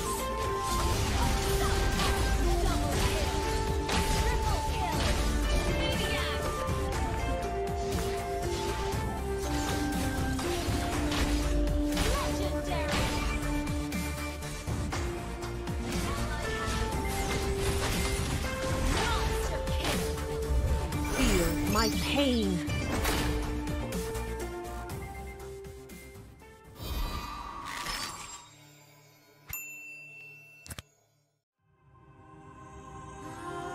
The Creator gave light to the world, bringing life, warmth, and order. But from that act, darkness was born. And with it came death and chaos. These cosmic forces, two sides of the same coin, would shape the history of the Land of Dawn for millennia. With prosperity and enlightenment came suffering and brutality.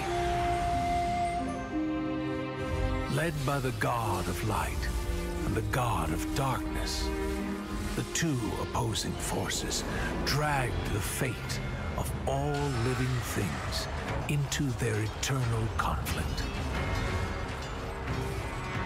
But through the sacrifices of countless forgotten heroes, the era of strife finally came to an end. The gods were banished from this world, and peace was restored. Life flourished soon after, and great civilizations sprung up across the world. Eruditio among them. This would be known as the Golden Age. Of course, this is our history that every scholar in Eruditio knows by heart. But when I was swept into the infinite gateway, I looked back and saw something different. I saw the North consumed by the blight of war. I saw the Great Plains ravaged and soaked in blood. I saw the forests and mountains turned against each other. I saw a broken world engulfed in flames. We were foolish to think the gods had been vanquished. Even now, their influence drives us toward destruction. And their return will bring about the great calamity. I can no longer afford to be a bystander, and neither can you. Or anyone else who calls this world home. Now is the time to take our stand. So, where do we start?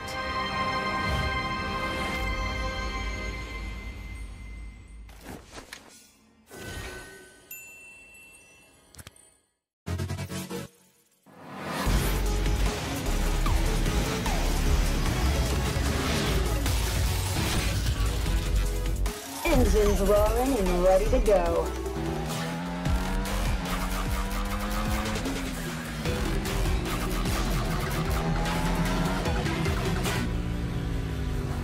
Nothing beats the adrenaline rush. 3, 2, 1, go! I feel like a monster on this thing. Heads up! Engine blast! Overdrive! Engine blast!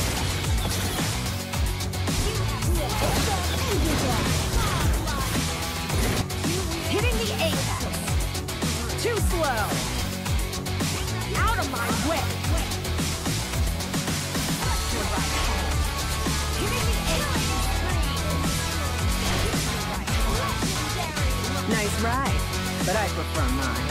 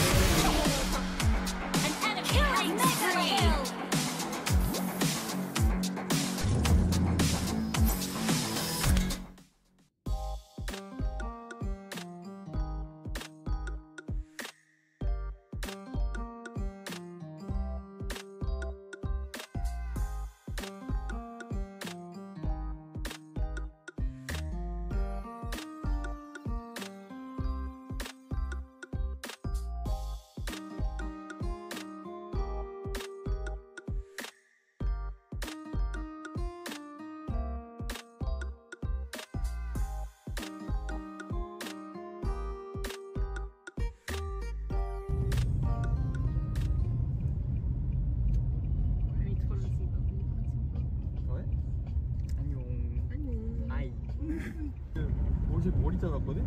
I become a bowl cut, guys. 여기 옆에 다 지우면 아니야.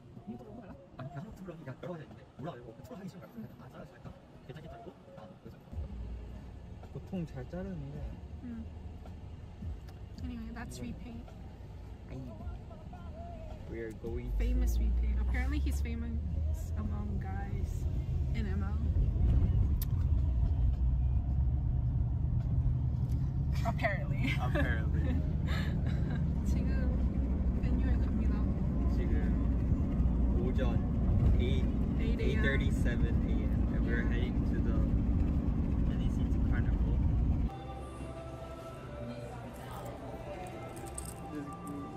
Had a hard time coming in here.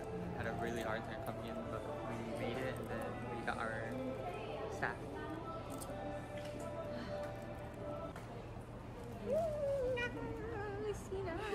Struggling with her height. Sima. We're like decorating right now.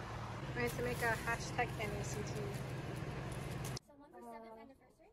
I think you can make MLBB too. Is it anniversary? Okay.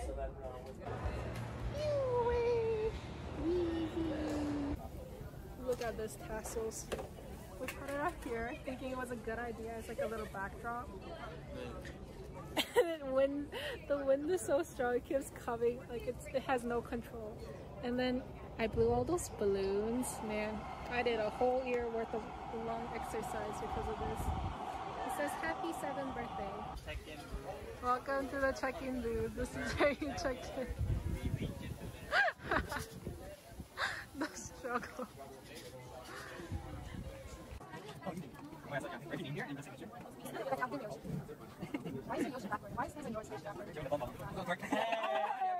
Food. We're getting fed. Thank you. It looks so good. We can do one. Eat. We got the NECT care pack. Then, so there's 2 breads. There was 3. Sina took one of them. Bag of bones, Cheetos, barbecue, and some more snacks. Easy. Everyone's standing outside because there's no chair. He asked me for a break. What? Between us, break between us. Okay. And then I was like, okay, if you need it, then The vlog that I will never produce. So I go ahead and match the 6 saber first.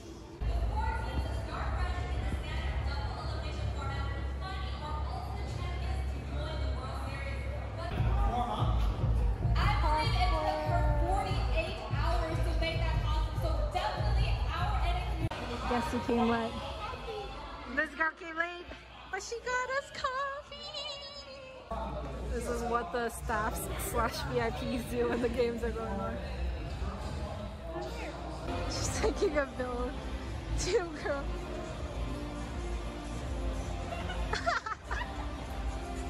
Okay. What are those?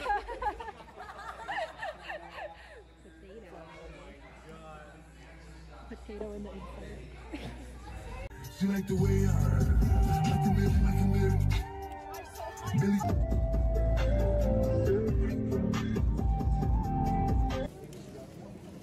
No, real wait. I don't have my phone on me. Fuck. I'll show you in Target. Alright. We did the forehead thing. You know you love me. I know you care.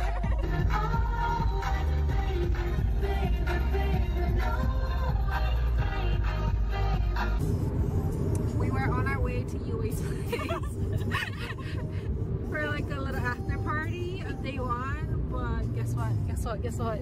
Nami realized she left her camera at the venue, and guess what? Everyone left the venue. So we're driving back to the venue. So we're praying that the camera's still there and the venue's open. It's still there because we didn't bring it. It's still there. We are having a little more drive. We're having like 30 more extra minutes of driving. Drive with Nami. Yeah, vibing.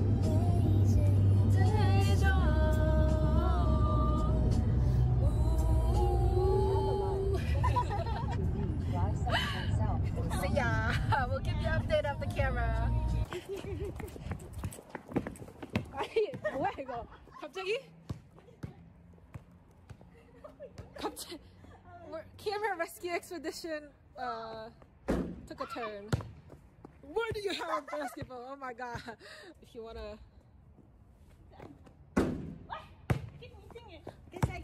Nami kind of suck at basketball. Third try, no charm. Nami, what if they lock the door? We need your camera. Oh my god. You got this, girl. Yes! We can go home. We can't, not home. We can get dinner now. Yes. Finally, yay! Dinner time! The camera's back to its mommy, Nami. We got our dinner. Nami. We got our dinner! We're going to UA's place now because we are gonna hang out and drink a little. We're going to Nami's place because we're supposed to go to UA's place right away, but she wants to get wine because she wants to drink wine and she's going to change to her pajama. Okay. BRB. Bye-bye. What's up? Every good girl is a little thug. Loki, I'm tired. You're tired? Loki, I am high-key fucking tired. I'm not even low-key. I've been up for 14 hours now. Haven't had real food. This is about to be real food when we go to UA's at the No, it's not even real food. I'm so fucking tired. I can't. My brain is not functioning. See, the chance of me falling asleep at UA's house is not zero. That's why it's scary. Fire truck action? Or is that a police? Oh, that's a police. Hide the wine, hide the wine.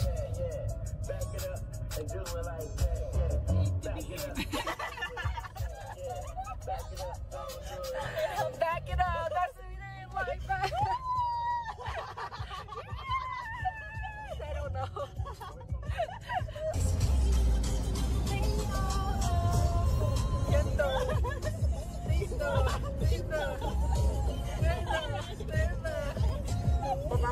By the time we get there, I'll be sleeping. I know, same. I'm already half asleep right now. My brain is sleeping. Yeah, it's our house. Let's close the gate. Oh my god, that must be his dog's bed.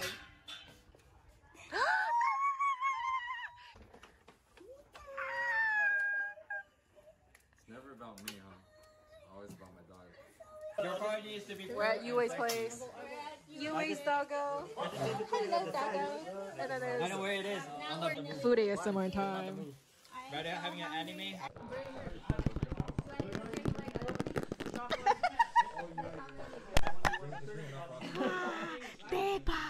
대박, there's an egg.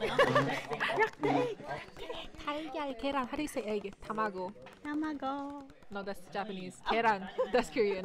What's that? Itlog. Yeah. Getting red. I'm no Google. 15 seconds. No, just ask me what.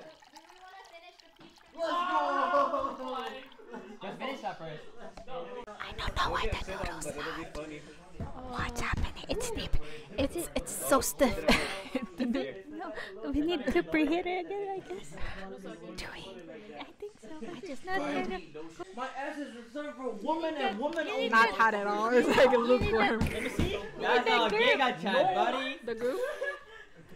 If Okay, you're I'll a do it. woman, Yeah. I will fuck you. If I'm transgender, no, hell no. I'm a woman still. Oh, hey! Las Vegas. Because yesterday, It's where the last NACT was, but it's in LA.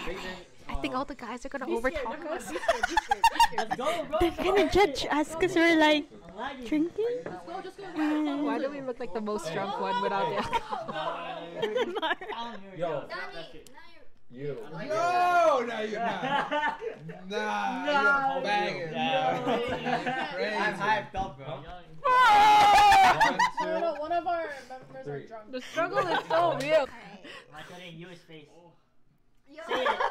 For a good NACT that everyone came through. Say it. Lots of people from different places around the world. and we. Yo! Okay. Not the Louis Vuittons!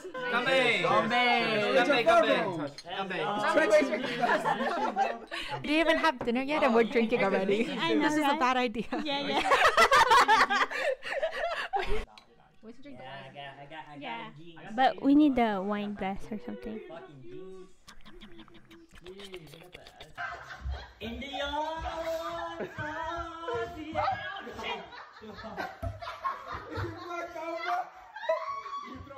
What was on the road? Was it a trash can? Where was the trash can in the middle of the road? I saw a trash on the road. Crazy. Ah, that's my ex. On the middle of the road, he's committing suicide. I'm cheap, still hit a chick like, yo, can I borrow your Netflix? She a feminist, she think I'm sexist. Twisting my words, I'm fishy dyslexic. Give me my space, I'm intergalactic. Before I give you my Insta password, I'll give you the pin to my Amex. Alright. This ain't stainless steel, it's platinum. I totally forgot about recording anything, but there's Seema with Layla, Raz, Basha, and there's a one too. Don't know her name yet. Yes. You can write your name. In-game name, something you... The game didn't even start yet. She's like, at the party. General is here. Joseph General is here.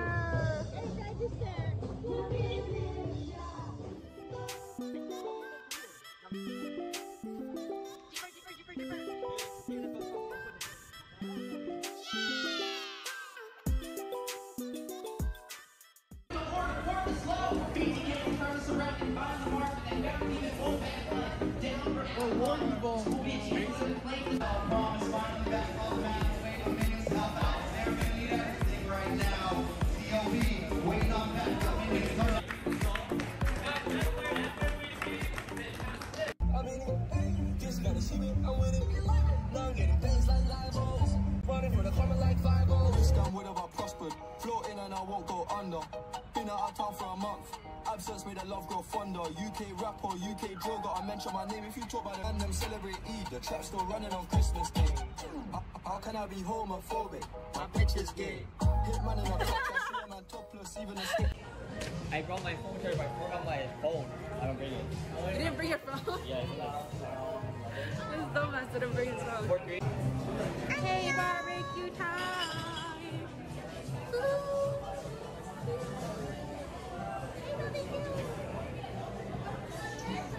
My husband was here. This is my bias. Oh, that's your bias? Mommy likes Stray Kids. I like Shiga.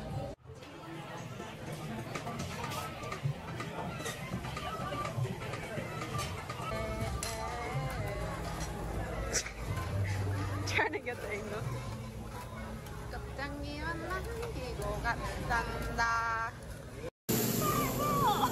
Oh my god, okay.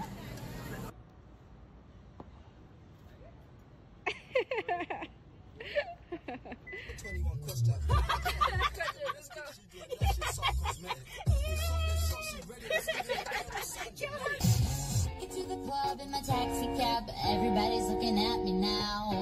Like, who's that chick that's rocking kicks? She gotta be from out of town.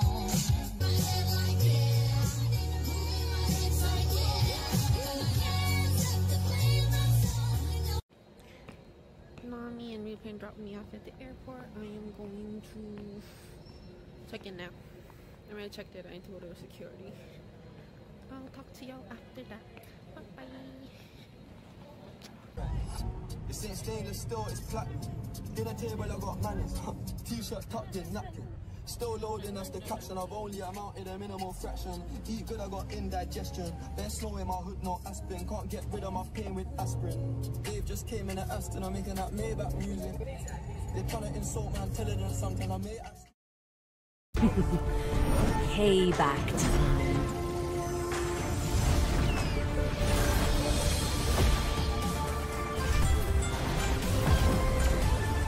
My world is the sky!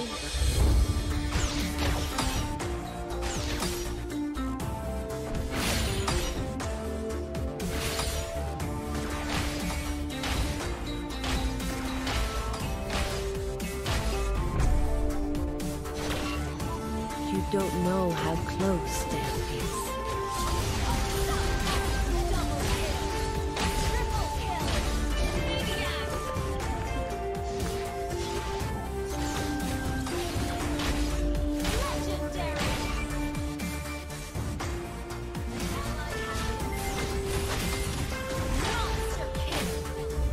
Feel my pain.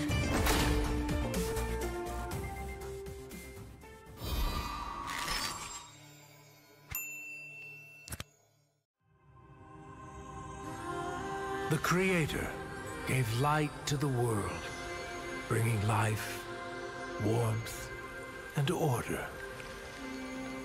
But from that act, darkness was born, and with it came death and chaos. These cosmic forces, two sides of the same coin, would shape the history of the Land of Dawn for millennia. With prosperity and enlightenment came suffering and brutality. Led by the God of Light and the God of Darkness, the two opposing forces dragged the fate of all living things into their eternal conflict.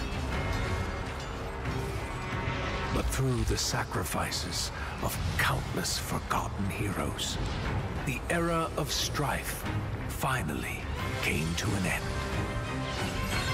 The gods were banished from this world, and peace was restored. Life flourished soon after, and great civilizations sprung up across the world. Eruditio among them. This would be known as the Golden Age. Of course, this is our history that every scholar in Eruditio knows by heart.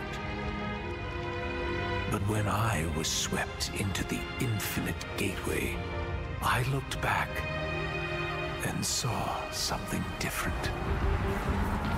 I saw the North consumed by the blight of war. I saw the Great Plains ravaged and soaked in blood. I saw the forests and mountains turned against each other. I saw a broken world engulfed in flames. We were foolish to think the gods had been vanquished. Even now, their influence drives us toward destruction.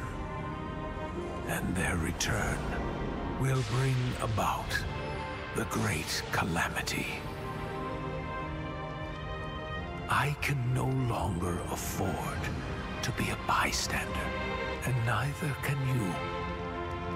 Or anyone else who calls this world home. Now is the time to take our stand. So, where do we start?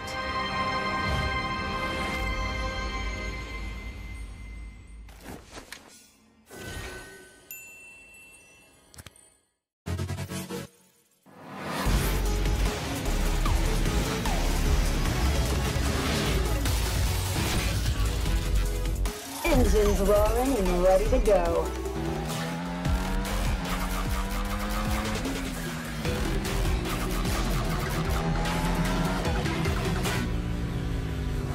Nothing beats the adrenaline rush. 3, 2, 1, go! I feel like a monster on this thing. Heads up! Engine blast!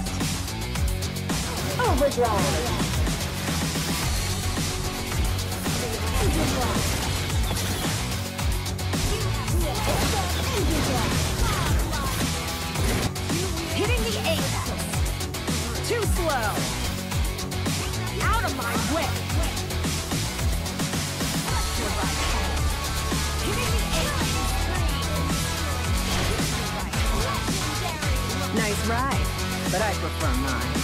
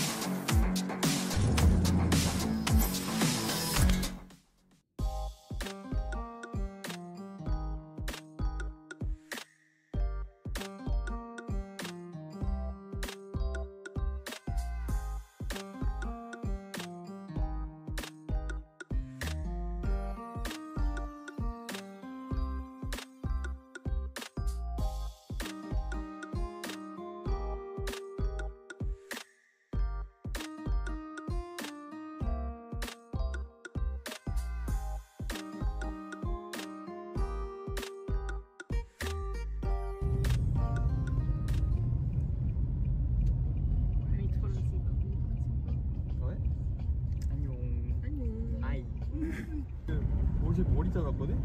I become a bowl cut, guys. 여기 옆에 다 지우는. 아니야. 아니 그냥 하나 틀어니까 여러 가지 있는데 올라가려고 그 하기 싫은 거야. 다 잘라주니까 괜찮겠다고 그래서 보통 잘 자르는데. Anyway, that's repaint.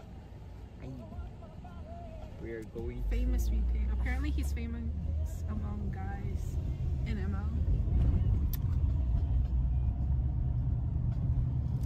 Apparently. Apparently. 지금 venue 갑니다. 지금 오전 8:37 a.m. and we're heading to the NECT Carnival.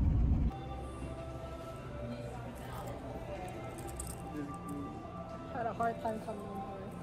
Had a really hard time coming in, but we made it and then we got our staff.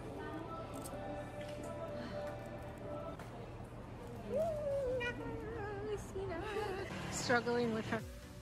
Welcome back to the House of Pisces X Nighthorde tournament. Week 1, day 2 for the top 16s. House of Pisces has partnered up with Nighthorde and MLSA to provide 16 teams the opportunity to compete in a single elimination tournament for a total prize pool of $1,000 USD and 100k diamonds provided by Moonton. And on the desk, we have Mr. Deku in the building, in the house. We've been doing all these games back to back and we're ready for another exciting series between this is definitely wrong, but it is going to be between Vanguards and Phantom.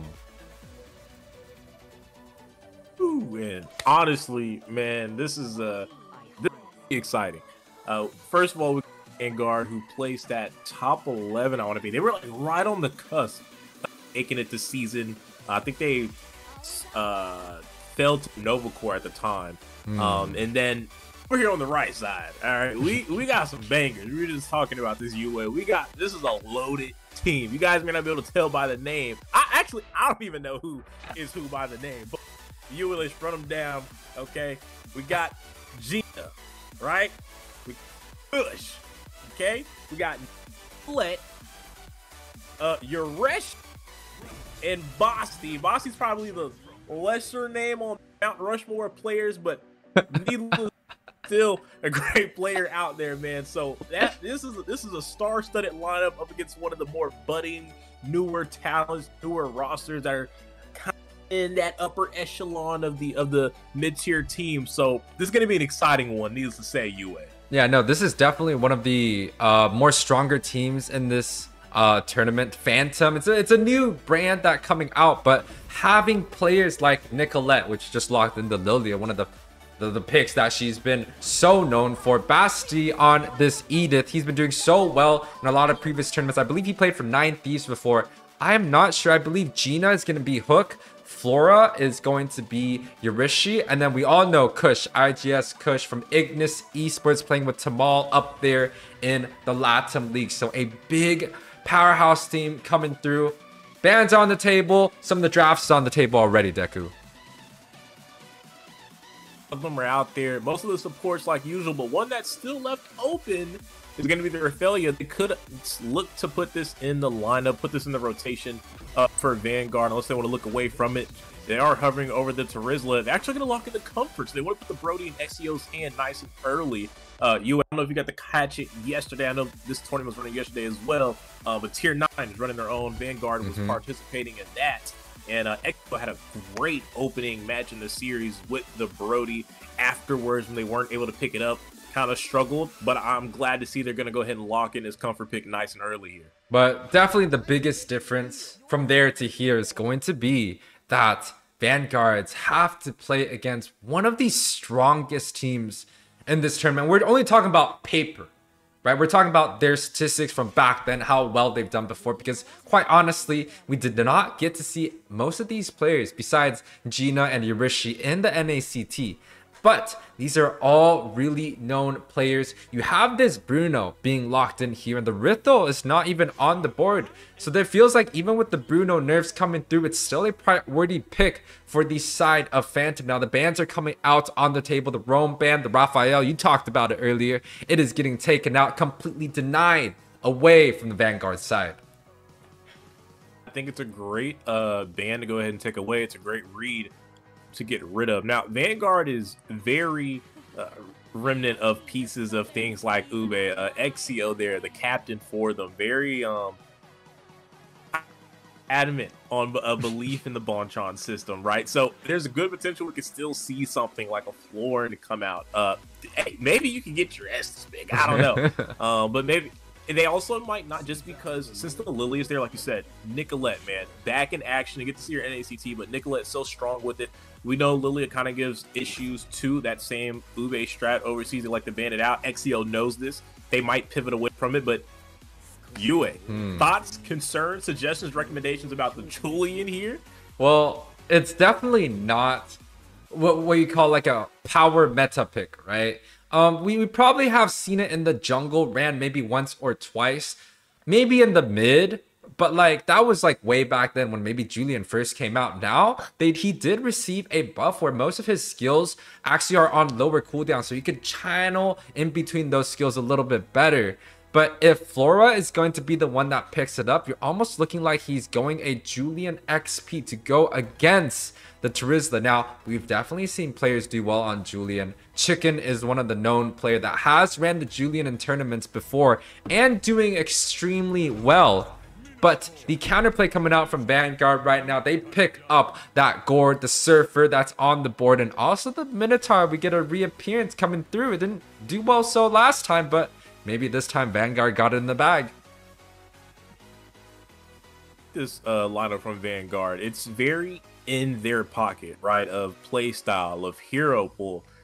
Nothing unusual for them at all. Jivik's very nice utility jungler. Again, Exio on his comfort pick. Foop, when you're talking about kind of the tier 2 teams, has to be one of the best EXP laners that is like on the cusp of joining those ranks. Very comfortable. I think even yesterday when they played all 3 matches, 1 death each game. So 3 matches, only totaling 3 deaths in the mid lane. You gotta love that from your mid laner. But this is a very front to back composition for him. Very standard, very traditional in all sense of a front to back. And I think it can pay off for them well. But we do know he's locking in the link. Very strong on the assassins. Has an answer to kind of disrupt that UA. So they got their work cut out for them to make this work out up against this team here, Phantom. Yeah, no, it's definitely a little bit scary coming out using the Ling. It's not something that's been quite meta. It's definitely been nerfed in the last couple of patches. And even when the Hasclaw change did come through, it did not seem like the Ling was being used much often here. But now, once again, we have Phantom coming through with the Ling pick up. It's not bad, right? You have 3 magic damage coming out from Phantom already. So the Bruno and the Ling also does 2 extremely well. But guys, welcome back to the best of 3 series between Phantom and Vanguard here. 2 really, really strong teams. One of them was top, you said top 12 in the last NACT, and the other one just having an all-star lineup. Deku, what do you have to say? What could you predict in terms of the early game opening coming out from both teams here? You know what to expect, right? When you're talking about Phantom, you're expecting some very high levels of efficiency. Again, Was this team actually in NACT? No, but this is a roster star-studded with players that have made their mark in previous NACT runs. Even one like Kush, right? Now dipping into other regions, and they're, you know, legitimate NPLs now. But Vanguard, I'm hoping to see right in the right state of mind if able to counteract the aggression that's going to come from Phantom. Will they be able to have these good counter engagements? They have the Minotaur. Can they play their formation in the team fights? And more so, can they play this formation with Nicolette on the Lilia trying to siege you down with the Glooms, with Kush looking for those angles with the Ling that don't really play to the front to back formation? It's going to be some work cut out for Vanguard, but right here, you can see them on the rotation with the number advantage. Not gonna be able to pick up a kill, but do bring some pressure. But here comes Kush already on the lane with the Timbers of Blades. He's level 4 already. First blood on Arm, and he's looking for more.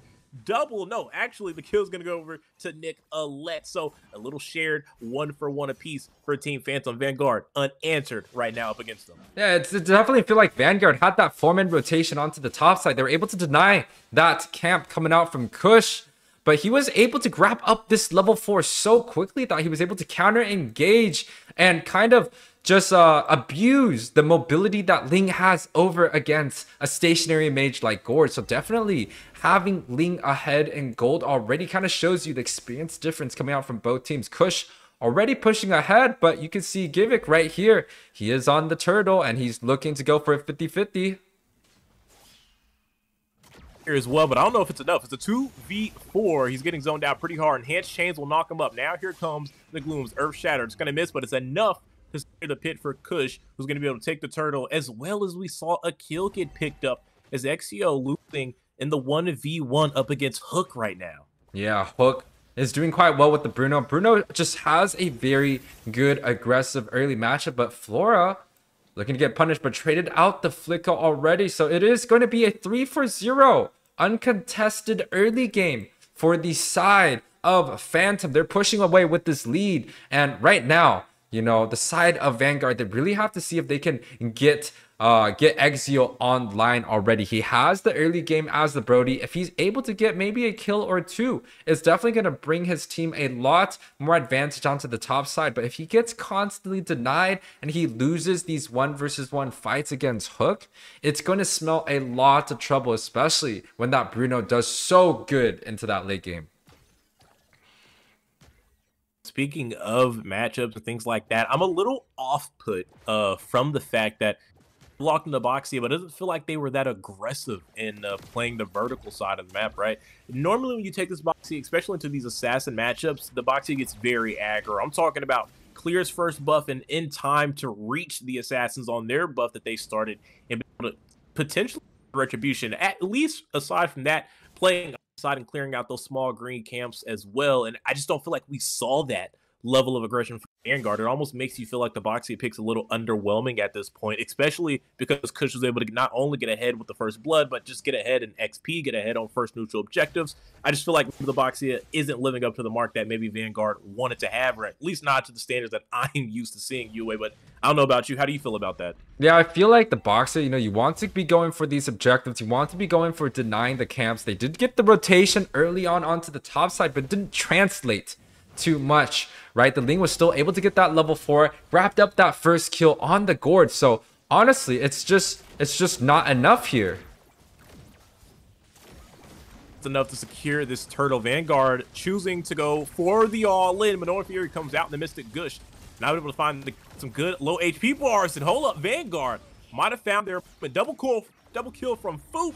The man with powers. Vic will lock in that first neutral objective for them. But while that happened, we did see Kush able to take the purple buff, and not just that, he's looking for a kill on Exio, looking for the trade on objectives, looking for the trade on the kill, and Hook will pick it up. So even though they lose the objective, maybe lose the fight on the other side of the map, they're going to gain a whole lot more here with Hook being able to add to that KDA column. Yeah, but Hook is 2-0, already has that Has Claws, looking to push this tower completely uncontested. Ooh. This is just exactly what Bruno does, right? If he's the one that is going to be living in these team fights, towers are definitely going to fall. And that's exactly what Hook is doing. Although Phantom lost that turtle, they're still going to be up about a 1K gold lead right here. Vanguard, they have to try to figure out their situation. Maybe try and gank the Julian a little bit. Try to see if they get that pick off. But honestly, with a utility jungle like Boxia, it's a little bit hard to rotate to go for those kills when enemies has a more kill focused lineup. They have the Link, they have the Julian, the Lily is also there. The set potential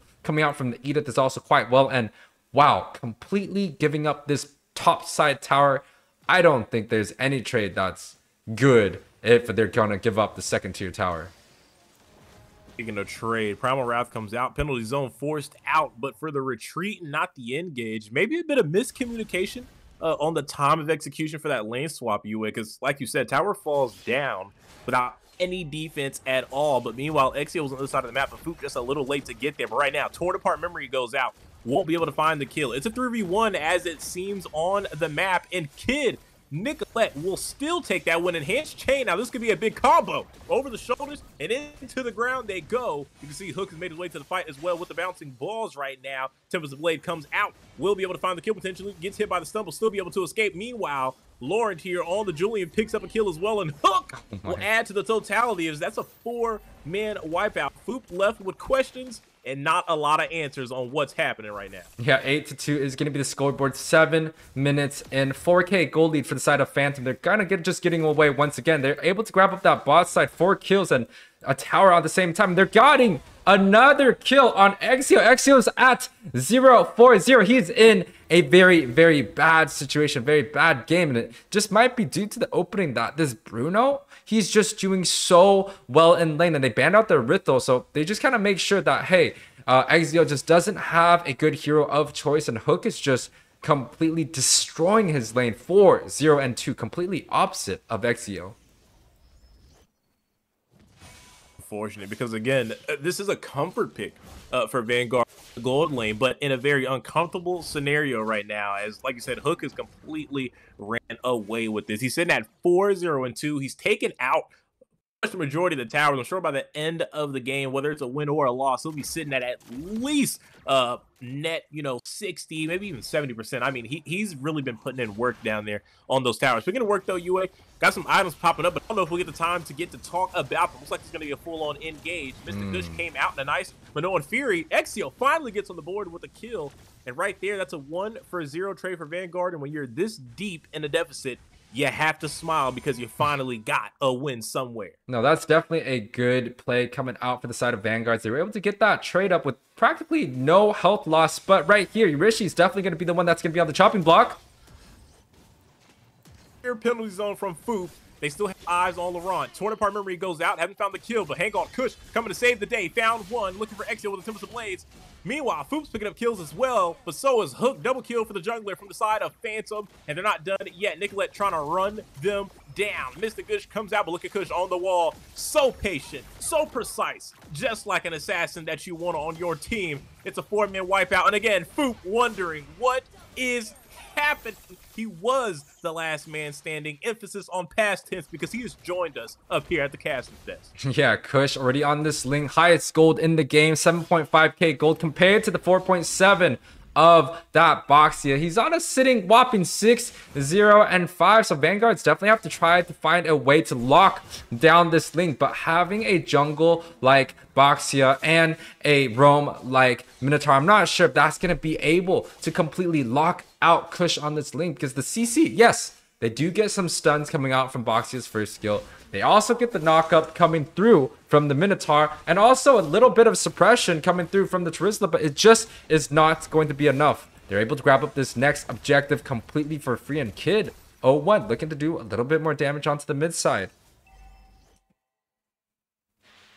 Fortunately, when you're looking at this, speaking of mids, I mean, in this composition for Vanguard, we talked about how heavy center is on the front to back, but also a lot of this 1-2 combo in between Exio, in between it doesn't really pay off too much right now. Normally with Gord, you kind of want to spend some time poking down the enemies and then letting your team clean up. But the only finisher for Vanguard right now is Exio, and as we can see, has not had the greatest start to a game, and it hasn't got much better since we transitioned to the mid game, as Phantom has pretty much choked them out all over the map right now. They're sitting up at about 9k, no, 10k gold into the Phantom, man. It's just not a pretty sight for Vanguard as the Lord marches into the tower. They pop the passive. They could easily push this. Mr. Gush forces out the black boot.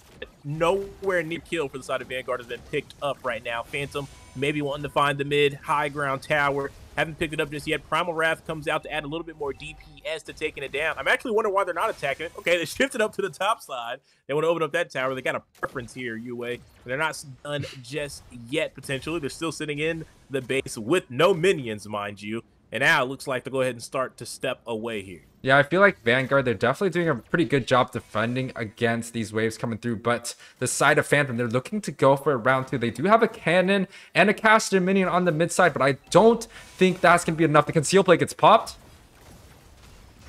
Be enough here with this maneuver from the side of Phantom. Push into the backside. What maneuver could possibly be smoother? Attempts to blade out, won't be able to find the kill, but it does create the pocket of opportunity. They'll find the high ground tower. He's going to pick up all his swords just for no reason. He's just doing it just because he can. Right now, Phantom still hasn't backed away. Meanwhile, Kush picking up the purple. Enhanced chain flicker play. Not going to be able to find anything just yet. Phantom still chipping away, chipping away. Haven't found the opening. I'm wondering, do they back away? It doesn't seem like they want to. Still in base, clearing all the minions. But it seems now the signal has been made. It's time to retreat, time to get back to keep dominating these lanes. Yeah, right here. Definitely Phantom has to look to kind of retreat. The Lord is coming up in 40 seconds. And with the gold lead about 10K, 12 minutes in, I feel like it's a good time to retreat and kind of catch their breath, making sure that they played this game clean, because honestly, they've only dropped 4 kills in this game. They don't have to go for any more aggressive play. Vanguard has already been stuck inside their base. They're just picking up little creeps here and there that are being left behind by Phantom. They're really not getting too much of a chance in the jungle. And right here with the jungle deny, Phantom is just going quite ahead. So the strategy that Vanguard has to try and figure out, right? They have to see if they can make sure that they can stun Kush. It could be the Gord. It could be the knockup coming from the Minotaur. But they have to make sure their backline's good. But Flory coming in. They look to take these type of fights again. They're up now 13K. There's almost no chance for Vanguard to fight back. And you can see it as Hook will take down Fook underneath his own tower, out losing but a smidge of HP of his own there, UA. Yeah, and a smidge of HP is all he needs in order to get that kill. And with a 4 versus 5 matchup for the side of Vanguards, Phantom's definitely going to be able to take out that neutral objective up. But the double knockup coming out from Yurishi here.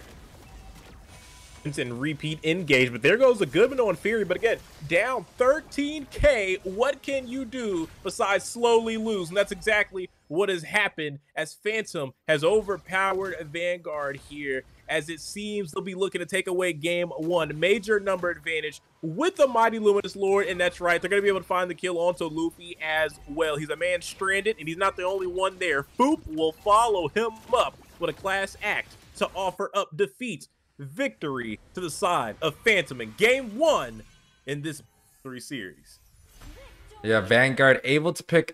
Phantom is able to pick up the game 1 from Vanguard only in a 13-minute game. It's 19-4 is going to be the overall score. Hook 8, 1, and 5. We saw him on the Bruno on the top side. He got that kill early on against Exio, and it just snowballed. He was able to grab up that tower and able to grab up another tower while Vanguards, they were looking to swap out their lanes. And Kush at the same time 7, 0, and 6 had the early game advantage, although he was denied a few minions on the top side. He was able to get that killed onto Gord, snowballing Phantom up ahead in this matchup. Now guys, we will be right back, coming back to you with the game 2 between Phantom and Vanguard. We'll be right back.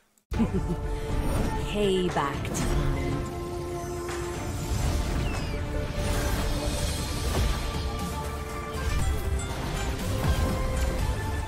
My world is the sky.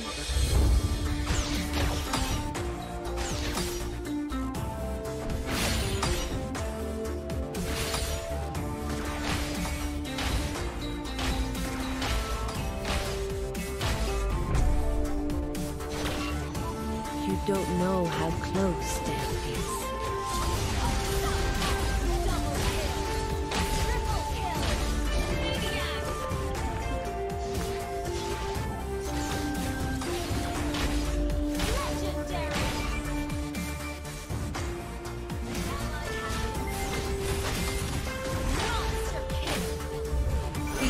my pain.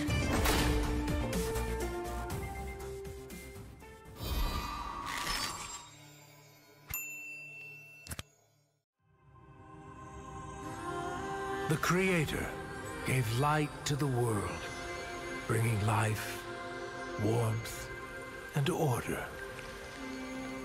But from that act, darkness was born, and with it came death and chaos. These cosmic forces, two sides of the same coin, would shape the history of the Land of Dawn for millennia. With prosperity and enlightenment came suffering and brutality. Led by the God of light and the God of darkness, the two opposing forces dragged the fate of all living things into their eternal conflict. But through the sacrifices of countless forgotten heroes, the era of strife finally came to an end.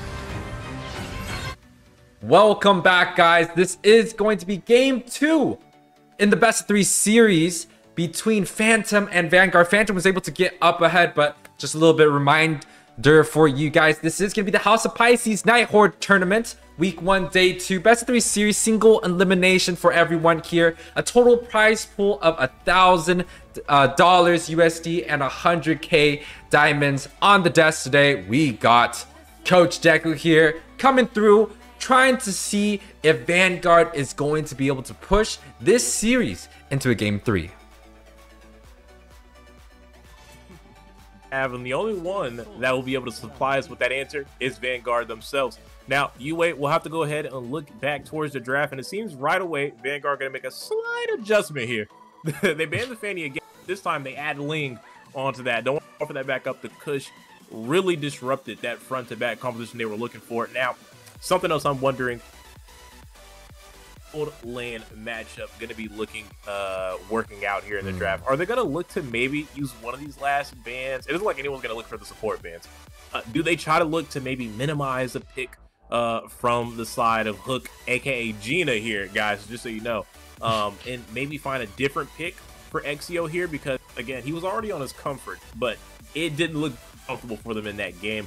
They got to switch it up. Something's got to happen in that gold lane. They can't let that lane be free like they did last game, or Gina, aka Hook's going to completely take over yet again. Well, definitely they have to look to maybe potentially deny the Bruno pick away. Now they have the opportunity, right? The Nolan comes out. We've seen Nolan do quite strong, quite well on every jungler's hands right here, especially when they're first picking this hero. Now the response coming in, there's still a lot available. The Matilda did get shown earlier. The Bruno also does extremely well. The Terizla can also create an impact on that front side. You also got the Boxia that is still available, that V6. You know, Vanguard, they definitely looked to took on the last game, but just was not successful. So maybe opting to take away the Bruno, going into a Terizla, or even taking the Matilda to make sure that they have the utilities available to sustain against the Nolan pick here.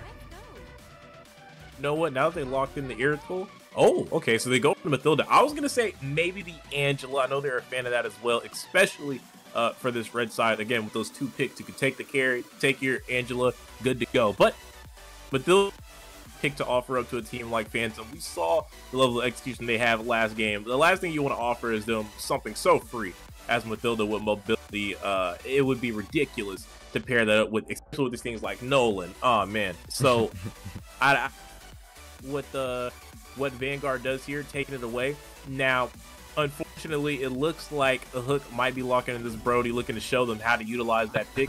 He will have some advantage. I mean, I'm just calling it what it is. You know, maybe it's an ego check. Maybe he really wants to pick, or you know, you just be rubbing it in. Doesn't go through. Right now, they're gonna hold off. They're gonna hold off. They're gonna hold off. They're gonna prioritize some other picks here. UA. Yeah, I like the Edith and the Valentina. Those are like kind of the 2 sacred combination that a lot of teams like to second pick in MPL. It's very, very common that, you know, you give up a Fredge and you go Edith, Valentina. You make sure you have that good mid and roam synergy. Now, Edith can also be played in the XP, but majority of the time, it is going to be slotted into that realm. Now, other picks they could have gone for, you talked about it. The Angela does quite well against the Matilda, but maybe because they have a Nolan pick, they're looking to go for a little bit more frontline heavy, and definitely Edith is going to be good. Now, a lot is on the table. Tarizla is going to be coming out, I'm guessing. No.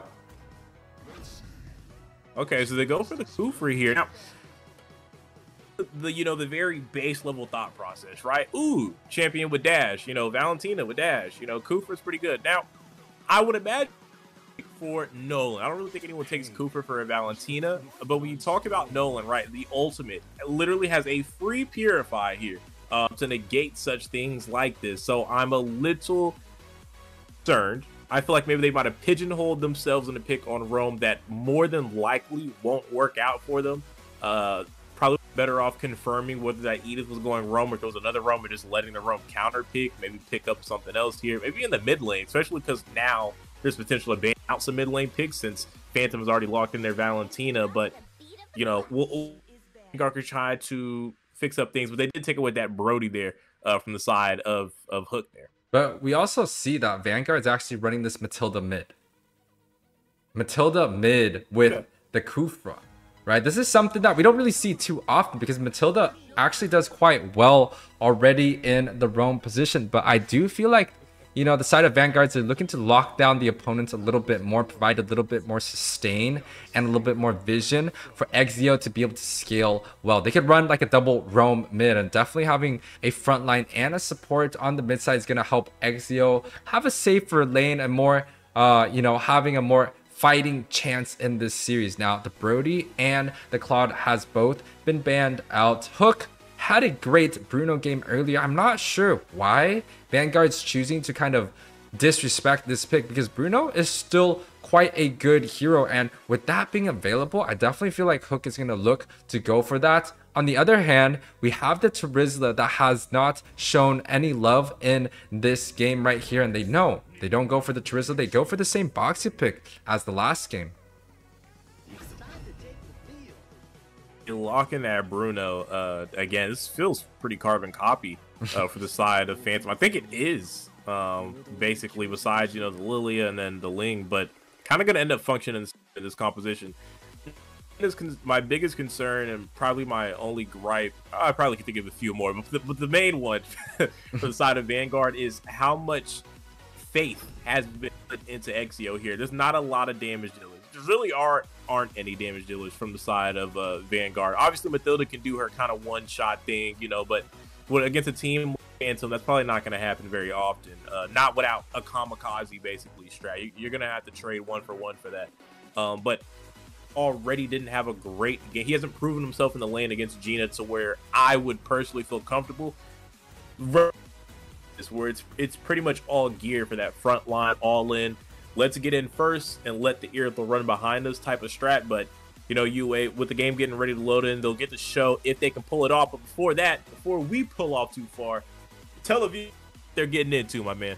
Yeah, this is going to be a best of 3 series between Phantom and Vanguard. One of the last series that we have for today's match. And once again, these are two teams that we've seen quite often before. And Vanguard versus Phantom, right? We saw last game, Phantom was able to kind of take the series quite easily with 13-minute game. The Bruno kind of scaled well into the late game, and now they're giving the same picks back to them. It kind of worries me a little bit for the side of Vanguard. And just like you said earlier, right? Exio didn't have a great game early. Now he's definitely forced to have a great game. If he does not pop off in this game, there's going to be no way that Vanguard's going to be able to have a lot of damage in this series. It clear that they can perform, early, close out a game on time. And again, I think I made this comment earlier as well. Having the Irithel with your main carry there, you are waiting to the, just latest minutes of the game because you really kind of need full build. But speaking of full build, you don't need it for Phantom to find the first blood. And again, Phantom showing how adept they are at these early game skirmishes, these early game engagements, and even the ambushes. And this is what Vanguard will have to work through if they want to get Exio to those late stages of the game. Yeah, Nolan is just a little bit too strong of a hero right now, but I like what Vanguard's doing here. They're focusing a lot on this gold side, making sure Exio has a good matchup. On the other hand, we have Hook here dealing with kind of a 2 versus 3 situation. He's doing still quite well, but they have to make sure Exio can scale one to the late game. And Kush? You got that much attention in one spot. That means there's a couple areas that are going undetected, uncontested, and Phantom Swiss knifing their way through the defenses of Vanguard and the idea of how they want to provide this much attention to gold lane. Well, if that's what you want to do, we'll pressure the rest of the team here. Yeah, they're definitely pressuring the rest of the team here. They're taking that level 4 cut onto that XP side for both the mage and the XP position, and they took the black dragon form too, so Nicolette's definitely going to have that spell available when it comes down to this neutral objective. And the retribution comes out for the box here. That's going to be a complete free turtle for the side of Phantom.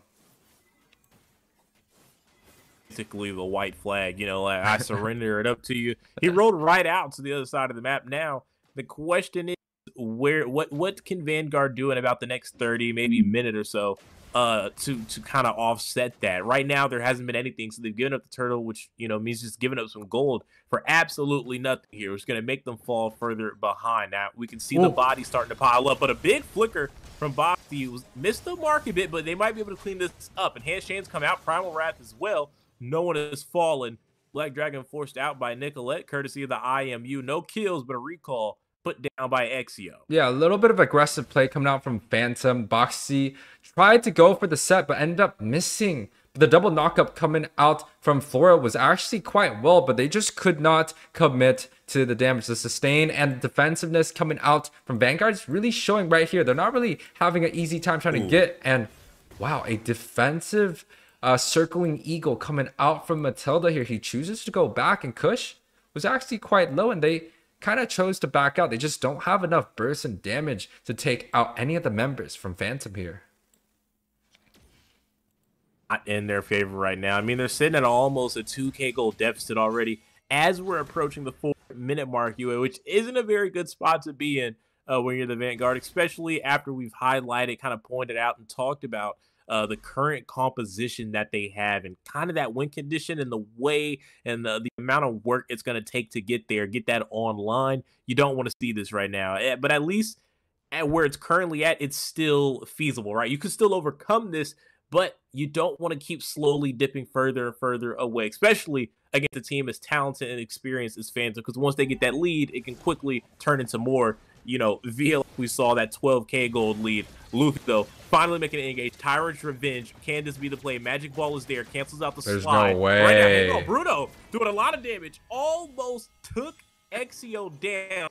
But you know what? Vanguard going to take that small victory regardless of how ugly it looks. Yeah, they did spend a lot of resources onto that top side. They made sure that Exio did have a lot of help up there, but now Kush ended up grabbing up the turtle. The Black Dragon Form does come out. It's a defensive one coming out from Vanguard, and now Phantom is able to grab a lot of resources. They forced out a lot of ultimate, got the neutral objective, and now they're still up in gold, about a 1.5k. But the difference this game is that Exio is the one that's on top in terms of the gold lane matchup.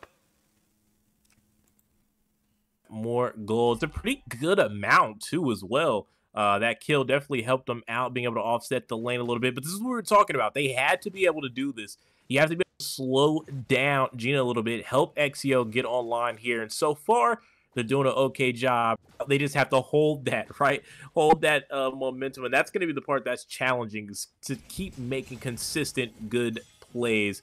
Keep putting Exio in prime position to pick up kills without dying. It's going to take a lot of mental fortitude and a lot of good effort from Vanguard. But if they want to win, they'll have to pull it off. Yeah, they definitely have to try and pull it off. Kush is definitely going to get hit by the circling eagle, but the counterplay coming out from the side of Phantom, they're able to almost burst it down, but the flicker play comes out also, getting the stun onto Kid, but definitely he's able to grab out. But this Petrify also coming out in a 2-man knockup set and a reverse 2-man. Man, there's just too many knockups, and the people are falling here. Givik is going to be the first one that falls on that box, and a double kill going out to the side of Kush.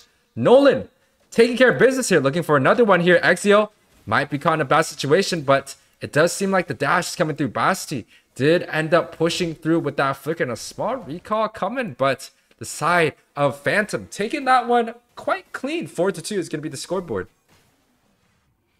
Nasty work from the side of Phantom. That double IMU was crazy. Underneath the tower, be able to make those kind of plays, and you got Kush running around with the Nolan. He hasn't died, by the way, either. 3-0-1 as Hook will go ahead and pick up a tower. He had to swap lanes to get a little bit of breathing room, but hey, sometimes you got to do what you got to do. These are the type of adjustments that separate the good, the great, and, you know, those guys below that don't really matter. But Kush up the turtle for Team Phantom, and right now, maybe looking to siege mid. It's very low. They have grouped up. It's a 4-man push. You can see Florent was down on the backside just in case Vanguard wanted to try anything fishy, but that's all it's going to be. It's a free tower for them. Yeah, and you know, Vanguard, they're definitely playing a very Ube strategy, just forcing Exio. Exio is definitely going to be the one that has to carry this game. And having a scoreboard of 2-0 compared to that last game when he was down 0-4, it really does show that this strategy of having two supports onto the mid side, making sure Exio has a good lane, is kind of working out, right? There's only about a 4K gold lead for the side of Phantom right now. 7 minutes, and it's still not great, but ooh. I don't know what that play was, but he's definitely looking to bait out a few of the members coming out from Vanguard here. Speaking of Vanguard members, Foop goes down off cam, but it's going to be an engage from Luffy. It's only a one-man set, and he's getting quickly punished. Laurent will pick up that kill, his first of the... They're looking for the tower as well. Vanguard having to make the decision to back off. Enhanced change will find the knockup. Will zone him out, and Phantom will take this peacefully, quietly, and not very discreetly at all in the faces of the Vanguard. Yeah, they did take that top side tower, and also Kush was able to grab up another member onto the bot side on Foop. So they're able to get wins off of pretty much across the map throughout this whole entire game. So, you know, the side of Phantom, they're still doing good. The figure play. Double pop-up knockup. Kush will finalize that, pick up the kill. Alm will take down Bosty. It's a 1-for-1. In a losing scenario, not bad for Vanguard. They're okay with a 1-for-1, but an enhanced chain falls out on Vic here. Need to be careful. You can see Luffy charging up, maybe looking for a play here. Alm as well, but the call off the shots. Don't want to over aggro it. Yeah, 9 minutes and 7-3 is going to be the scoreboard advantage for the side of Phantom, right? And, you know, the gold lead, it's about 8K. It's a pretty significant gold lead if you were to ask me. But at the same time, it's not something that we have not seen teams come back from. Hook right here might be kind of a bad situation, but actually they choose to set out Flora on the bot side. Soaring Eagle, they weren't able to find the kill on Laurent, able to immune the rest of that damage. Here comes Hook, trying to do some pretty good damage with the crits. Not able to find anything, but Vanguard still coming up empty-handed on that choice of engagement. Oh, hang on. Foop! He's been exposed. He's been revealed. Forced in a bad way. Can't get the Black Dragon out. And Kush will take the kill. It's a 5v4. Phantom knows it. Wave down and bot side. No passive to defend. That was a crazy play, man. These type of things shouldn't be allowed, but that's why he's banned. But Vanguard letting them through or dealing with the consequences of their own actions.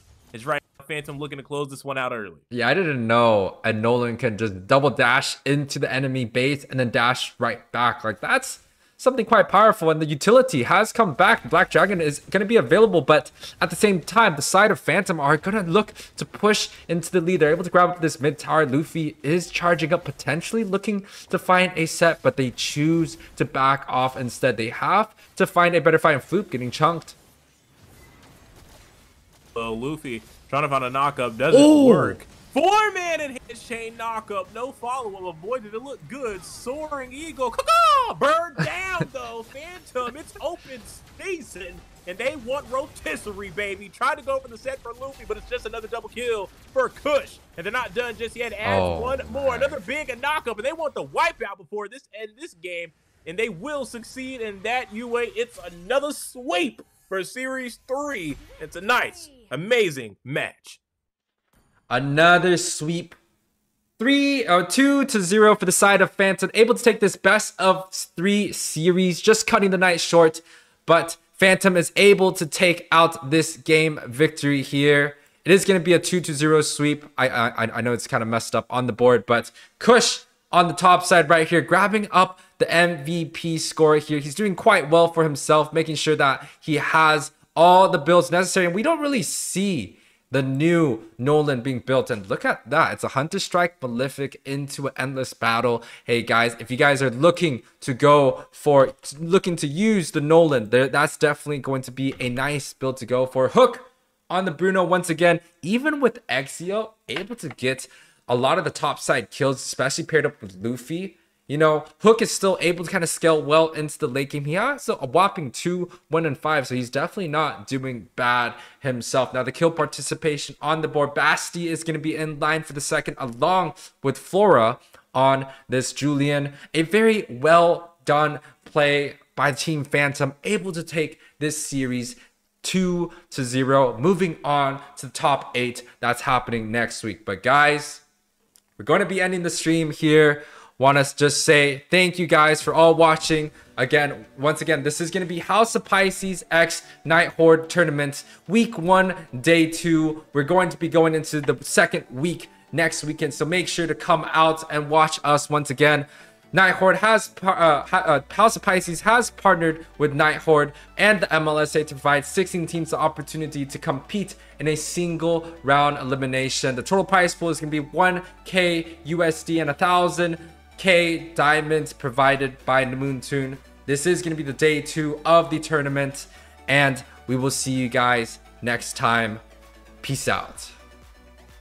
Payback time.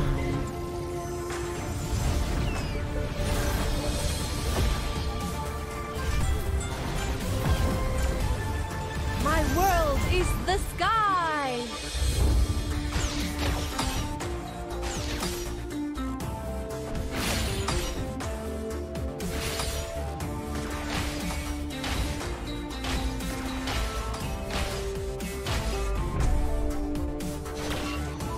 You don't know how close death is.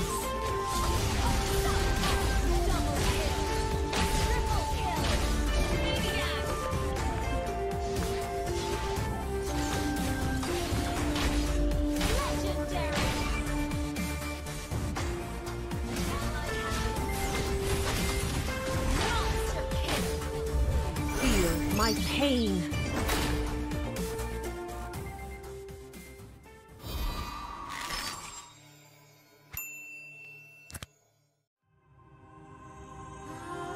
The Creator gave light to the world, bringing life, warmth, and order.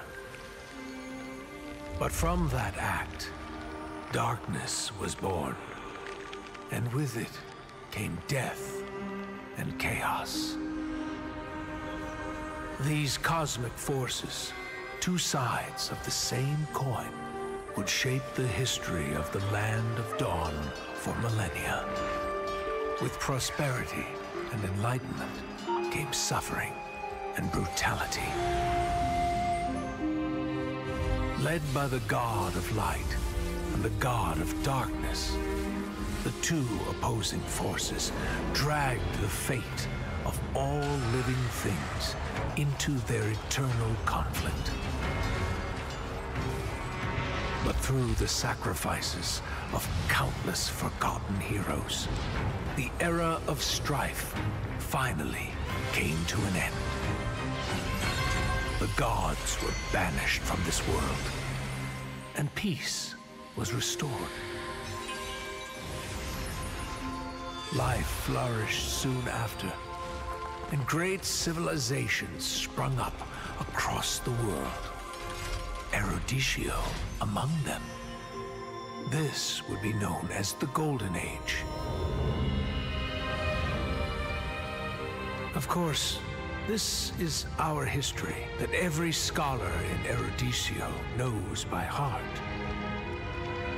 But when I was swept into the infinite gateway, I looked back and saw something different.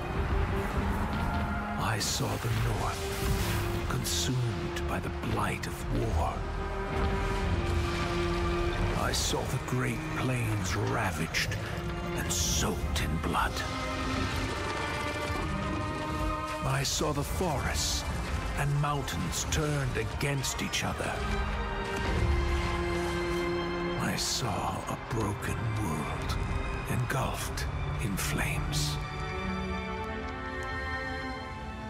We were foolish to think the gods had been vanquished. Even now, their influence drives us toward destruction. And their return will bring about the great calamity. I can no longer afford to be a bystander, and neither can you, or anyone else who calls this world home. Now is the time to take our stand. So, where do we start?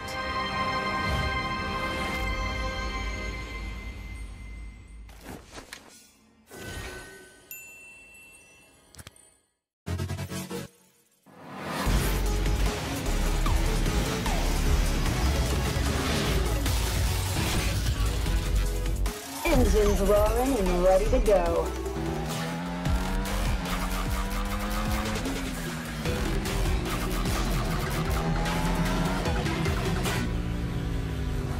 Nothing beats the adrenaline rush. 3, 2, 1, go! I feel like a monster on this thing. Heads up! Engine blast! Overdrive! Engine blast!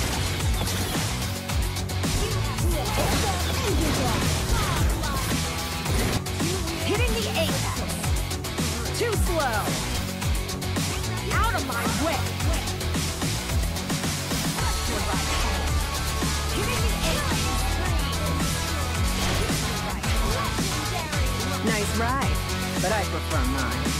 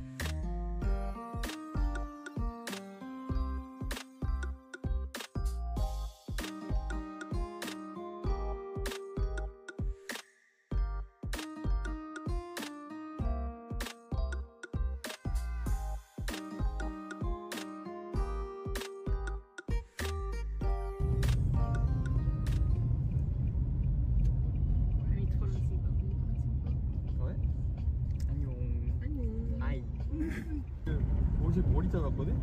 I become a bowl cut, guys. 여기 옆에 다 지우는. 아니야. 아니 그냥 하나 틀어 그냥 여러 가지 있는데 올라가려고 틀어 하기 싫은 거야. 다 잘라서 할까? 괜찮게 자르고 나도 그래서 보통 잘 자르는데. Anyway, that's repaint. We are going famous repaint. Apparently he's famous among guys in ML. Apparently. Apparently. 지금 venue 갑니다. 지금 오전 8:37 a.m. and we're heading to the elimination carnival.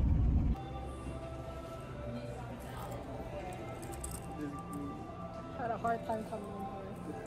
Had a really hard time coming in, but we made it and then we got our staff.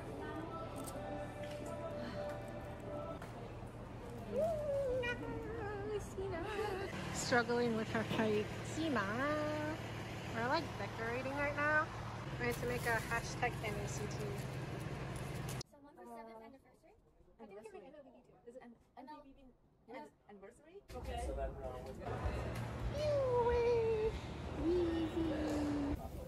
Look at this tassels.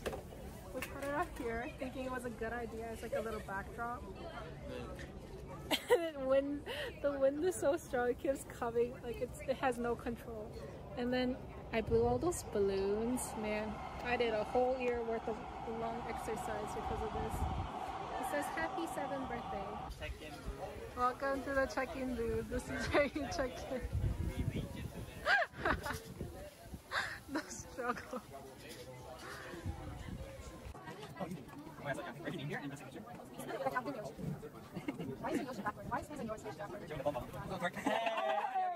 Food. We're getting fed.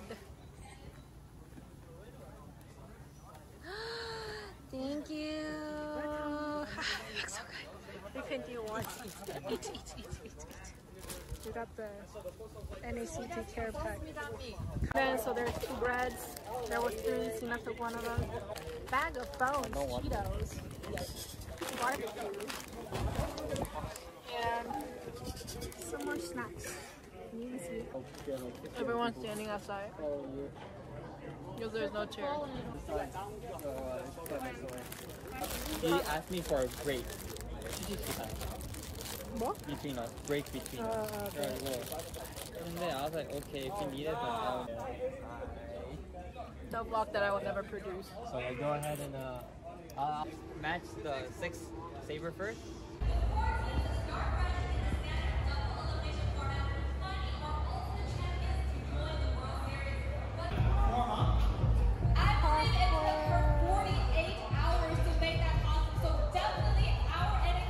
Guess who came late?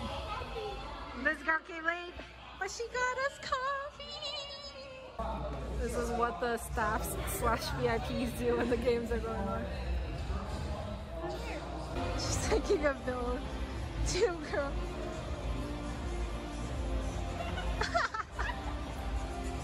Okay. What are those?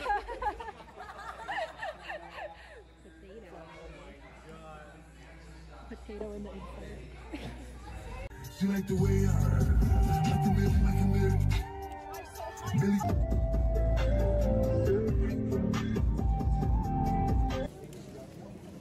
No, real. Wait, I don't have my phone on me. Fuck. I'll show you in Target. Alright. We did the forehead thing. You know you love me. I know you care.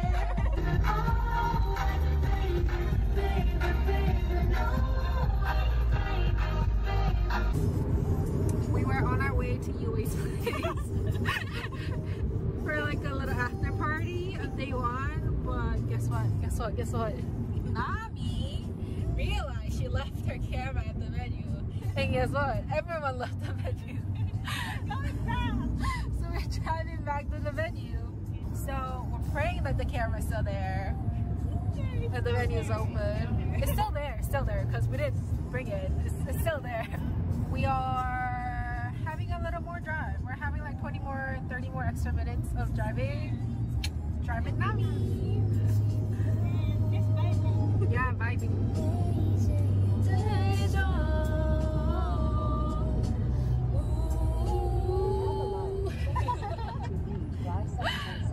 So yeah, we'll give you an update of the camera. 뭐야 이거? 갑자기? Camera rescue expedition took a turn. Where do you have basketball? Oh my god! If you wanna.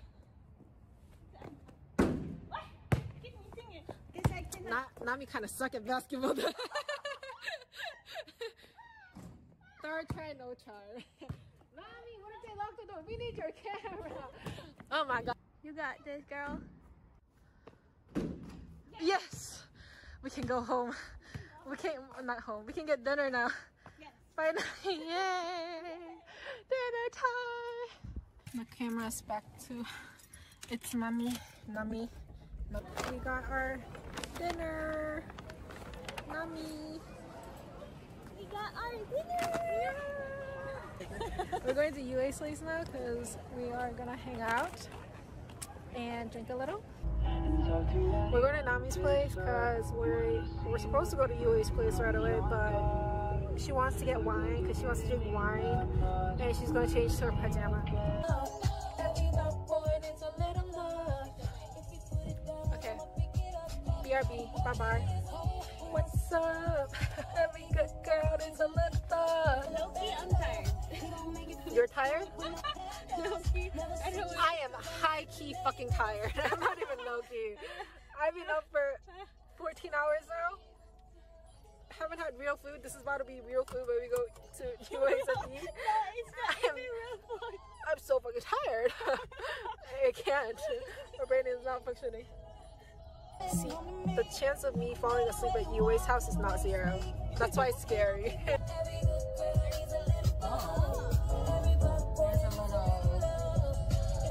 Fire truck action, or is that police? Oh, that's the police. Hide the way, hide the way.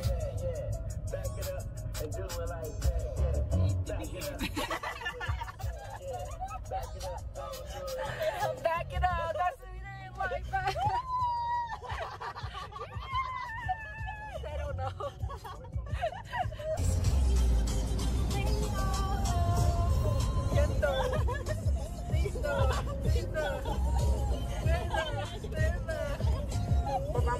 By the time we get there, I'll be sleeping. I know, same. I'm already half asleep right now. My brain is sleeping. Yeah, it's our house. Let's close the gate. Oh my god, that must be his dog's bed.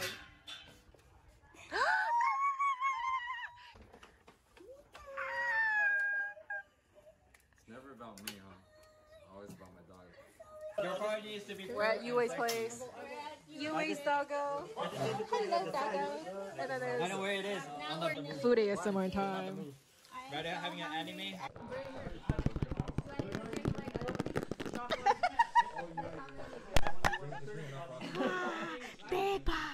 대박, there's an egg. 달걀, 계란. How do you say egg? Tamago. Tamago. No, that's Japanese. 계란. That's Korean. What's that? Itlog. Yeah. Getting red. I'm not Google. 15 seconds. No, just ask me what. Let's go! Just finish that first. I don't know why the noodles are. What's happening? It's deep. It's so stiff. No, we need to preheat it again, I guess. Do we? I think so. I just not gonna. My ass is reserved for women and women only. Not hot at all. It's like a lukewarm. Let me see. That's how Giga chat, buddy. The group? If you're a woman, Yeah. I will fuck you. If I'm transgender, no. Hell no. I'm a woman still. Oh, Las Vegas. Because yesterday, It's where the last NACT was. But it's in LA. I think all the guys are gonna overtalk us. Let's go, bro. They're gonna judge us because we're like drinking. Why do we look like the most drunk one without the alcohol? Yo. You. No, no, you're not. Nah, you're banging. I'm hyped up, bro. 1, 2, One of our members 3. are drunk. The struggle is so real. I put it in US face. For a good NACT that everyone came through. Say it. Lots of people from different places around the world. And we Yo! Okay. Not the Louis Vuittons!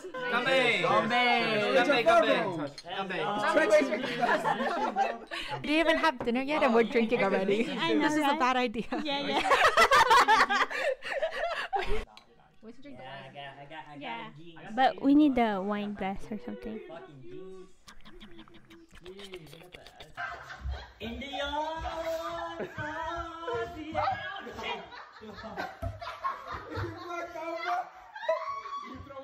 What was on the road? Was it a trash can? Where was the trash can in the middle of the road? saw a trash on the road. Crazy. Ah, that's my ex. On the middle of the road, he's committing suicide. That's my ex. I'm cheap, still hit a chick like, yo, can I borrow your Netflix? She ain't feminine, she think I'm sexist. Twisting my words, I'm fishy dyslexic. Give me my space, I'm intergalactic. Before I give you my Insta password, I'll give you the pin to my Amex. Alright, this ain't stainless steel, it's platinum. I totally forgot about recording anything, but there's Sina with Layla, Raz, Basha, and there's a one too. Don't know her name yet. Yes. You can write your name. In-game name, something you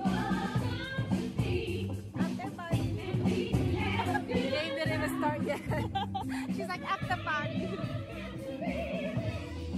General is here.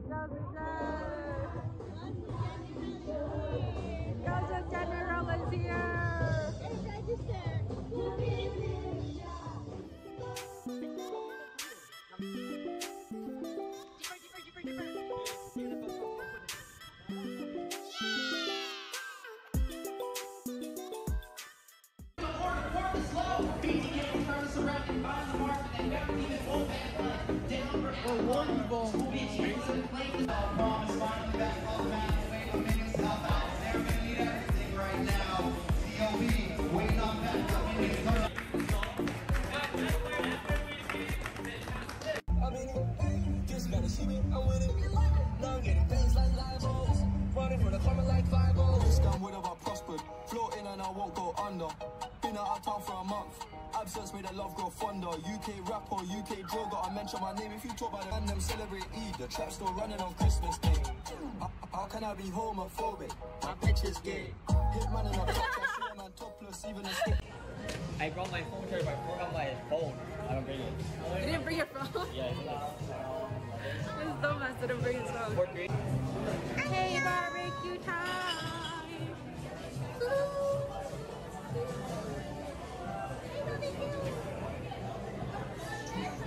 My husband was here. This is my bias. Oh, that's your bias? Mommy likes Stray Kids. I like Shiga.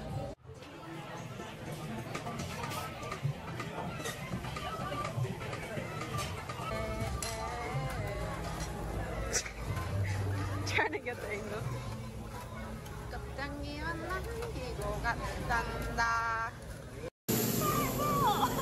Oh my god, okay.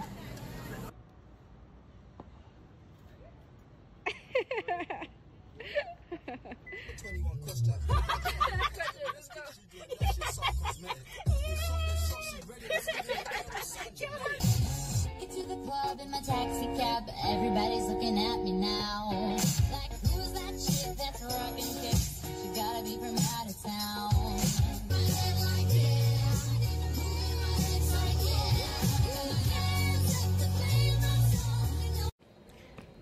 Mommy and Rupin dropped me off at the airport. I am going to check in now. I'm gonna check that I need to go to security. I'll talk to y'all after that. Bye bye. This ain't stainless steel, it's platinum. Dinner table, I got manners. T-shirt tucked in, napkin. Still loading, that's the caption. I've only amounted a minimal fraction. Eat good, I got indigestion. There's snow in my hood, no aspirin. Can't get rid of my pain with aspirin. Dave just came in at Aston, I'm making that Maybach music. They're trying to insult my intelligence, something I may ask. Payback time.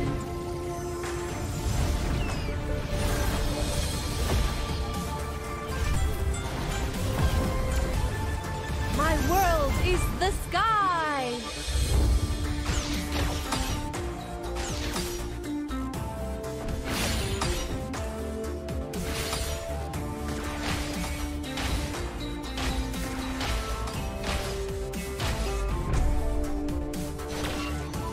You don't know how close death is.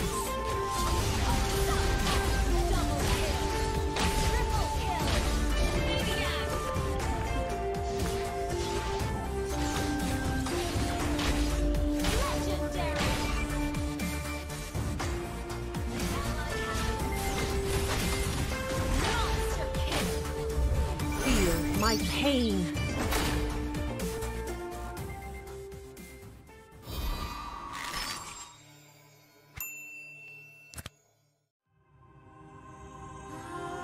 The Creator gave light to the world, bringing life, warmth, and order. But from that act, darkness was born, and with it came death and chaos. These cosmic forces, two sides of the same coin, would shape the history of the Land of Dawn for millennia. With prosperity and enlightenment came suffering and brutality.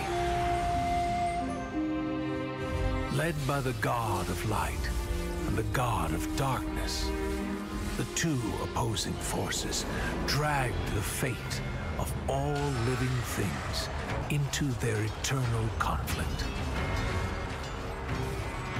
But through the sacrifices of countless forgotten heroes, the era of strife finally came to an end. The gods were banished from this world, and peace was restored.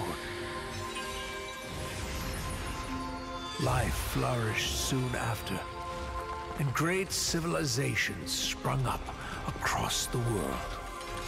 Eruditio among them. This would be known as the Golden Age. Of course, this is our history that every scholar in Eruditio knows by heart. But when I was swept into the infinite gateway, I looked back and saw something different. I saw the North consumed by the blight of war. I saw the Great Plains ravaged and soaked in blood. I saw the forests and mountains turned against each other. I saw a broken world engulfed in flames. We were foolish to think the gods had been vanquished.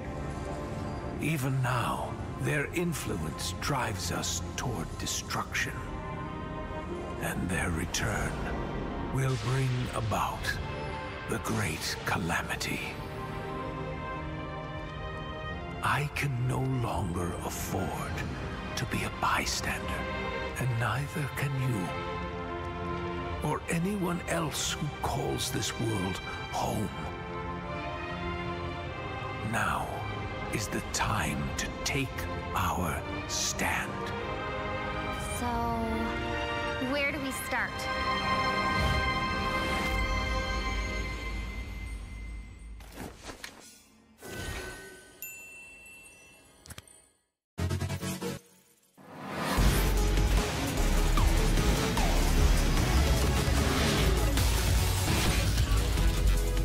Engines roaring and ready to go.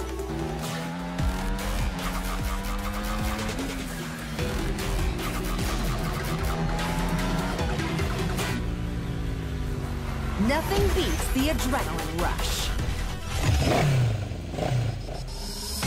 3, 2, 1, go! I feel like a monster on this thing. Heads up! Engine blast! Overdrive! Engine blast! Heads up, engine blast!